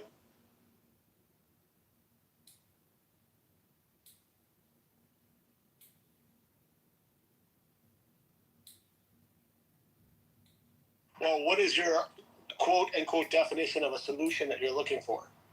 Well, I started the room saying I would really like to bribe the Iranian military to overthrow the IRGC, and I'd like the Iranian military to do that. Okay, wow, interesting. Well, hold on. I'm not saying that's realistic, but that's what I want to see happen. Does that answer your question, Saul? I'll walk the horse on the water on that with me. How would you play this bribe play Okay. out? Well, first of all, my understanding is there are negotiations going on right now with generals, where essentially the generals, they've targeted generals that don't like the IRGC, generals who are being offered the chance to get air support from the U.S. and get support from the U.S. for them to persuade the Iranian military to rebel against the IRGC and kill the IRGC. Now, that's not far-fetched in the scheme of Middle East politics. And in fact, many Middle Eastern countries have had the military overthrow the government. It's not even unusual for the military to overthrow the government. The only question on the table is, are U.S. diplomats skillful enough to persuade the Iranian military to overthrow the government? Well, so the Venezuela drug deal was like that. If you go back and look at this, right, the general came to the U.S., did a $50 million grab and said, I'll start giving you intel 5 years ago, and that's how the Venezuela play started. But that was another way around. They reached out here, right? So in this scenario, I don't really know, but Dana, the question what I have is, if you stack the military against IRGC, which IRGC has their own group of military as well, right? They have it's a weird fucking situation in that country, the way they operate. Hold on, let me. Before you were in the room, I made the analogy of the Wehrmacht versus the SS, right? The SS were the true believers, and the Wehrmacht were just nationalists going along with it. So there's ample evidence that it would have been possible to bribe the Wehrmacht to overthrow the SS, and in fact, elements of the Wehrmacht actually tried to overthrow the SS, but they failed. So the analogy is, we know that some members of the Iranian military are in negotiations with the CIA to overthrow the government. What we don't know is how high up they are, how much support they have, how motivated they are. But the bottom line is the U.S. has plenty of money to pay to the Iranian military to overthrow. So it's not out of the question, right, Saul? I think that Trump was trying to do that, but he might have killed the person along the way that he wanted to do it with. I don't know if there's a powerful military figure left to do a drug deal with. That's what I would question. I think that was plan A in some degree, or plan B. We're on C and D now, whatever that is. I'm not sure that. Probably you're right, but I'm not sure it's off the table, because what's happened over the past 3 weeks is a lot of the powerful people in the Republican Guard are dead. A lot of the people in the IRGC are dead. So the point is, the Iranian military would find it much easier to overthrow the IRGC today than they would a month ago. It doesn't mean it's easy, but it's easier, Saul. The question is, I think, right, they might have, who's going to do it, number one, right? Is that person or persons equipped to do it? And I think they might have looked at that top 50, whoever they wiped out, there might have been a stronger candidate there. Like, we got to find a qualified candidate, right? Who's going to be that? I think that's the struggle right now. You're correct, but I'd be eager to hear from everyone else in the room, especially if they want to criticize my plan. If you want an intelligent answer on how to solve the conflict, this may not be traditional, but I will be succinct.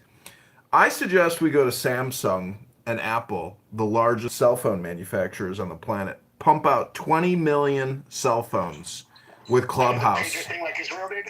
With Clubhouse, and we drop them off throughout the country strategically. I'll be succinct. And, either it's going to solve the war or it's going to cause World War III. I'm not sure. I like that idea.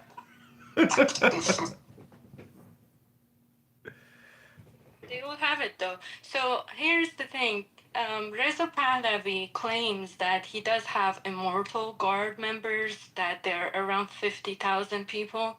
And Immortal Guards, they were the ones back in 1979 with the sole purpose of, it was a military base, that their sole purpose was to protect the Shah. And he's been mentioning that for a while, even before. Well, he's been saying that on a beach, drinking a drink on a yacht on a beach somewhere, saying that, right? I don't know if I believe that, too. It's everybody. Every politician is doing that. We can't blame them, wouldn't you? Trust me, like every one of us would do the same if we had their power. So that can't be, used against them. But he's mentioning that their sole purpose is to help with the toppling the regime when time is right.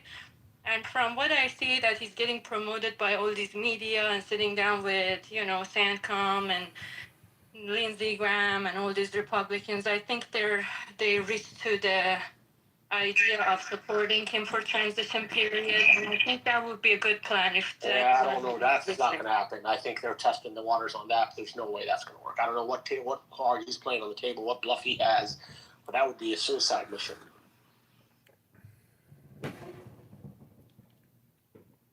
What do you think about having Blackwater do the job? So that's interesting, right? I actually was thinking about that, bringing private contractors, right? Let's bring them in, elite ones, right? And do some stealth operations. I was actually wondering, I was contemplating on that, but how complex would that be?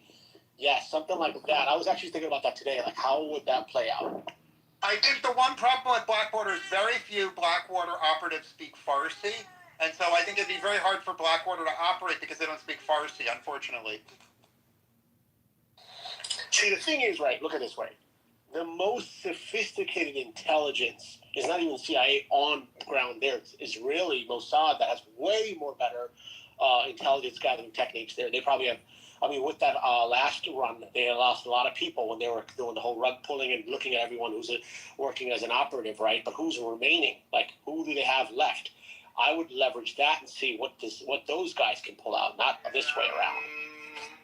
Well, they used to hire Afghani people because a lot of them. So this is how the last year plan went out.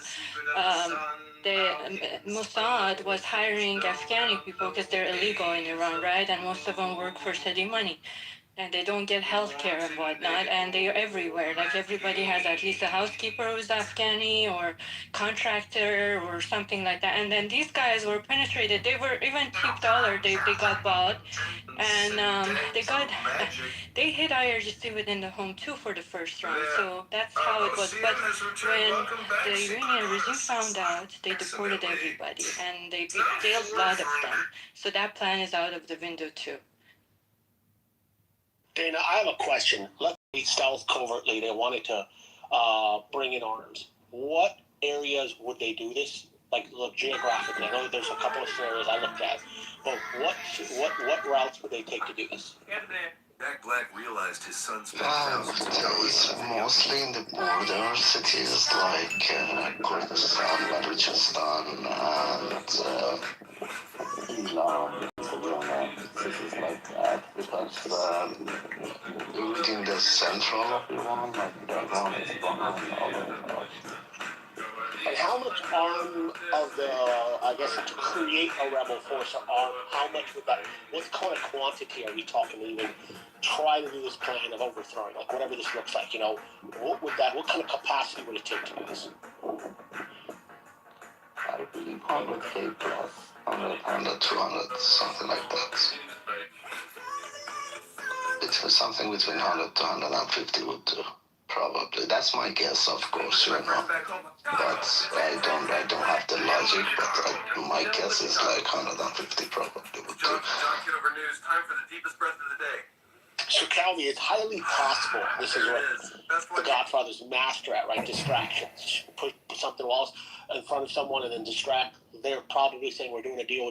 Maybe they're arming people in the behind the scenes. It's highly possible under the table that's happening. And that's why I asked that question. Yeah, it is. So to be honest, I mean that we know that there are a lot of Mossad agents and CIA agents in Iran in the ground and working with some people called Shah guards. So that's the people that Sky was referring to as. That they are Iranian who are Pahlavi's, supporters, and they claim to be their guards. So they're also willing to fighting with guns in the streets as well. So if you had to model out the simulation of, let's say, they infiltrated, right, armed, where in what city would they start this, and like how would this tactically work?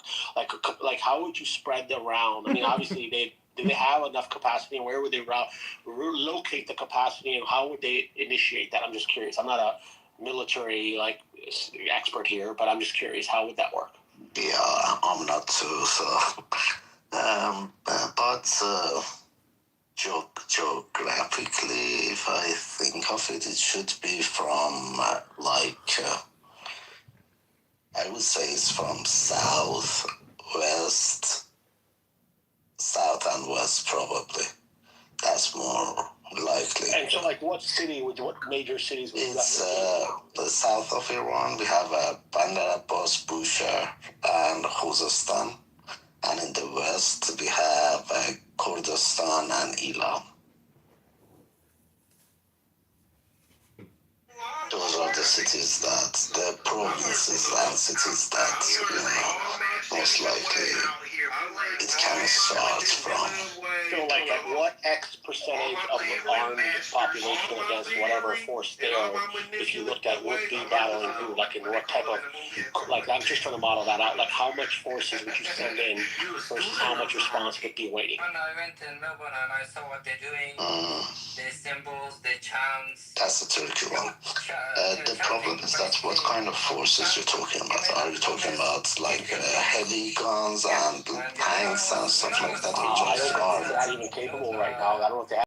People that are watching around them, Sorry, what they're doing. your voice gone. People out of their mind. How would they even do this? How would they walk into it? Unfortunately, the world is run by a So your voice is breaking, so I can't hear you. run by a group of pedophiles, Epstein class. It's just. I think you've gone to a matrix. It's saying at the moment. No, I was saying X number of people plus artillery or what kind of support behind the scene plus air cover. I mean, what would they need capacity to handle a type of response that's going to be waiting? What does that look like?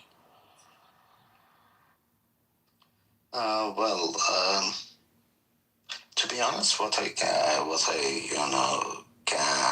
assume or imagine that would work is around between 100 to 200k armed troops plus air support, which is with most likely with drones, not with fighter jet, because they need to pinpoint the stop points and stuff like that.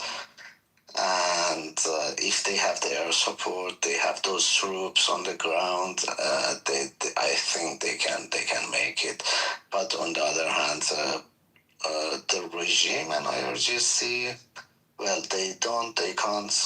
They don't have the air, so they can't use their helicopters and drones and stuff like that. Troops, they might have as I said, somewhere between 100 to 200k maybe. But those troops are all over Iran, and Iran is a big country, so they are not centralized in one place. I saw a photo today of a mountain that's being used to store, manufacture, and launch rockets. Yes. Similar to the bullshit that I saw come out of Afghanistan with Tora Bora, which was bin Laden's mountain fortress, which is like a 007 type of bullshit. It just doesn't exist. Now, I'm not saying it doesn't exist in Iran, but when you have one way in and one way out to, ship your payloads, what kind of fucking strategy is that? I mean, you can just have, F-15s soar above and drones monitor that opening in the mountain, but one strike on it is enough to cause enough damage to make the whole facility, useless. So, I mean, to me, putting troops on the ground just creates a new dopamine, a new media sensation. But the way the Israelis do it is through intelligence and strategic, aerial bombardment. They've been harassing the Hezbollah, etc., with that method for a while. To deploy troops is stupid, but it seems to me like they're preventing. if they have to prevent for 3 years or 5 years their ability to build a nuclear weapon, by doing aerial bombardments, it doesn't seem to me like that strategy is ever going to lose its luster. It seems like an ever-going part of the industry. I think by just taking over the Strait of Hormuz and those 2 islands around it, IRGC will fall, because that's the only way they can make money right now. And that's been a plan for a while offered to presidents of the U.S. I think that itself is enough. And then if you look at the dynamic of Tehran, Tehran is a city that last year they had a plan to transfer the capital city to Semnan because it doesn't respond anymore, can't serve the people of Tehran since it's 12 million people. The pollution and the water damage in Tehran was a very serious issue for a while. So with that war being on top of it, it's not a very strong city to stay under the war for so long. So I don't think it's going to be such a hard thing to do to topple the regime in a few weeks. The problem with that, Sky, is going back to what Calvi said, we will take a hit, and I don't think U.S. wants to see dead bodies of U.S. military, members on the ground. We're going to have that kind of effect. We're talking like hundreds of people dying. America has already lost 20 people and suffered 200 casualties. I understand that, but that's the difference between, we're talking 10 times more of that. I understand, but I don't think the stomach exists in the U.S. for that to continue. That's the problem. Yeah, there's a lot of things about that too, the lefties and all that. But here's the thing: if you look, Japan is trying to send some ships to company ships that coming through the Strait of Hormuz. Some other countries also announced that they're gonna do the same, and they will follow through. This is not gonna be long run just the U.S. anymore or Israel anymore. I'm 100% sure of that because these countries are getting hit with the prices too, and the effect is much more than U.S. Is they're not as successful as U.S. to compensate in other departments, so they have to come through anyway. And I don't believe that U.S. is gonna get hit in those islands because IRGC is they're very weak. Don't look at their bombing around the area. That's just like when you're on your last strands, you do that shit. Yeah. So I can't see it. I don't think anyone else is joining because they can just go to the Iranians and say, give us oil like the Pakistanis just got a little bit going through. I don't think no other country has a reason to join for no reason. There's no one. There's no one that's going to get involved here. Unless the U.S. pressures them, which I don't even think it makes any sense. I think what you're talking about, minimal, we're making assumptions on how much minimal presence they have, but they can still strike drones. Tens of thousands of them available. They can still kill people.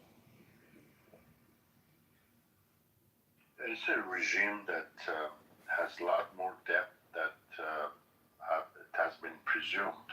It's an ideological regime. It's totalitarian, not just a dictatorship. There's a dictator and few others who are running the country. They have supporters, and they're 47 years old plus 1,400 years of ideology and religion behind it. So we have to look at it that way. Look at Hamas in strip of Gaza. Gaza, nothing left, but Hamas still, it's not resolved. Look at Hezbollah and Lebanon and on all that.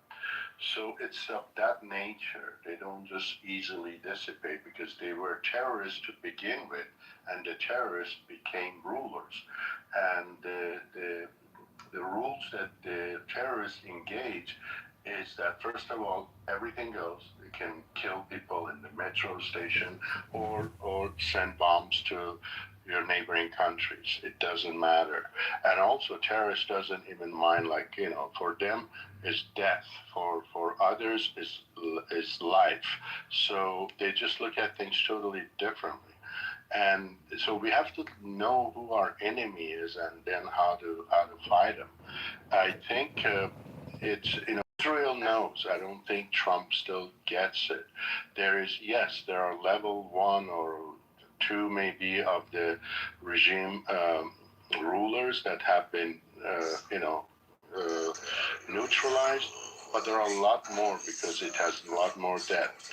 So until we get rid of majority of them, they still going to run because they have learned to be kind of functioning horizontally as a network rather than, not that they don't have the vertical system. In a way, I'm saying it has to be, you have to take care of those, but they haven't. I mean, I look at posters and pictures of the wanted. There's still at least, I'd say, 30 of them, well known in all different structures of the country, from military sources, etc., intelligence and all that. And remember, Russia is taking advantage of this. Ukraine is not the main thing now, and they are getting all the intelligence from Russia too. And so you're looking at a KGB style system, plus they have people supporters, and that, so when we're talking about sending forces or contractors, etc., those things would work if it's a dictatorship, but something like this, you need a lot more people than just bunch of contractors, because they have regular people on the ground too. Right now, the past few days, they're hiring kids from 14 years and up to defend or whatever. So that's what we're dealing with. And on the other hand, I don't want to be talking for a long time. On the other hand, on this end, on our end, Trump, like the last comments is giving and messages that he wants to end this fast. Well, I hope so, but these people are there, they have the time, and if Gaza ended fast, Lebanon ended fast, then Iran thing would end fast too.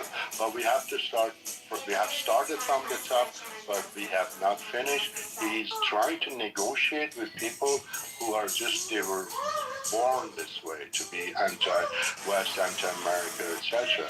So those are the wrong people to negotiate. David, you brought up an excellent point about the whole. I mean, this would convert into, like, look at the Israelis trying to hit Hamas. I mean, you're talking, behemoth hitting someone with sticks and pebbles, right? And that's comparison. It's the same thing. We'd be in the reverse Israel-Hamas situation if we'd landed there underestimating them. That's an excellent point that you just brought up, and I think that's highly possible. Don't underestimate them. And this is like a freaking KGB-style network spread across horizontally. The thing I wanted to ask you, David, is why is he asking to do a deal all of a sudden now? Like, really think about, why would you just bring it up magically? If you wanted to take it now, why would you even not take it? Just go and take it over right now. Why delay it even further? Why all of a sudden start asking, now let's do a fast deal? There's no fast deal anywhere. And then going back to this whole thing of starting it, if you wanted to take out the quote unquote missiles and the nuclear thing, you could have stealthily done that. You could have brought in stealth operators to go and rig the thing and blow them up, right? Why even go through all this headache? Well, I'd say number one is he needs some time. First of all, is the markets. You had to assure the markets. Things was kind of getting out of hand, and oil market, stock market, etc. Not that they're happy with it, but at least you give some positive information, and that might just delay the big panic. Also, it appears that up to 10,000 forces are heading that way. And it needs time, there's strategy. I mean, if they're going to take over some islands, which ones, how are they going to do it? And apparently it was not in the plan, so these things take a little bit more planning. I believe, and from the information that I received from people, because I'm not a militarist at all, I have no knowledge, is that the U.S. didn't go in with all its force. I don't mean the soldiers or whatever, or tanks. I'm talking about even the from the air. So because we have the capacity to, just like Israel has the dome to defend, we have the capacity to create some sort of a dome there to allow these, at least the missiles to go through. And we don't have such planes and such structure that we have in military in the air 24 hours. I know Iran is a huge country, but I think they underestimated it, and they thought like it's just gonna, get rid of Khamenei and a few others, and it's just gonna fall apart. And like I said, they misunderstood, miscalculated, because like I said, it's not a dictatorship that you have a dictator and his family and few guys and you just get rid of them, it's over. It's not even, it's not the style of Venezuela. This is much deeper than that. And I gave even Saddam, like, look, we bombed the hell out of him, shock and awe, but still they were there. So we had to, I'm not saying that's the solution for Iran, but that's what we did. We took tanks, soldiers, street by street, city by city. We went to Baghdad eventually after Basra, days and days, surrounded Baghdad, and it was a lot of work, a lot of military force and tanks and all that, and at the end still Saddam and his forces were fighting, and eventually they found them in a hole, so they fought to the end. So these guys are even worse, and they have more people. Saddam was more of a still dictator, not a he had his own ideology, but nothing like these guys. Or Gaddafi, he went all the way. So these are examples. Or even let's say the Taliban, at the end they just gave it back to them. So these are the type of people we're dealing with. And we had the experience. I think it was not, the intelligence was not right. We went kind of, okay, we're going to just finish this, get in, get out. That was not the case. Not in Middle East, not in Iran. 100%. I think the people around Trump surrounding him they misled him to some degree. But at the end of the day, we don't really know what the hell is going on in his head. But I would have to say I agree with what you're just talking about. Like, I think that makes so much more sense. It really, and I just don't know, like, what the U.S. will get out of this. Property tax rates our families are staring down. What? I mean, I don't have the solution. I'd say what I started with. And, Israel is doing a good job, and I think they done most of that, getting rid of elements that the people who make the decisions. I guess just yesterday, another general who was in charge of the Navy or whatever, they got rid of him, and that's important, whoever did that, because that he was in charge of Hormuz Strait and all that. So we have to get rid of enough of these to create this lack of decision making, this fear that they cannot control as much as they are. They're still in control, and they're doing a good job for what they are, their capability. They're counting on one thing, to drag this enough for the political forces in U.S. to pressure, and the world to pressure Trump to back out. And that much I agree with you. And I think if you look at it so you're just saying is they need to surgically kill the roaches. Like, that's what you're talking about. Surgically go there and find and kill people. Enough pressure to make the thing collapse on its own. And if you need contractors, if you need whatever, do it. And those from Afghanistan, they don't know that. That takes a lot more. You need professionals doing these things, whatever it takes. But whether it's from the satellites or underground, etc., we have to get rid of as many of these. That's not all the solution, but definitely that's one thing that I'd say we need to do. And then how to then substitute, etc. If we want to go the way that Trump does, is like negotiate until you get to a point that, first of all, they feel weak. A lot of their buddies are gone. A lot are gone, but they all expect that they're going to be martyrs and whatever one day anyway. David. So when they have their exit, where are they going to go? To Russia? To China? Well, David, if you think sending in, contractors in is a good idea, what about on the opposing side, which is Russia sending Wagner in to do, their patrolling? So it becomes another Ukrainian stalemate forever type 20-year war, and nobody wins. There's no quick regime change. 100%. I'm I'm not talking about going to a war. I'm talking like to get rid of people. That's a whole. Oh yeah, he's saying you can't get the rebels to kill you. You got to bring in professionals to go in there and eliminate them. That's what you're talking about. System that's been implemented in Florida, and if not, yeah, underground, whatever it takes. I don't know. That's or the way they've been doing it from the top, etc. That's only going to get you so far. That's only going to get you so far. I don't know. Nobody comes Like to my room to listen to me read a book. They scenarios want to their go in and dopamine hunt and they down want the it kid. now. But in that kind People of are country, begging it's too for the risky. mic.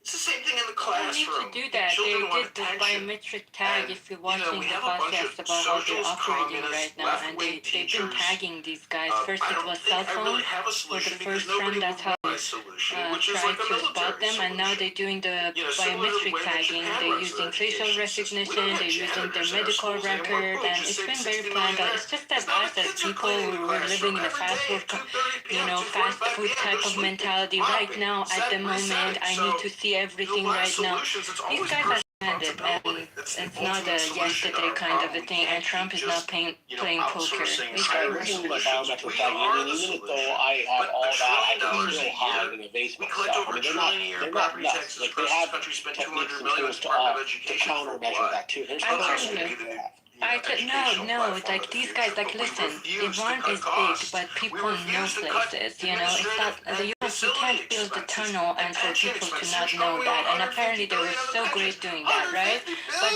still, Israel could. Well, we didn't know for 47 years. Nobody knew under the house of a supreme leader. It was 14 kilometer tunnel. What was it? Like nobody knew about that in the middle of a city that is so at least people are. And there were multiple entrance points, like from a school to hospital to it. Like they operate in such a level that they think that they got it, but at the same time, don't forget these guys been in Supreme Leader's son. He's been getting treatment and himself too in UK. I have a cousin there who is a doctor in the same hospital. She used to tell me 20 years ago that she sees them coming there, and when they come, it's a very heavily military presence. We didn't take her seriously. We thought she just wants to. But now that we see it in news, it's so bizarre. So, they've been getting medical treatments around the world, and that's how they can get tagged. They also use, satellite images to locate them. Israeli Mossad Intel says that they've been studying the Tehran streets for over 20 years. They know it better than a local person who lives there. So they can't hide, and nowhere else they can go. So I'm assuming right now at this point that those operators are all pretty much in safe houses because they're flushing the streets right now. I'm pretty sure. They're not.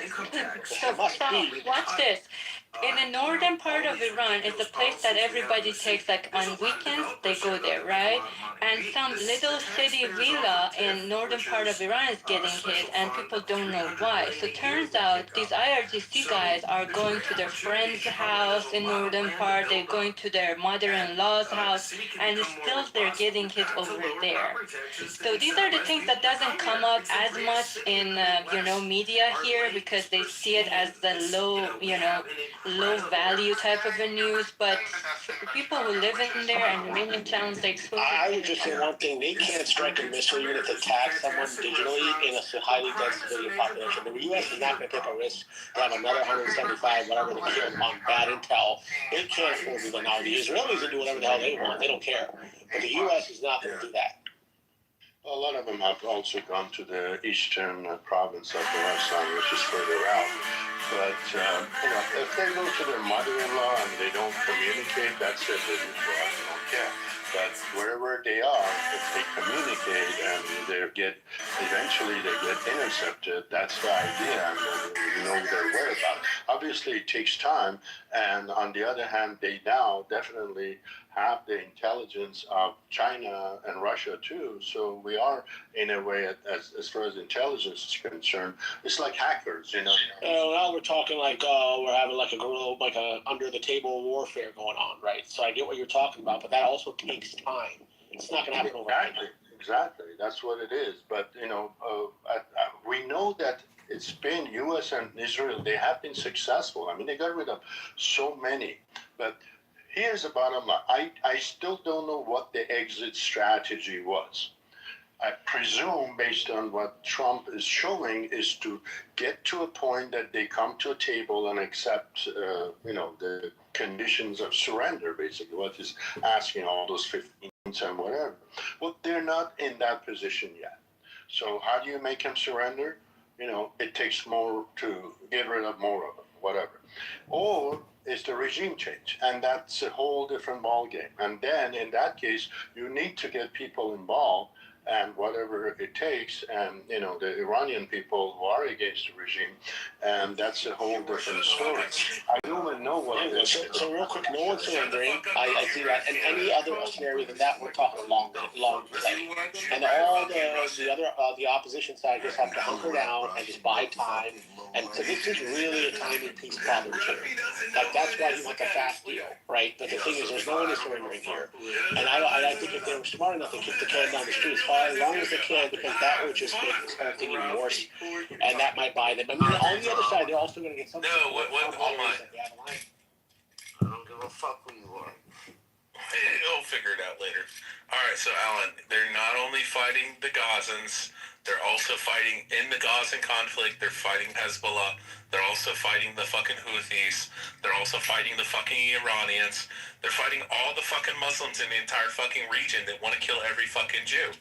So, yeah, they're definitely the underdog, even if they're fighting the Gazans, because they're not just fighting the 2 million or whatever Gazans. They're fighting the fucking West Bank. They're fighting fucking Jordan, Lebanon, Iraq, all these fucking terrorist fucking cells all over the entire region that want to fucking kill them and are constantly launching rockets. So, yes, they're the underdog.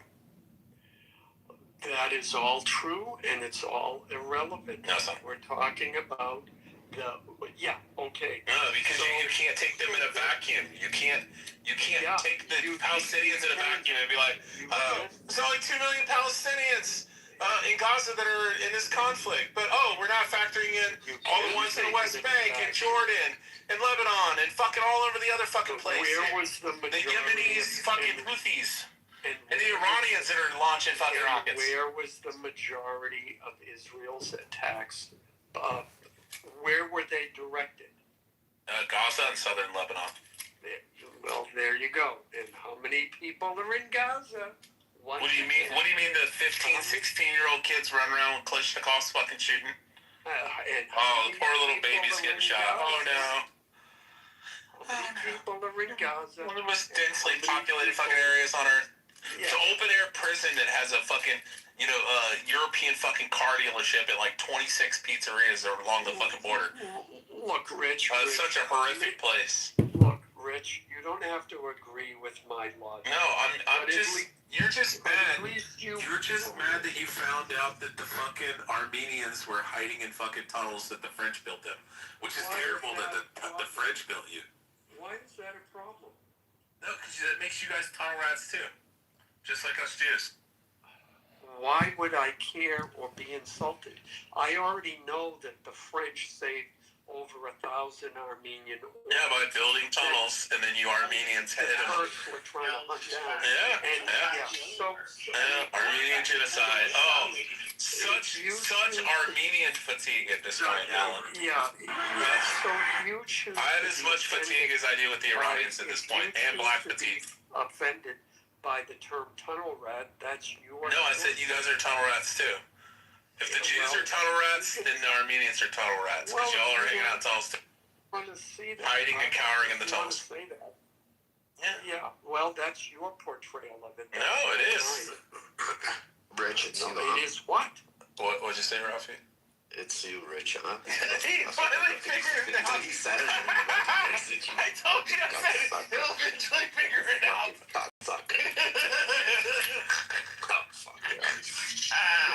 That was a genuine laugh too, though. What do you think? All he knows is he comes in and hears filthy fucking tunnel rat Jews, and he's like, attack, attack, attack. But Rich, he was going to call me an anti-Semite. You anti-Semite Nazi motherfucker. With my logic, but no, stupid. Now you have a known issue. Because you're stupid. I mean, they won't be on the side of the IRGC and all, but they will. There's going to be a really bad taste, especially with all the promises that was given. Oh, go in the street. We're supporting you, blah blah. So there's going to be a bad taste, and that's not going to help long term. So they're going to be left on their own and do whatever they need to do. And probably that might not have been a bad, solution to just get rid of what we can and leave it at that. Because everything else is like so complicated. But I think as at least to have a better optics and better solution is, again, the least I can say is that there are a lot more of them we can get rid of, and that's where the focus has to be. Can I just say that has anyone here, considered that what Trump says isn't actually what he means, and he doesn't? 100,000% that's how it works. That's my thinking. Well, I mean that he doesn't really care whether or not he wins the war, because there's no such thing as a winner in war. The Tao Te Ching, a Chinese book, says that it's just two funeral processions. So if war is the final, branch of political means, like Chairman Mao says, Trump knew full well going into this that he wasn't going to win a war, but his true goal is to really just do targeted assassination. Be a go ahead. What if you create the boogeyman and then you kill the boogeyman and repackage and sell it and then make everyone believe you just did something better or you made something great? I mean, what do you think about that?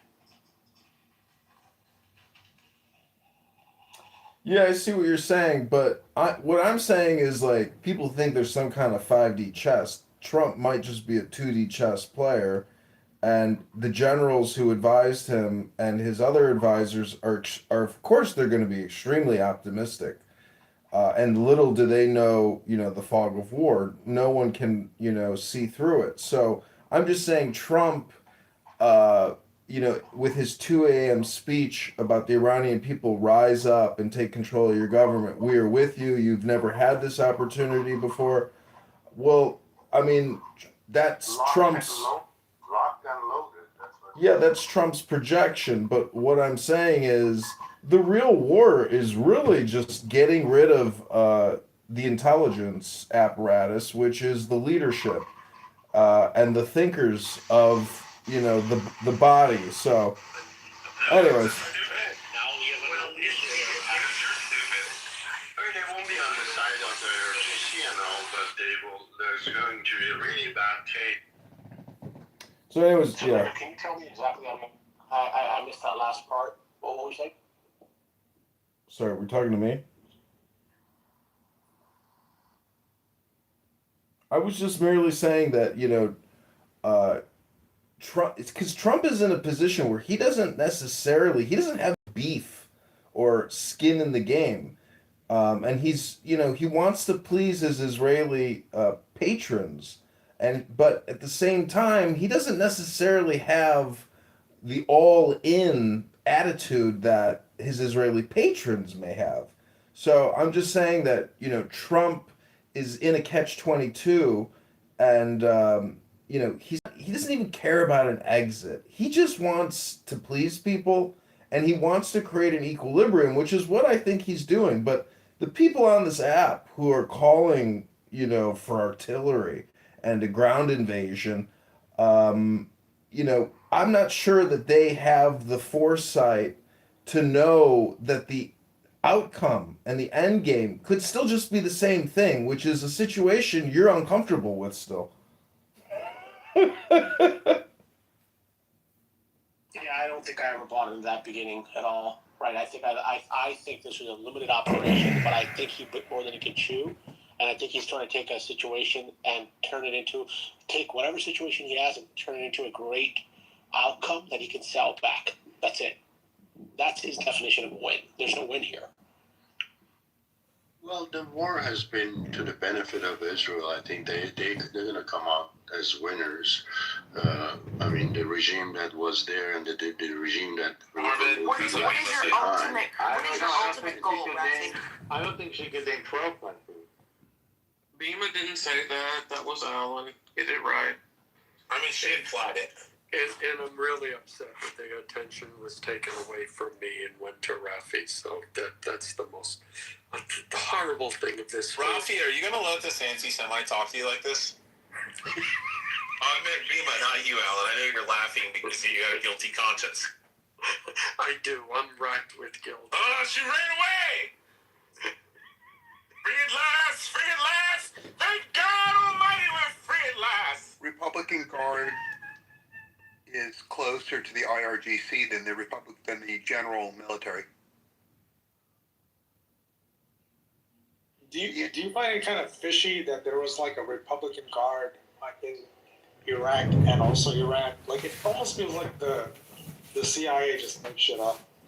No, it's not. I mean, the Iranian government is proud to have two separate forces. The equivalent in World War II was Germany had the Wehrmacht and it had the SS, and they served different purposes, and they hated each other. That's kind of what it is in Iran. It's two separate forces with separate command structures.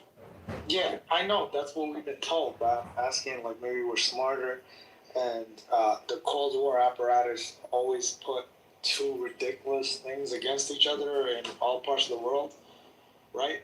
Like, we gotta be smarter than that at this point. Yeah, but America didn't set any of this shit up. It was set up by the government itself. It's not like America. It's beyond control. Like, once the Cold War started, right? Once you have a nuclear bomb, like one pointed at you and the other pointed at you, right? The American public's never gonna know the truth. It's just too intense. You get what I'm saying? Yeah. It's been a long time, you know, like, I'm not stupid, you're not stupid. Like, you think Iran is picking the fight with the biggest lion in the room? It's the Cold War. You know, am I just, like, crazy?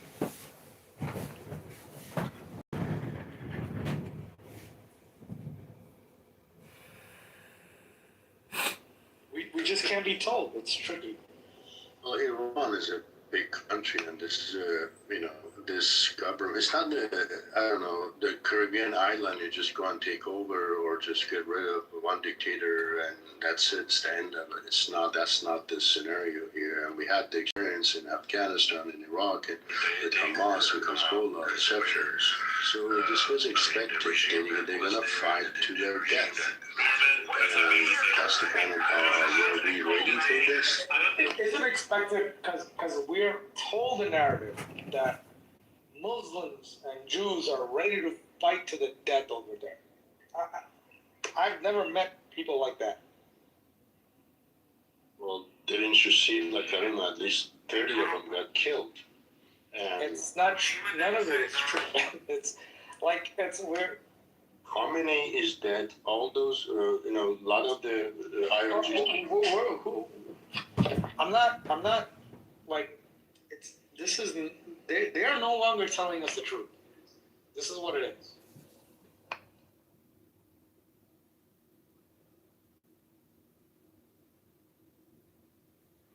Well, do you think you've ever been told the truth? You think that the Ukrainian conflict didn't start 20 years ago? Not just a couple years ago? No, I mean, I'm talking to adults, right? Like, You are? You came to Clubhouse to talk to an adult?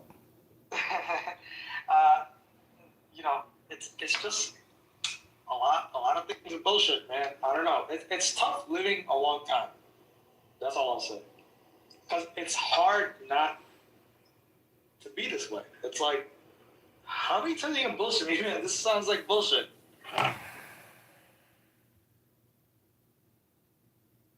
Well, war is what it is. It's really a business, and it's the blunt fact of the situation that our military-industrial complex in Wall Street has to grow their revenue, and so someone has to become the victim. And whoever the biggest punk is on the street, that guy's going to be the victim. He's going to be the patsy.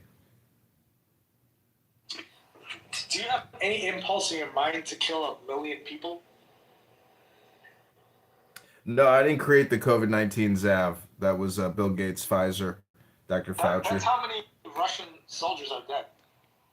The young kids, like the kids that play kids that play games with us. We're not being told the cost.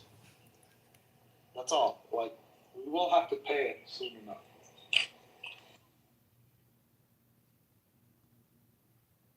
Like, you think those Russian and Ukrainian kids are more important than our kids? That's how they think. That's how they're thinking. They're thinking, why shouldn't we escalate? I lost 1 million kids. Americans just, they're not understanding. It's life and death. Yeah, I think they know. Americans know. I mean, we've lost 20 people and 200, casualties. And those people that died, their family members know they're dead. Megatron, I have a question. What if we stay there, it's long term, and then China goes after Taiwan in the whole process of it? I don't know. Yeah, so... Some people say that Taiwan thing, that beef is never going to happen, that shit's been resolved. The Chinese are smarter than that, and their businesses are intertwined. There'd be no reason to do that, and that it's all just... See, the thing that upsets me about America, or to be American, that I get the feeling people are laughing behind our back when it's all said and done, because we spent all of our fucking money on them, on their fucking complaints. No, don't think that. We have the smartest brains in the back rooms. So when we deploy to the Gulf and when we proxy war to Ukraine, it's the smartest people, the Manhattan Project people. It's not us. We're regular. They're dead. They just can't talk to us. Like, I can't fully understand. Like those bases over there, when they decide, hey, we have to do something, they can't really tell us. Like when they have to go do that, right? They can't tell us that. Like, Iran's not developing nuclear weapons. Nuclear weapons are already developed. It's just a matter of shipping it. That's what the Cold War was. They just shipped the nuke to Cuba. The nuke is available in Iran. You just can't tell us. It's a Got it. tricky world, man. Well, You're all not stupid, right? You lived a while. I don't know. Is a stupid person asking the question? Because you came here to speak with adults, and to me, that's pretty stupid. I don't think that's the case, because these type of scenarios have digital these kind of fingerprints that can be detected, and I don't think that's really the case. Okay, I was doing some research. Do you know how small a nuclear bomb can actually be? Yeah, they can put it in a suitcase. It can be about the size of a RPG. They developed that. It's mobile. Basically, both U.S. and Russia have nukes pointed at each other's cities, for decades. I'm talking Iran, because I don't think Iran is that signature. We would have noticed by now. I don't think that... Look, what is we? We are not the smartest ones in the room. There's people that built the Manhattan Project. I know, but we could speculate on all kinds of things we don't know about. High school kids in America are stupid. That's not who they're recruiting. Well, what is your point? My point is we're in a massive Cold War. Iran is not that powerful.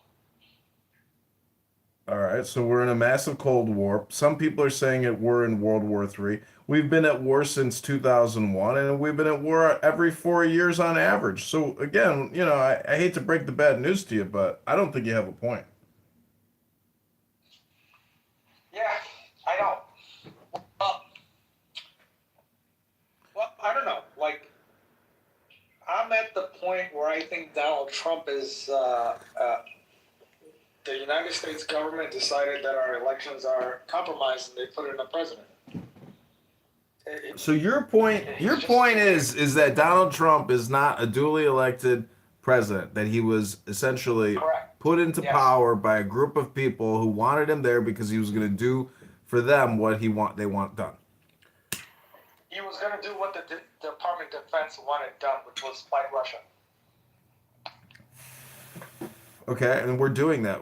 So what's your point? No point. The American people just can't know we don't have a democracy anymore. It's war.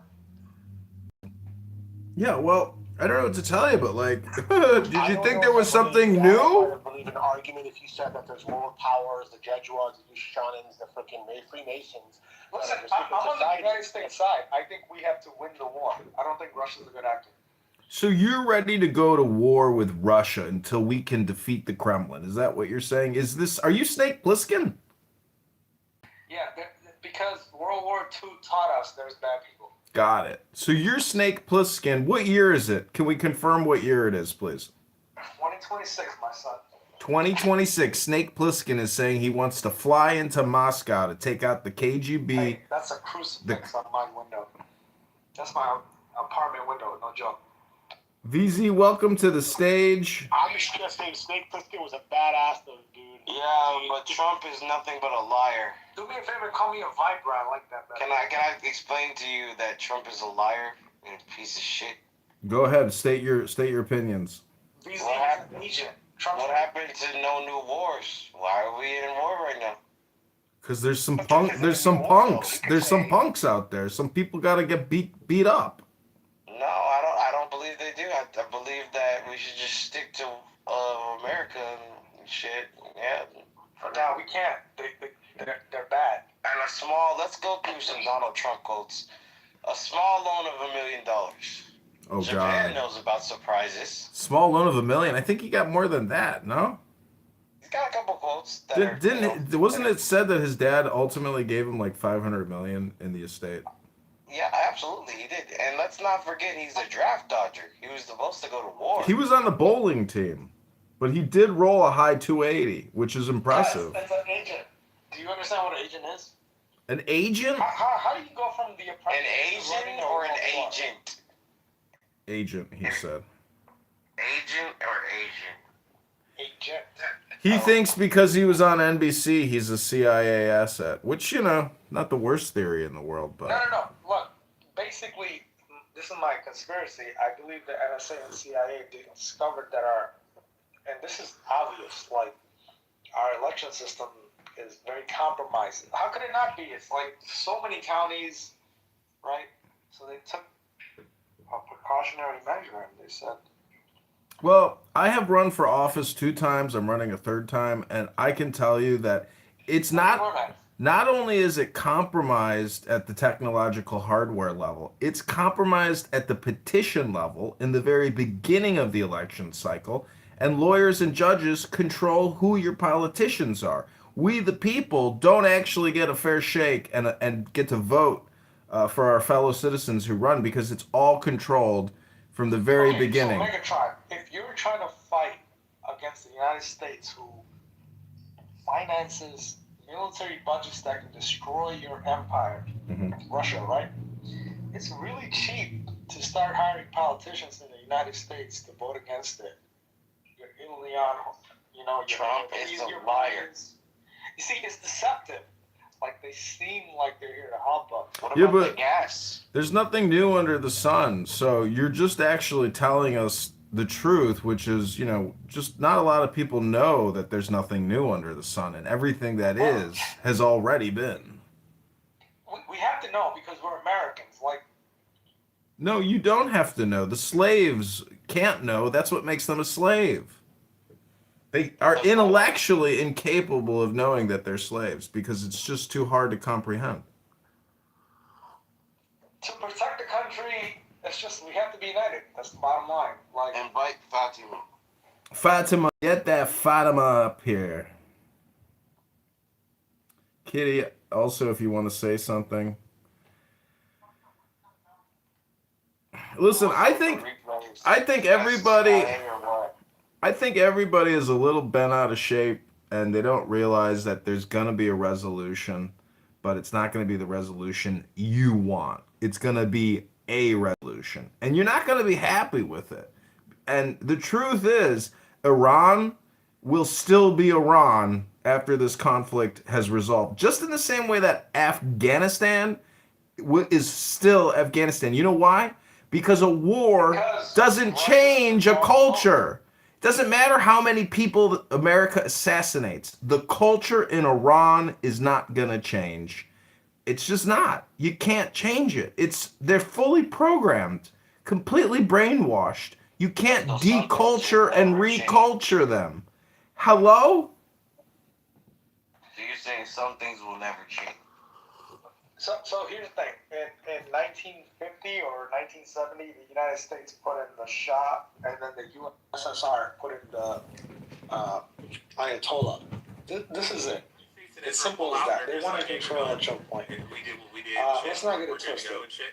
But it's just, I can't fully figure out what is wrong with these men. Like, yeah, I can't figure out what's wrong with them. But they're not. Trump is a liar. That is number one. He ruined the economy. He ruined our relations with Japan after what he said. And what are you guys gonna do? And they're like, oh well, you know, we're just waiting for the he's a moment draft for dodger. Let's not forget about that. He's a felon. And I'm like, okay, we just keep going on and on. And they're like, no, none of that is true. I'm not trying to be contrarian, man. I'm trying to tell you that, like, we don't have elections anymore, kiddo. Like, so it's all forced. Everything's just planned, and everything's just because the situation is it's easy to hack our polls. No. Okay, so just everything's rigged, and we're fucked, right? There's nothing we You can don't do. think it's easy for me to hack Nebraska's some weird ass county? Okay, but I get what you're saying. You're saying it's rigged, right? No, I'm not saying it's rigged. I'm saying a foreign entity, like, yo, if I know some stupid school is having an election, yeah, I can get my people in there. you get what I'm saying, man? Yeah. There's just no way. Like, it's too big. We're not that dope, yo. Like, Russians are here. no, I don't have a job. Like that Charlie Kirk, yo, I know you guys know that shit don't look real. No, I know, I'm sure. There's false flags all over the place. It's a weird time. Yes, exactly. You're the wrong guy to be advocating for all Alright, what were you saying, Rafi? And what's up with the replays? You guys CIA or what? He's drunk. Is this a psyop room? Nah, ain't no fire. What are they gonna do with us? We're stupid. Well, I have the replays on because I am the R word. I was recently told that I was the R word by a supposed friend of mine during St. Patty's Day. Well, I agree actually now. You know, I'm going with it. I am the R word and I'm embracing it because it resolves a lot of conflict just by openly saying, hey, I'm the R word. That shit. And it resolved a lot of shit for me too. You know, can we just get past it? Can you not get angry with me because I am the R word? Maybe get angry. Your name is Megatron, son. I ain't even assume anything different. I think you should get angry. Well, I just read a really interesting article. This is what it says. Well, I am an R word, so I do read sometimes to try to decrease my R word magnitude. What's interesting is it's, you know, you want to hear it? It's by a CIA agent. Not many people See, I knew read it was it. CIA. You want to hear it or not? Some of it. Yeah, you have to do your delivery with confidence. Don't ask. Ooh. Do I ask? I just talk. You know, Trump is a liar, and you know, that's what I truly believe. I don't want Nah, man, look. It's we have to believe that there's just no way to do a popularity contest, man. It's corrupt. Kamala would have been better. No, man, listen to what I'm saying. You cannot do a popularity contest. You get it? So it's gonna get hacked. We haven't had a real We haven't voted for a president, all right? I'm genuinely angry at what I'm looking at right now in my country. I'm genuinely angry, son. I'm enraged when I have to fill up my tank. You know, at least buy me dinner before I get fucked. When I fill up my gas tank and it costs $100 to get 17 gallons. I'm fucking pissed. Yeah, he complaining about inflation. Have you heard about walking or a bicycle? I heard those two modes of transportation don't require much. A bus? What about the bus? It's not an option. I don't live in a city. Have you thought about trying to do yogic flying? Not an option. You don't know about transcendental meditation. You don't have to use a car to do it. You're right. I'll just teleport. My bad. Yeah, there you go.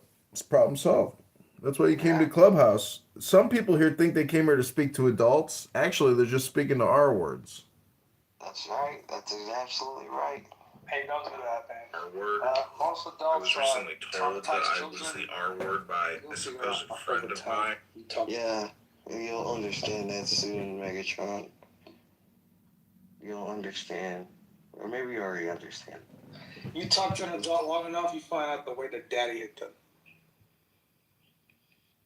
My dad just text messaged me today and sent me an insult. 2022. Hold on one second. What was gas price in 2022 under Biden? I remember getting gas for like $2 a gallon. You were not probably on this planet then, but gas price underneath Biden was up to $5.22. So you must maybe where you were, but not for me. No, I'd say at most $3. That was you. You probably live in California.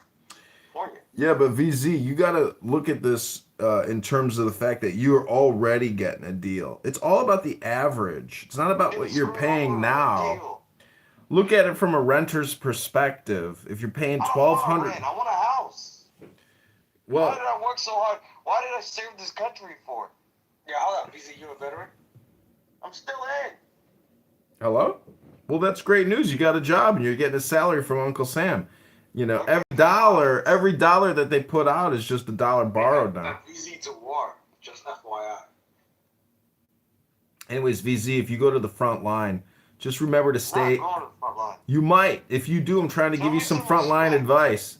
If you do, try to stay in the back of the line and let the other people, do the hard work before you got to do your heavy lifting. That's how it works in the legions. I'll give you the real advice. Do you believe in Christ? Ooh. I'm leaving now. It was a good conversation, but I just can't do this anymore. Uh-oh.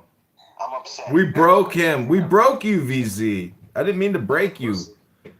How are you going to survive in the military with this type of attitude? That's a quitter's attitude. My day is ruined.